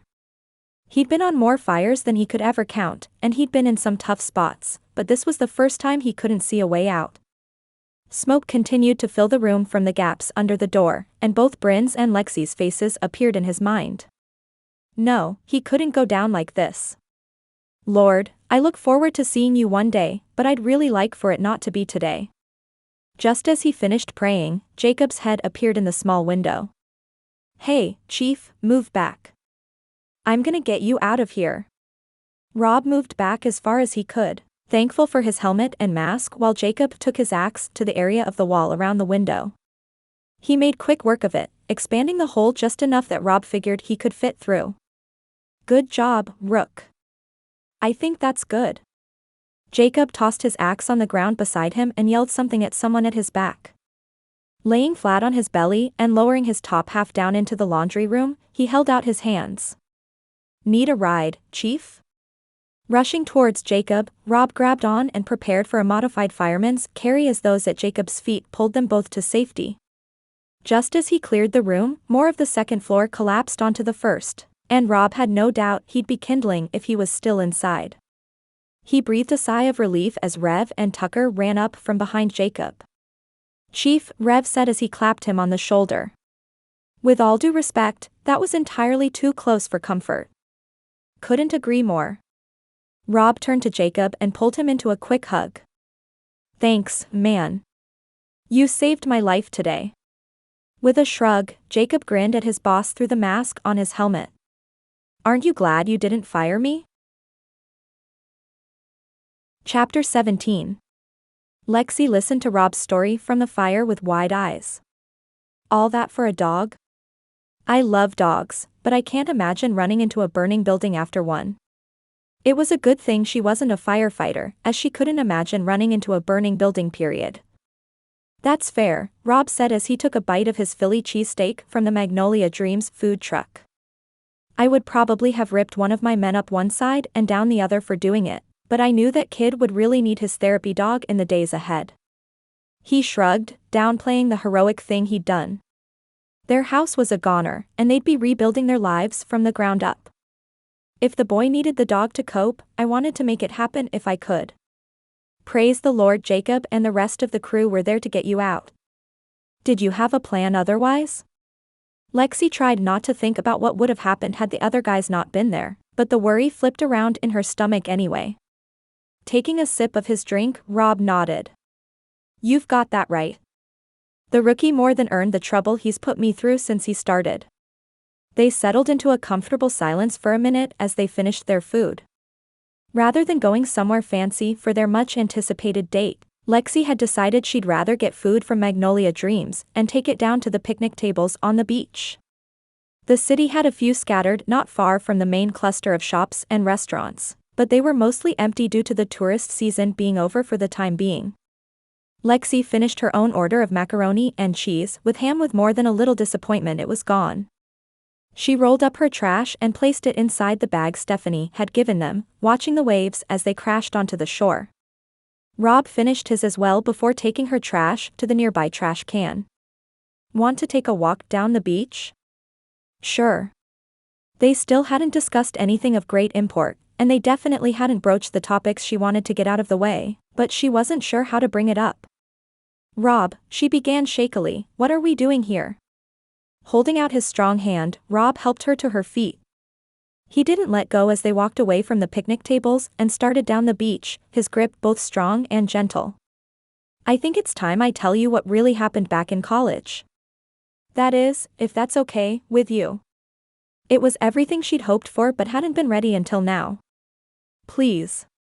Her voice cracked a little as she remembered her hurt from back then, but it was a conversation that had to happen. When I started drinking, it was just a little here and there. I knew you weren't okay with it, so I hid it from you. I didn't realize what I was doing at first, since it was just a few beers with friends. I figured out later I'd never really dealt with my dad's death. I'd been a teenager, and we all kind of went into survival mode. Aiden started working with the mechanic, so I took on as much at home as I could. I was only 15. Mom didn't want me to work yet, so I just went into fix-it mode. Sounds about right, Lexi said with a small smile. You've always wanted to fix things for those you care about. She'd been the recipient of it more times than she could count, and being taken care of by a man who loved her had felt good after everything she'd been through. Yeah. I guess it's built in. While Aiden and Mom worked, Sage and I kind of ran the house. We took care of Levi and Allie, and we did our best to keep Mom from having to work all day at the inn, work a second job, And still have to come back and do all the cleaning and cooking. I can't imagine how tough that must have been. Lexi was still pretty young when they'd left her father, so she really didn't take on the responsibility Rob did. By the time she was a teenager, Mom had more or less landed on her feet. It makes sense why you've had such a soft spot for Jacob. Rob leaned down and picked up a particularly shiny seashell to place in his pocket. For Brynn, he explained. She loves to do seashell art. Speaking of Brynn, Amelia was a one-night thing right after we broke up. I realized I'd screwed up a relationship with my dream girl, and she worked at the bar near school. By the time she told me she was pregnant, I was in a really dark place.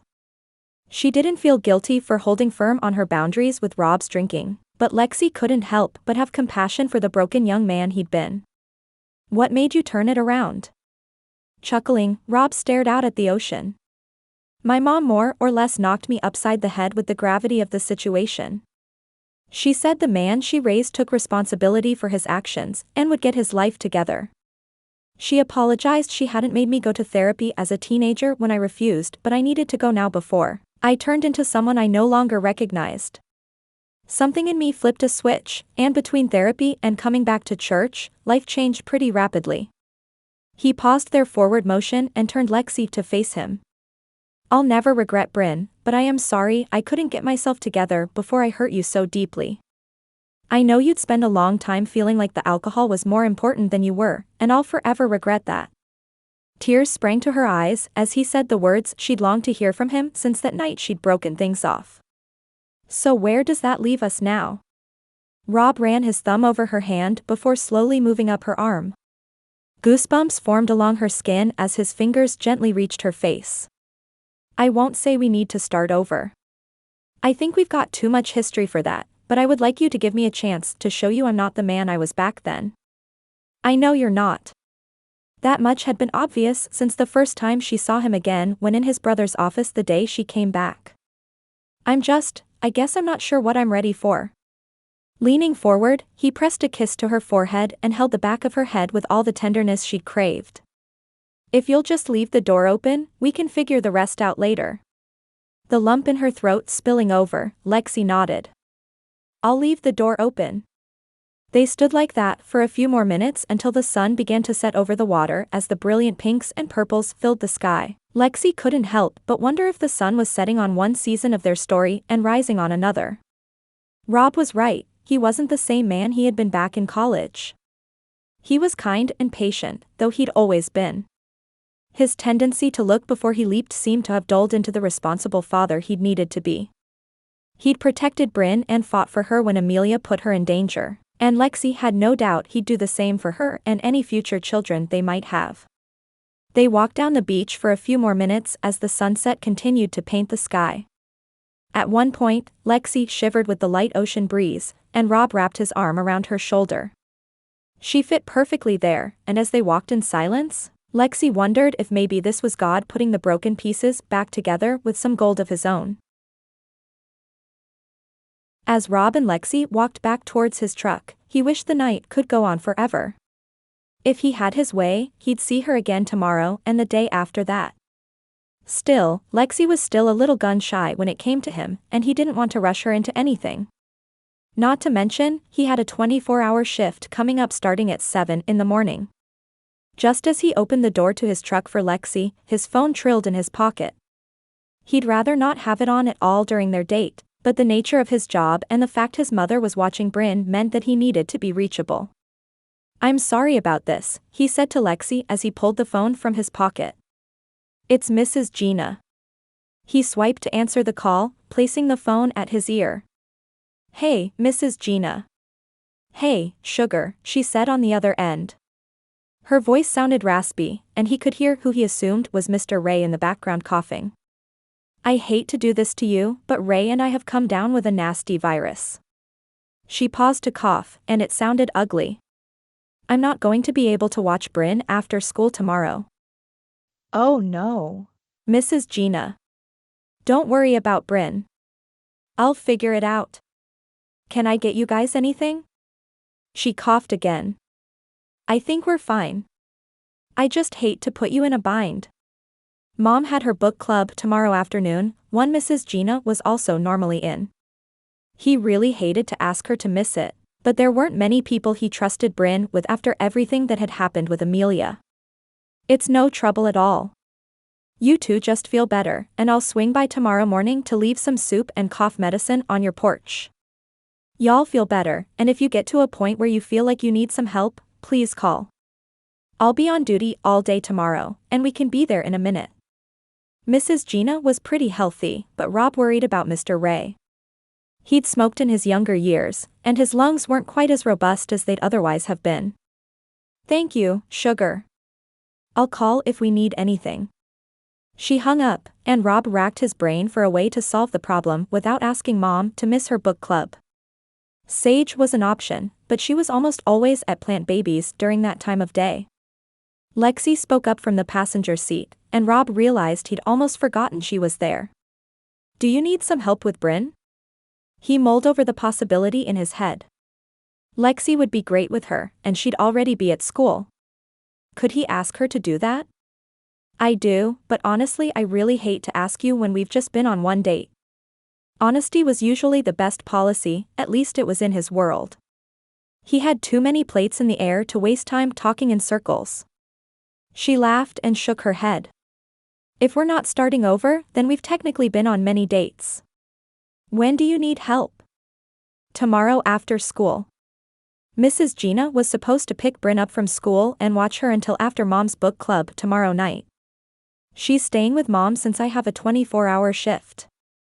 Mrs. Gina's in the book club too, but the store's right next to the library, and usually Brynn hangs out with Mr. Ray during that time. Lexi pursed her lips and thought for a moment. Why don't I take her with me to the shelter after school? We have other kids her age there, and I bet she'd have a good time playing with them. Hesitating, Rob thought through any other options he had. All his siblings would be at work, and they didn't have the flexibility Mom had with her schedule. Are you sure? I wouldn't have asked if I wasn't, Lexi replied. Who knows? I may decide to brave a cookie decorating competition with some of the kiddos. Brynn would have a blast with that. It was something she'd been planning on doing for a week or so, but she'd ended up staying late at work for a couple of days. Thank you, he said with a slow exhale as they headed toward the shelter to take her home. I can't tell you how much I appreciate it. If he were being honest with himself, and he usually was, letting Lexi watch Brynn felt a little bit like a new step in their relationship despite the fact they didn't really have one yet. It was as important as any conversation they could have or date they could experience. She smiled and settled back in her seat. Truly, it's my pleasure. Somehow, he knew, despite the flutter of nerves behind his resolve, she understood the gravity of what he was trusting her with. They rode the rest of the short drive to the shelter, and Lexi opened her car door before Rob could get around to do it. Still, he'd walk her to the door. That was one thing his father taught him before he passed away. When on a date, you always walk a lady to her door. It was right up there with the sidewalk rule and giving her your jacket when she was cold. Thanks again for going to dinner with me tonight.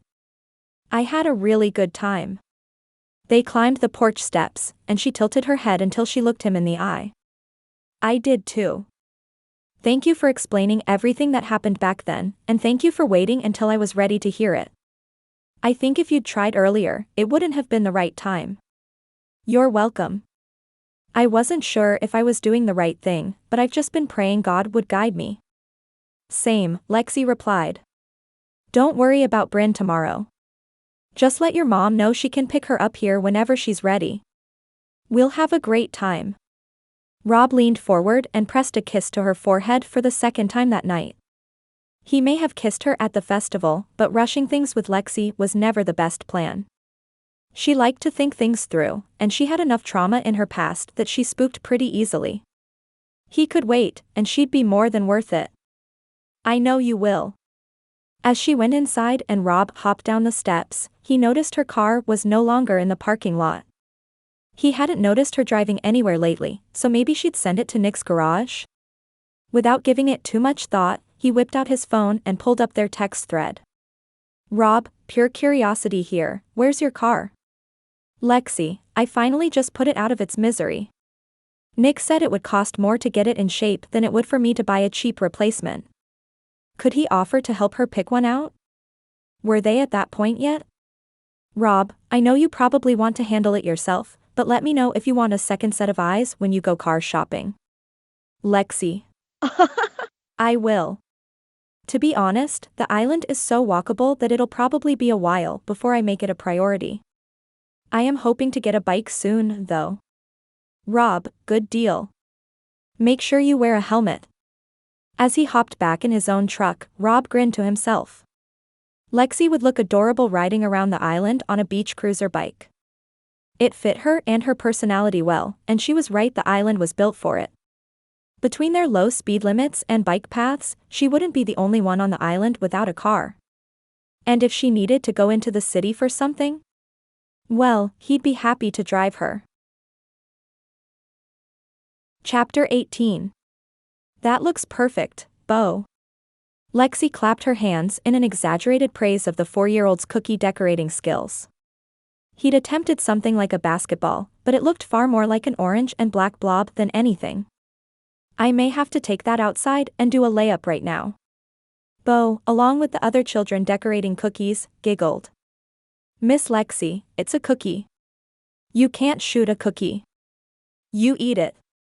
They'd gathered in the shelter's kitchen, and Lexi realized how little time she'd spent in the room since she arrived. She was happy to clean and watch the kids, but cooking had never been her strong suit. A frozen lasagna in the oven was about the extent of her culinary skills, but Beau's mother, Delia, had come through for her by prepping some cookie dough for them. All the kids and Lexi had to do was roll it out and pick which cookie cutters they wanted to use. She'd also bought the icing in their own little plastic bottles rather than trying to fool with piping bags. Not only did she have no idea how to make cookie icing, but she could just see it going all over the kitchen with 6 children under 10 at the helm. Lexi winked at Brynn where she decorated a fairly impressive version of a unicorn cookie for an 8-year-old. Oh, my mistake, buddy. It's still a really great basketball. Beau's older brother, Parker, put up his hands like he was going to shoot a basketball. Executing what Lexi assumed was good form for a jump shot, Parker followed through with a quick rub to his brother's head.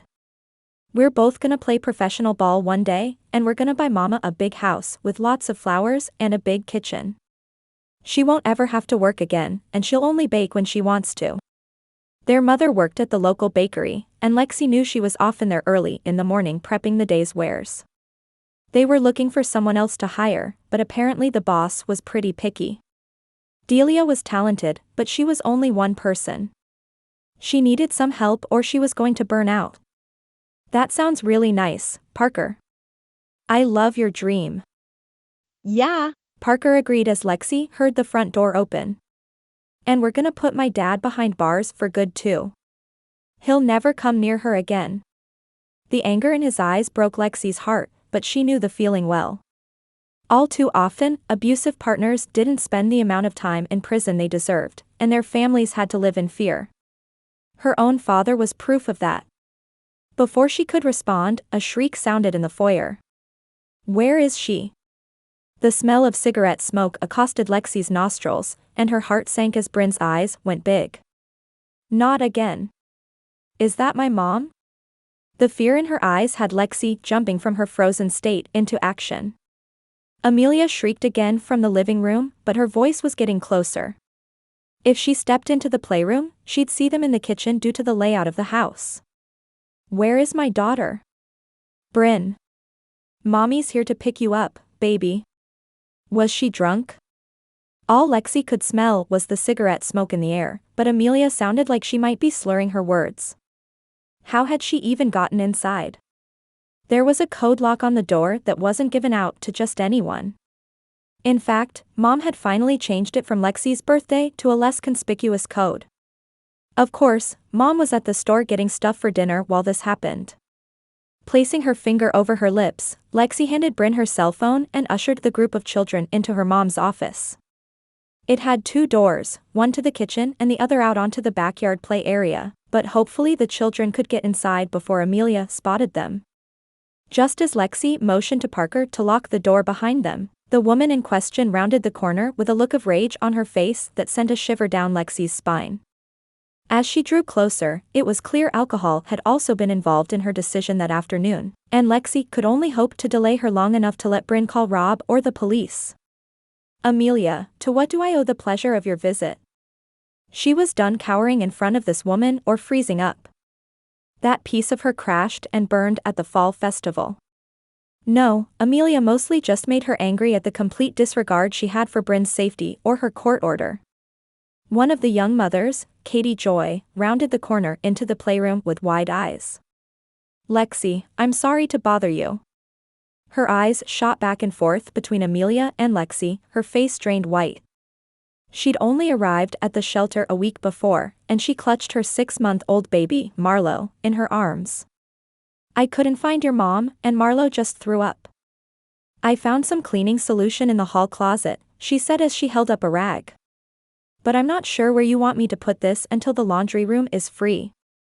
Each resident was assigned a wash day for themselves and their family, but they made allowances for situations like these. Still, the smell of the throw-up on the rag and the sight of Katie Joy's terrified face pricked at her heart.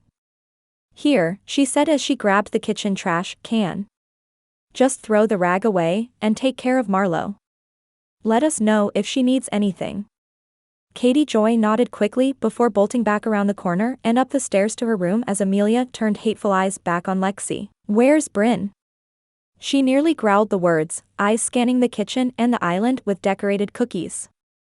"I know she's here. I know Rob let her come here with you to this halfway house with criminals and low lives." The irony of that statement was too on the nose for Lexi to even comment, but it took every bit of willpower within her to keep the conversation rolling. Insulting Amelia wouldn't get her out of here any faster, and the woman had already tried to slap her once. "You can't smoke in here, so why don't you take that cigarette back outside? How did you get in anyway?" Amelia shrugged. "Caught the door when one of your women was on her way out." She flicked her cigarette into the trash can and narrowed her eyes. "My daughter is here, and I've not given permission for her to be here. Bring her out, or I'll call the cops." Her words were so slurred Lexi had a hard time understanding her, but it was just as well. Her grip on reality was clearly as warped as her speech. "Sure, call the cops. This'll be what, the third time you've broken your restraining order since I got to town? Surely, your bail bondsman bill is getting high." Lexi did her best to stand as tall as she could with her short stature, hoping to exude more confidence than she felt at the moment. "It's time for you to leave, Amelia. The police are probably already on their way." Just then, the smell of cigarette smoke, alcohol, and whatever dollar store perfume Amelia had on was overtaken by the smell of smoke as the trash can erupted into flames. "Fire. Get out, Amelia, I don't have time to deal with you." As soon as Amelia took in the scene before her, she stumbled back towards the front door. Lexi had no doubt the word arson was playing in her mind.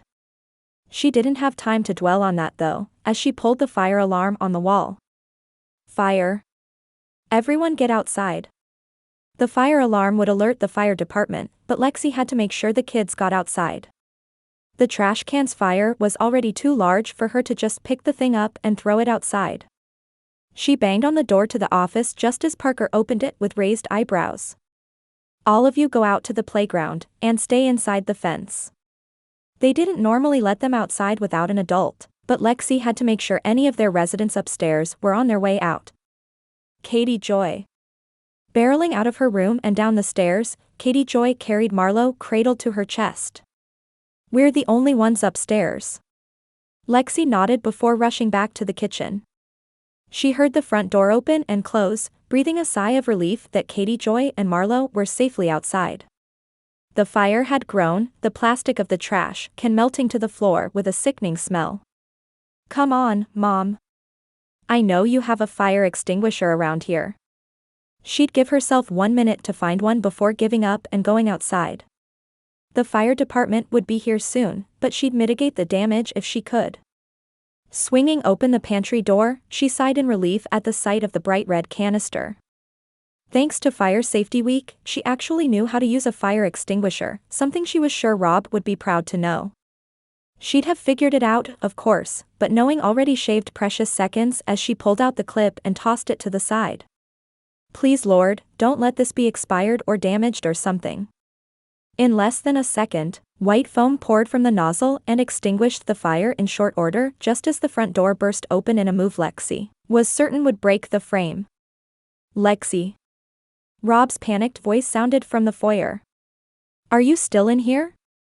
Back here, she called without letting up on the fire extinguisher trigger. It was a little bit intoxicating, the power of putting out such a powerful thing as fire. She could see why people like Rob chose the profession they did. I've got it out. Brynn's out back, by the way. Rushing into the room and spotting her, Rob's shoulders sagged as he let out a long breath. I know. I saw her outside. She also called in the fire just before your alarm company alerted us. He pushed a button on the radio at his waist as he stepped toward Lexi. Fire's out, stand down. Make sure everyone outside is okay. As he released the button, his gloved hand reached up to Lexi's cheek. I think you just took 10 years off my life. He pulled her close to his chest, and even through his turnout gear, Lexi could feel his heart thumping. I really hope not, she said as she snuggled in close. I'd like to get all of them I can. Her words surprised her. She could feel Rob's arms tensing around her, but he didn't respond immediately. That was fine, she'd meant what she said, and she'd say it again. He released their embrace while keeping her hand in his. Do you know what started it? Rolling her eyes, Lexi nodded. That would be Amelia.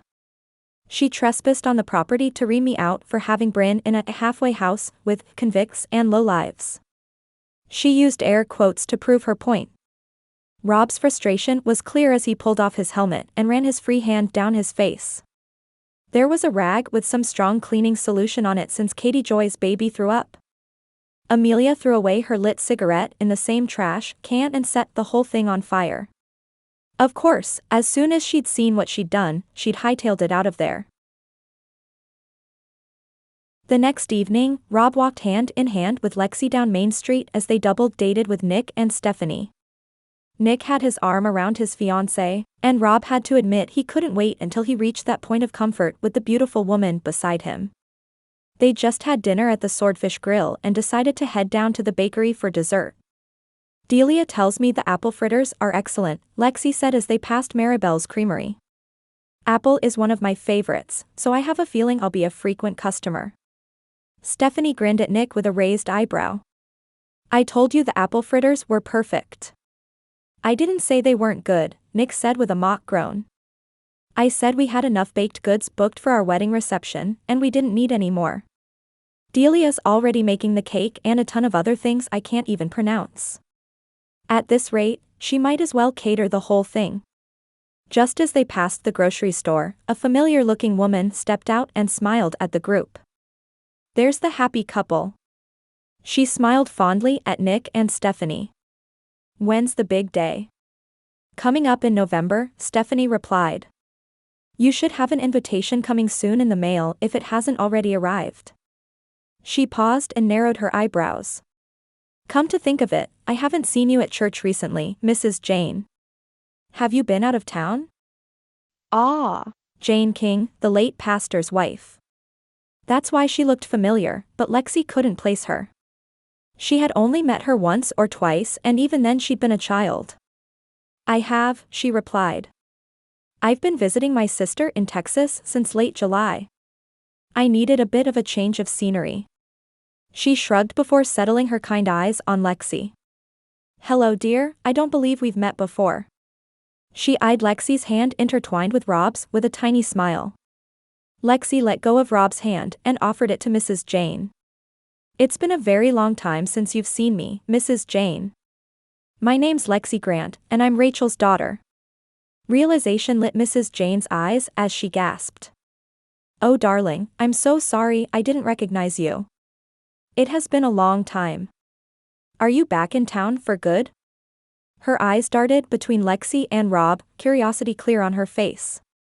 I am, Lexi said proudly. It's unfortunate the circumstances I came home under. But if Uncle Rudy's not letting it get him down, then I suppose I won't either. Eyebrow raised, Mrs. Jane's mouth opened. What's happened to your uncle? I hope he's not sick. I've just gotten back to town, and other than having my neighbor pick up my mail, I haven't really spoken to anyone. Oh, goodness. I'm sorry, I didn't mean to spring that on you. To her understanding, the Kings had been friends of Rudy's for a long time. He was arrested due to some circumstantial evidence found at his home regarding the disappearance of Charlie Edwards. Mrs. King's eyes went as wide as dessert plates, and the blood drained from her face. My heavens, he didn't hurt that girl. She muttered to herself for a moment before taking on a determined sigh of resignation. Thank you for telling me, dear. Is he in custody at the police station in town? Exchanging a confused look with Rob, Lexi nodded. He is.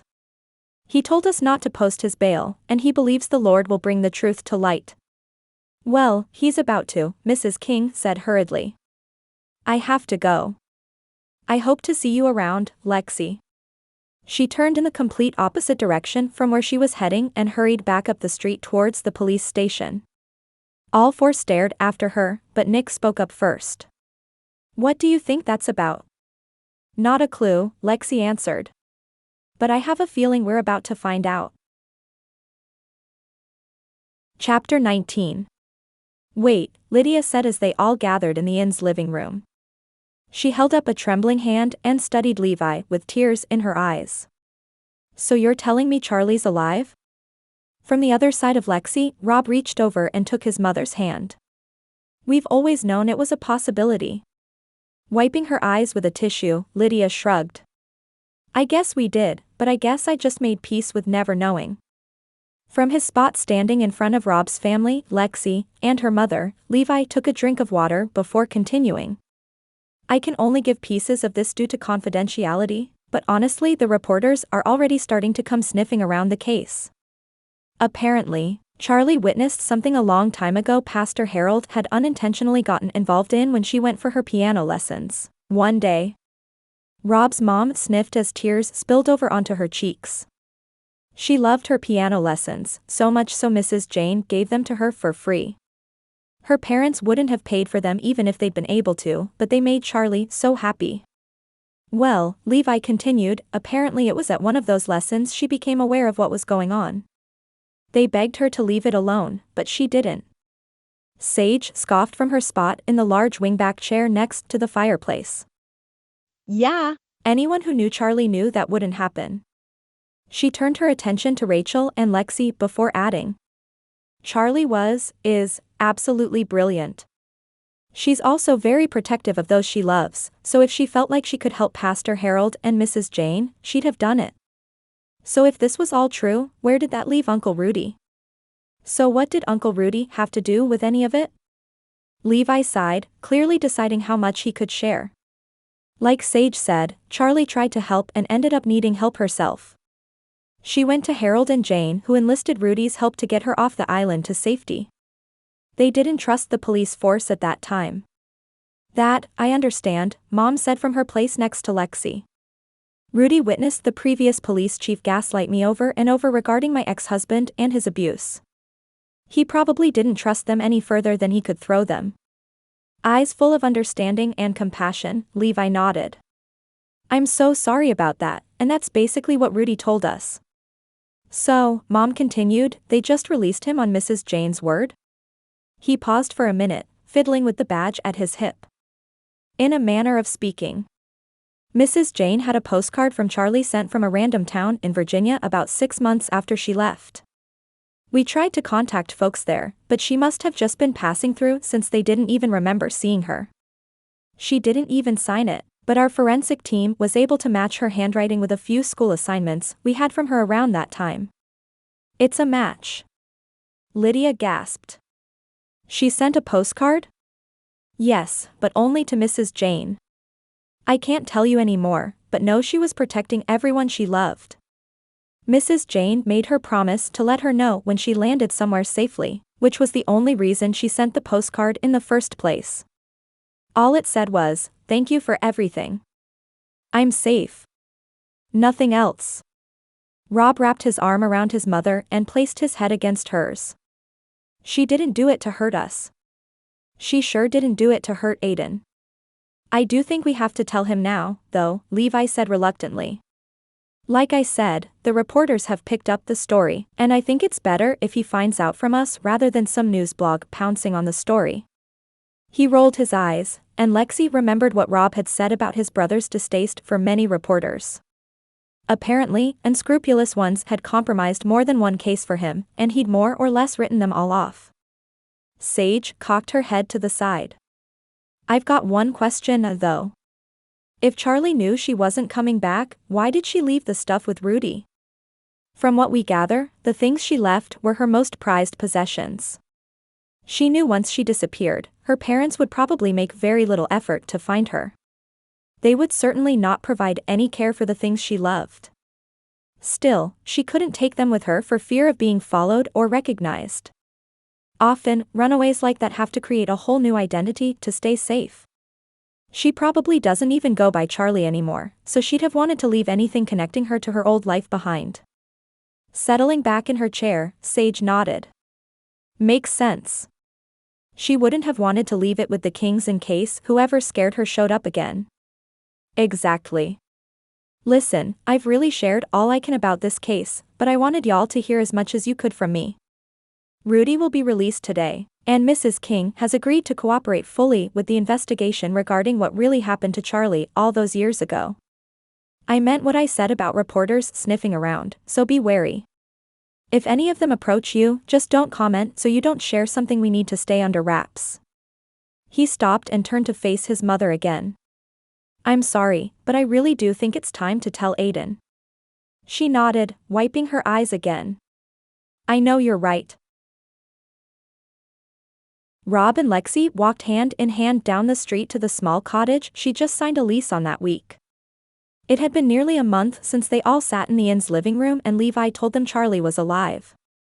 Mom said telling Aiden was one of the hardest things she'd ever done, second only to telling them all their father's cancer was terminal. She'd done it alone, with as much information from the police as they would give her, and she said he'd taken it as well as could be expected.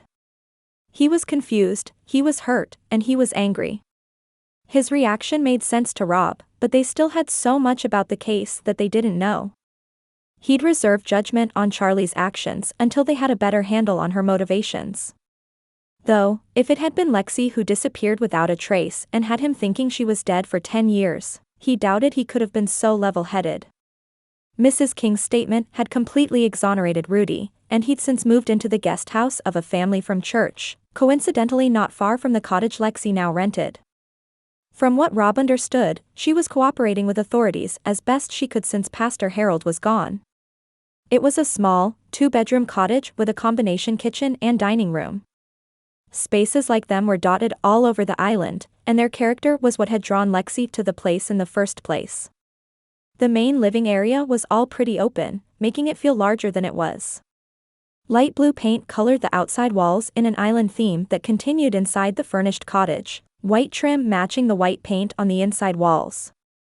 Wicker furniture, coastal decor, and different shades of blues, greens, and taupes dotted the place with a feel that was not exactly Lexi's style. Still, the price was right and a thorough inspection from Rob had revealed the place to be safe and well cared for. Over the last month, they'd spent as much time together as they could, often with Brynn in tow. They hadn't spoken any further about what Lexi said the day of the shelter fire, but the words rolled over and over again in Rob's mind every time he thought about what kind of future they might have. She'd said she'd like to get as much of his life as she could, and he'd gone back and forth wondering if she'd really meant what she said or if she'd just spoken in jest. As they walked in comfortable silence down the street, sans Brynn only because Mom had taken her to the aquarium for the afternoon, Rob decided it was time to lay it all on the line. Hey, I wanted to talk to you about something. Her hand tightened in his for a minute before relaxing. What's that? As they reached her front yard, Rob gestured to her front porch steps and led her there. The day of the shelter fire, did you mean what you said? She smirked, and he felt his heartbeat quickening at the sight. I did, and I've been wondering when you'd bring that up. So it wasn't just shock over what had happened with Amelia? At least that was one complication that had been more or less taken care of. Amelia's third breach of her restraining order in as many weeks, not to mention the fire at the shelter, had not looked good at the hearing for her attempted assault on Lexi at the school. It had been the board pressing charges, but the judge had been a hard nose and lost patience with Amelia's complete disregard of Brynn's welfare. She'd given her the maximum sentence of 5 years in prison with the promise she'd throw her right back in if she pulled any of her mess when she got out.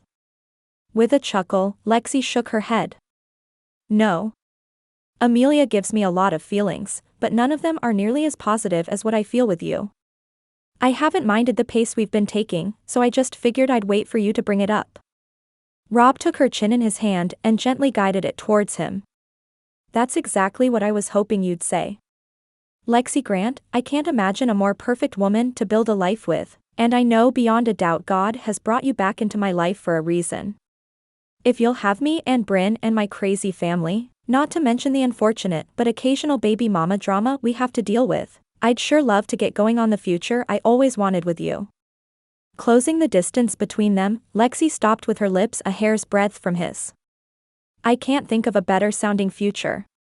You, me, Brynn, and this chance we have here, it feels a little like gold among the broken pieces. Unsure what she meant, Rob raised an eyebrow. Gold? With a wink, Lexi giggled. Ask your mom, but not right now. You've got more important matters to attend to.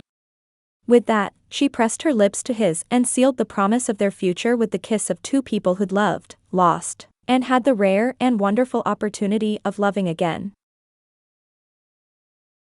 Epilogue. Sage, Rob told his sister with his tone laced with exasperation. You have got to let this go. Lexi chose to remain the silent observer in the tiff between twins, something she'd learned from Knox as she'd gotten to know the family. He'd been around a whole lot longer than she had, and he mostly just sat back and observed the chaos. In the 2 months she and Rob had been together, she'd really appreciated watching the way Allie and Knox interacted with one another. They were almost like magnets, moving through life as though pulled together by some unseen force. They might only have been dating officially for a little longer than Rob and Lexi, but they'd been friends for so long that it wouldn't surprise Lexi if there was a ring next month at Christmas. I will not let it go, Sage replied as she slammed her hands on the table. If Rockford Properties think they can come in here and bulldoze a wildlife preserve for their stupid resort, then they've got another thing coming. Allie narrowed her eyes at that. Wouldn't a wildlife preserve be protected land? I would think the area would be unavailable for development. The area in question was a large plot of land on the southeast side of the island that was heavily wooded and acted as a home for several native plant and animal species. It also had trails that ran all through the inside and was a favorite of local walkers and runners alike. At last night's town meeting, the town's planning committee had brought forth the proposal from the real estate tycoons at Rockford Properties. Lexi didn't know much about them, but their names were synonymous with the hospitality industry all over the world. With a heavy sigh, Sage shook her head. It should be, but the preserve is privately owned by a family in Charleston. They are, unfortunately, strapped for cash. Rockford sensed blood in the water and descended like sharks at sunset. Allie held up her hand with a smirk. Hey, now, don't bring sharks into this as an insult please. Sitting next to Lexi, Brynn scooted her chair backwards with a loud scrape. Lexi, can I get dessert now? It was the first time Brynn had asked Lexi for something as though she had the right to decide. Oh. Glancing up at Rob, she grinned at his subtle nod. Yes, sweetheart. You can get dessert now. Come on, Lydia said gratefully. You can help me get out the Esmore's stuff and get the fire pit going out back. Lexi, you want to come, or is this conversation as riveting to you as it is to my children? It was interesting, and Lexi didn't like the idea of the wildlife preserve being torn down either, but she wasn't sure what she could do about it. I'll help with the Esmore's. As she followed Lydia and Brynn out the back of the inn, Lexi took in the sight of the night sky over the water. Stars dotted the sky while the moon's reflection danced over the waves. As she watched the night sky reflected on the water, Lexi thought back on all that had happened since she arrived on the island. If you'd asked her then, she probably wouldn't have even realized how lukewarm her faith had grown. She'd carried so much bitterness and resentment over all the things that had happened in her life, but the Lord had begun to gently bring those things to the surface so that her faith could be bolstered. Finally, her heart had begun the journey to peace. It wouldn't be an overnight transformation, that much she knew well. No, the Lord's refining process was often much longer and more uncomfortable than that, but that was okay. He was with her, and he'd brought her people to walk with her on the journey. He'd been faithful even when she wasn't, and he was forming in her a faith that would stand firm no matter what fire she'd walk through next. The group got the fire going quickly, and Lexi helped Brynn set out the graham crackers, chocolate, and marshmallows. By the time they were done, footsteps sounded on the porch behind her, and she could feel Rob's approach before he even spoke. His strong arms wrapped around her from behind, and she settled into his warmth. "We've called a truce," he said with a quiet chuckle. "Life's too short to spend it arguing with my sister when I could be making s'mores with you and Brynn." She grinned, and they stood there studying the shoreline for a few minutes while the rest of the family started roasting their marshmallows. "Did you ever ask your mom about the gold in the pottery?" "I did," he said softly. "I can't believe I'd forgotten all about her kintsugi testimony. I guess the last time I heard it, Brynn was still small, and I was probably a little distracted." "Kids have a funny way of doing that." "They do," he said. "But, hey, I wanted you to know I wouldn't have had a problem if you'd told Brynn she could have dessert tonight without asking me first. I trust you." Hesitating for a second, Lexi pursed her lips. "I guess I'm just not sure what my role is there. I want to be a grown-up Brynn trusts, but I also don't want to overstep. We've only been together a few months." With a hand on each arm, Rob gently turned Lexi around to face him. "I know, and I won't pretend it's not a fine line, but I'm in this. I'm fully, completely, and wholly invested in us. In my mind, you'll be her stepmother one day, and I don't want you to ever doubt yourself with her. God will guide us just as he has so far. I have no doubt he knows each step we should take long before we make it. But I do hope we'll make those steps together." He ran his hands up and down her arms, warming her against the chill of the early November air. "That's still what you're thinking?" Swallowing down the lump in her throat, Lexi nodded. "It's exactly what I'm thinking." Thanks for listening. If you like Christian romance, be sure to subscribe to my channel so you never miss an upload.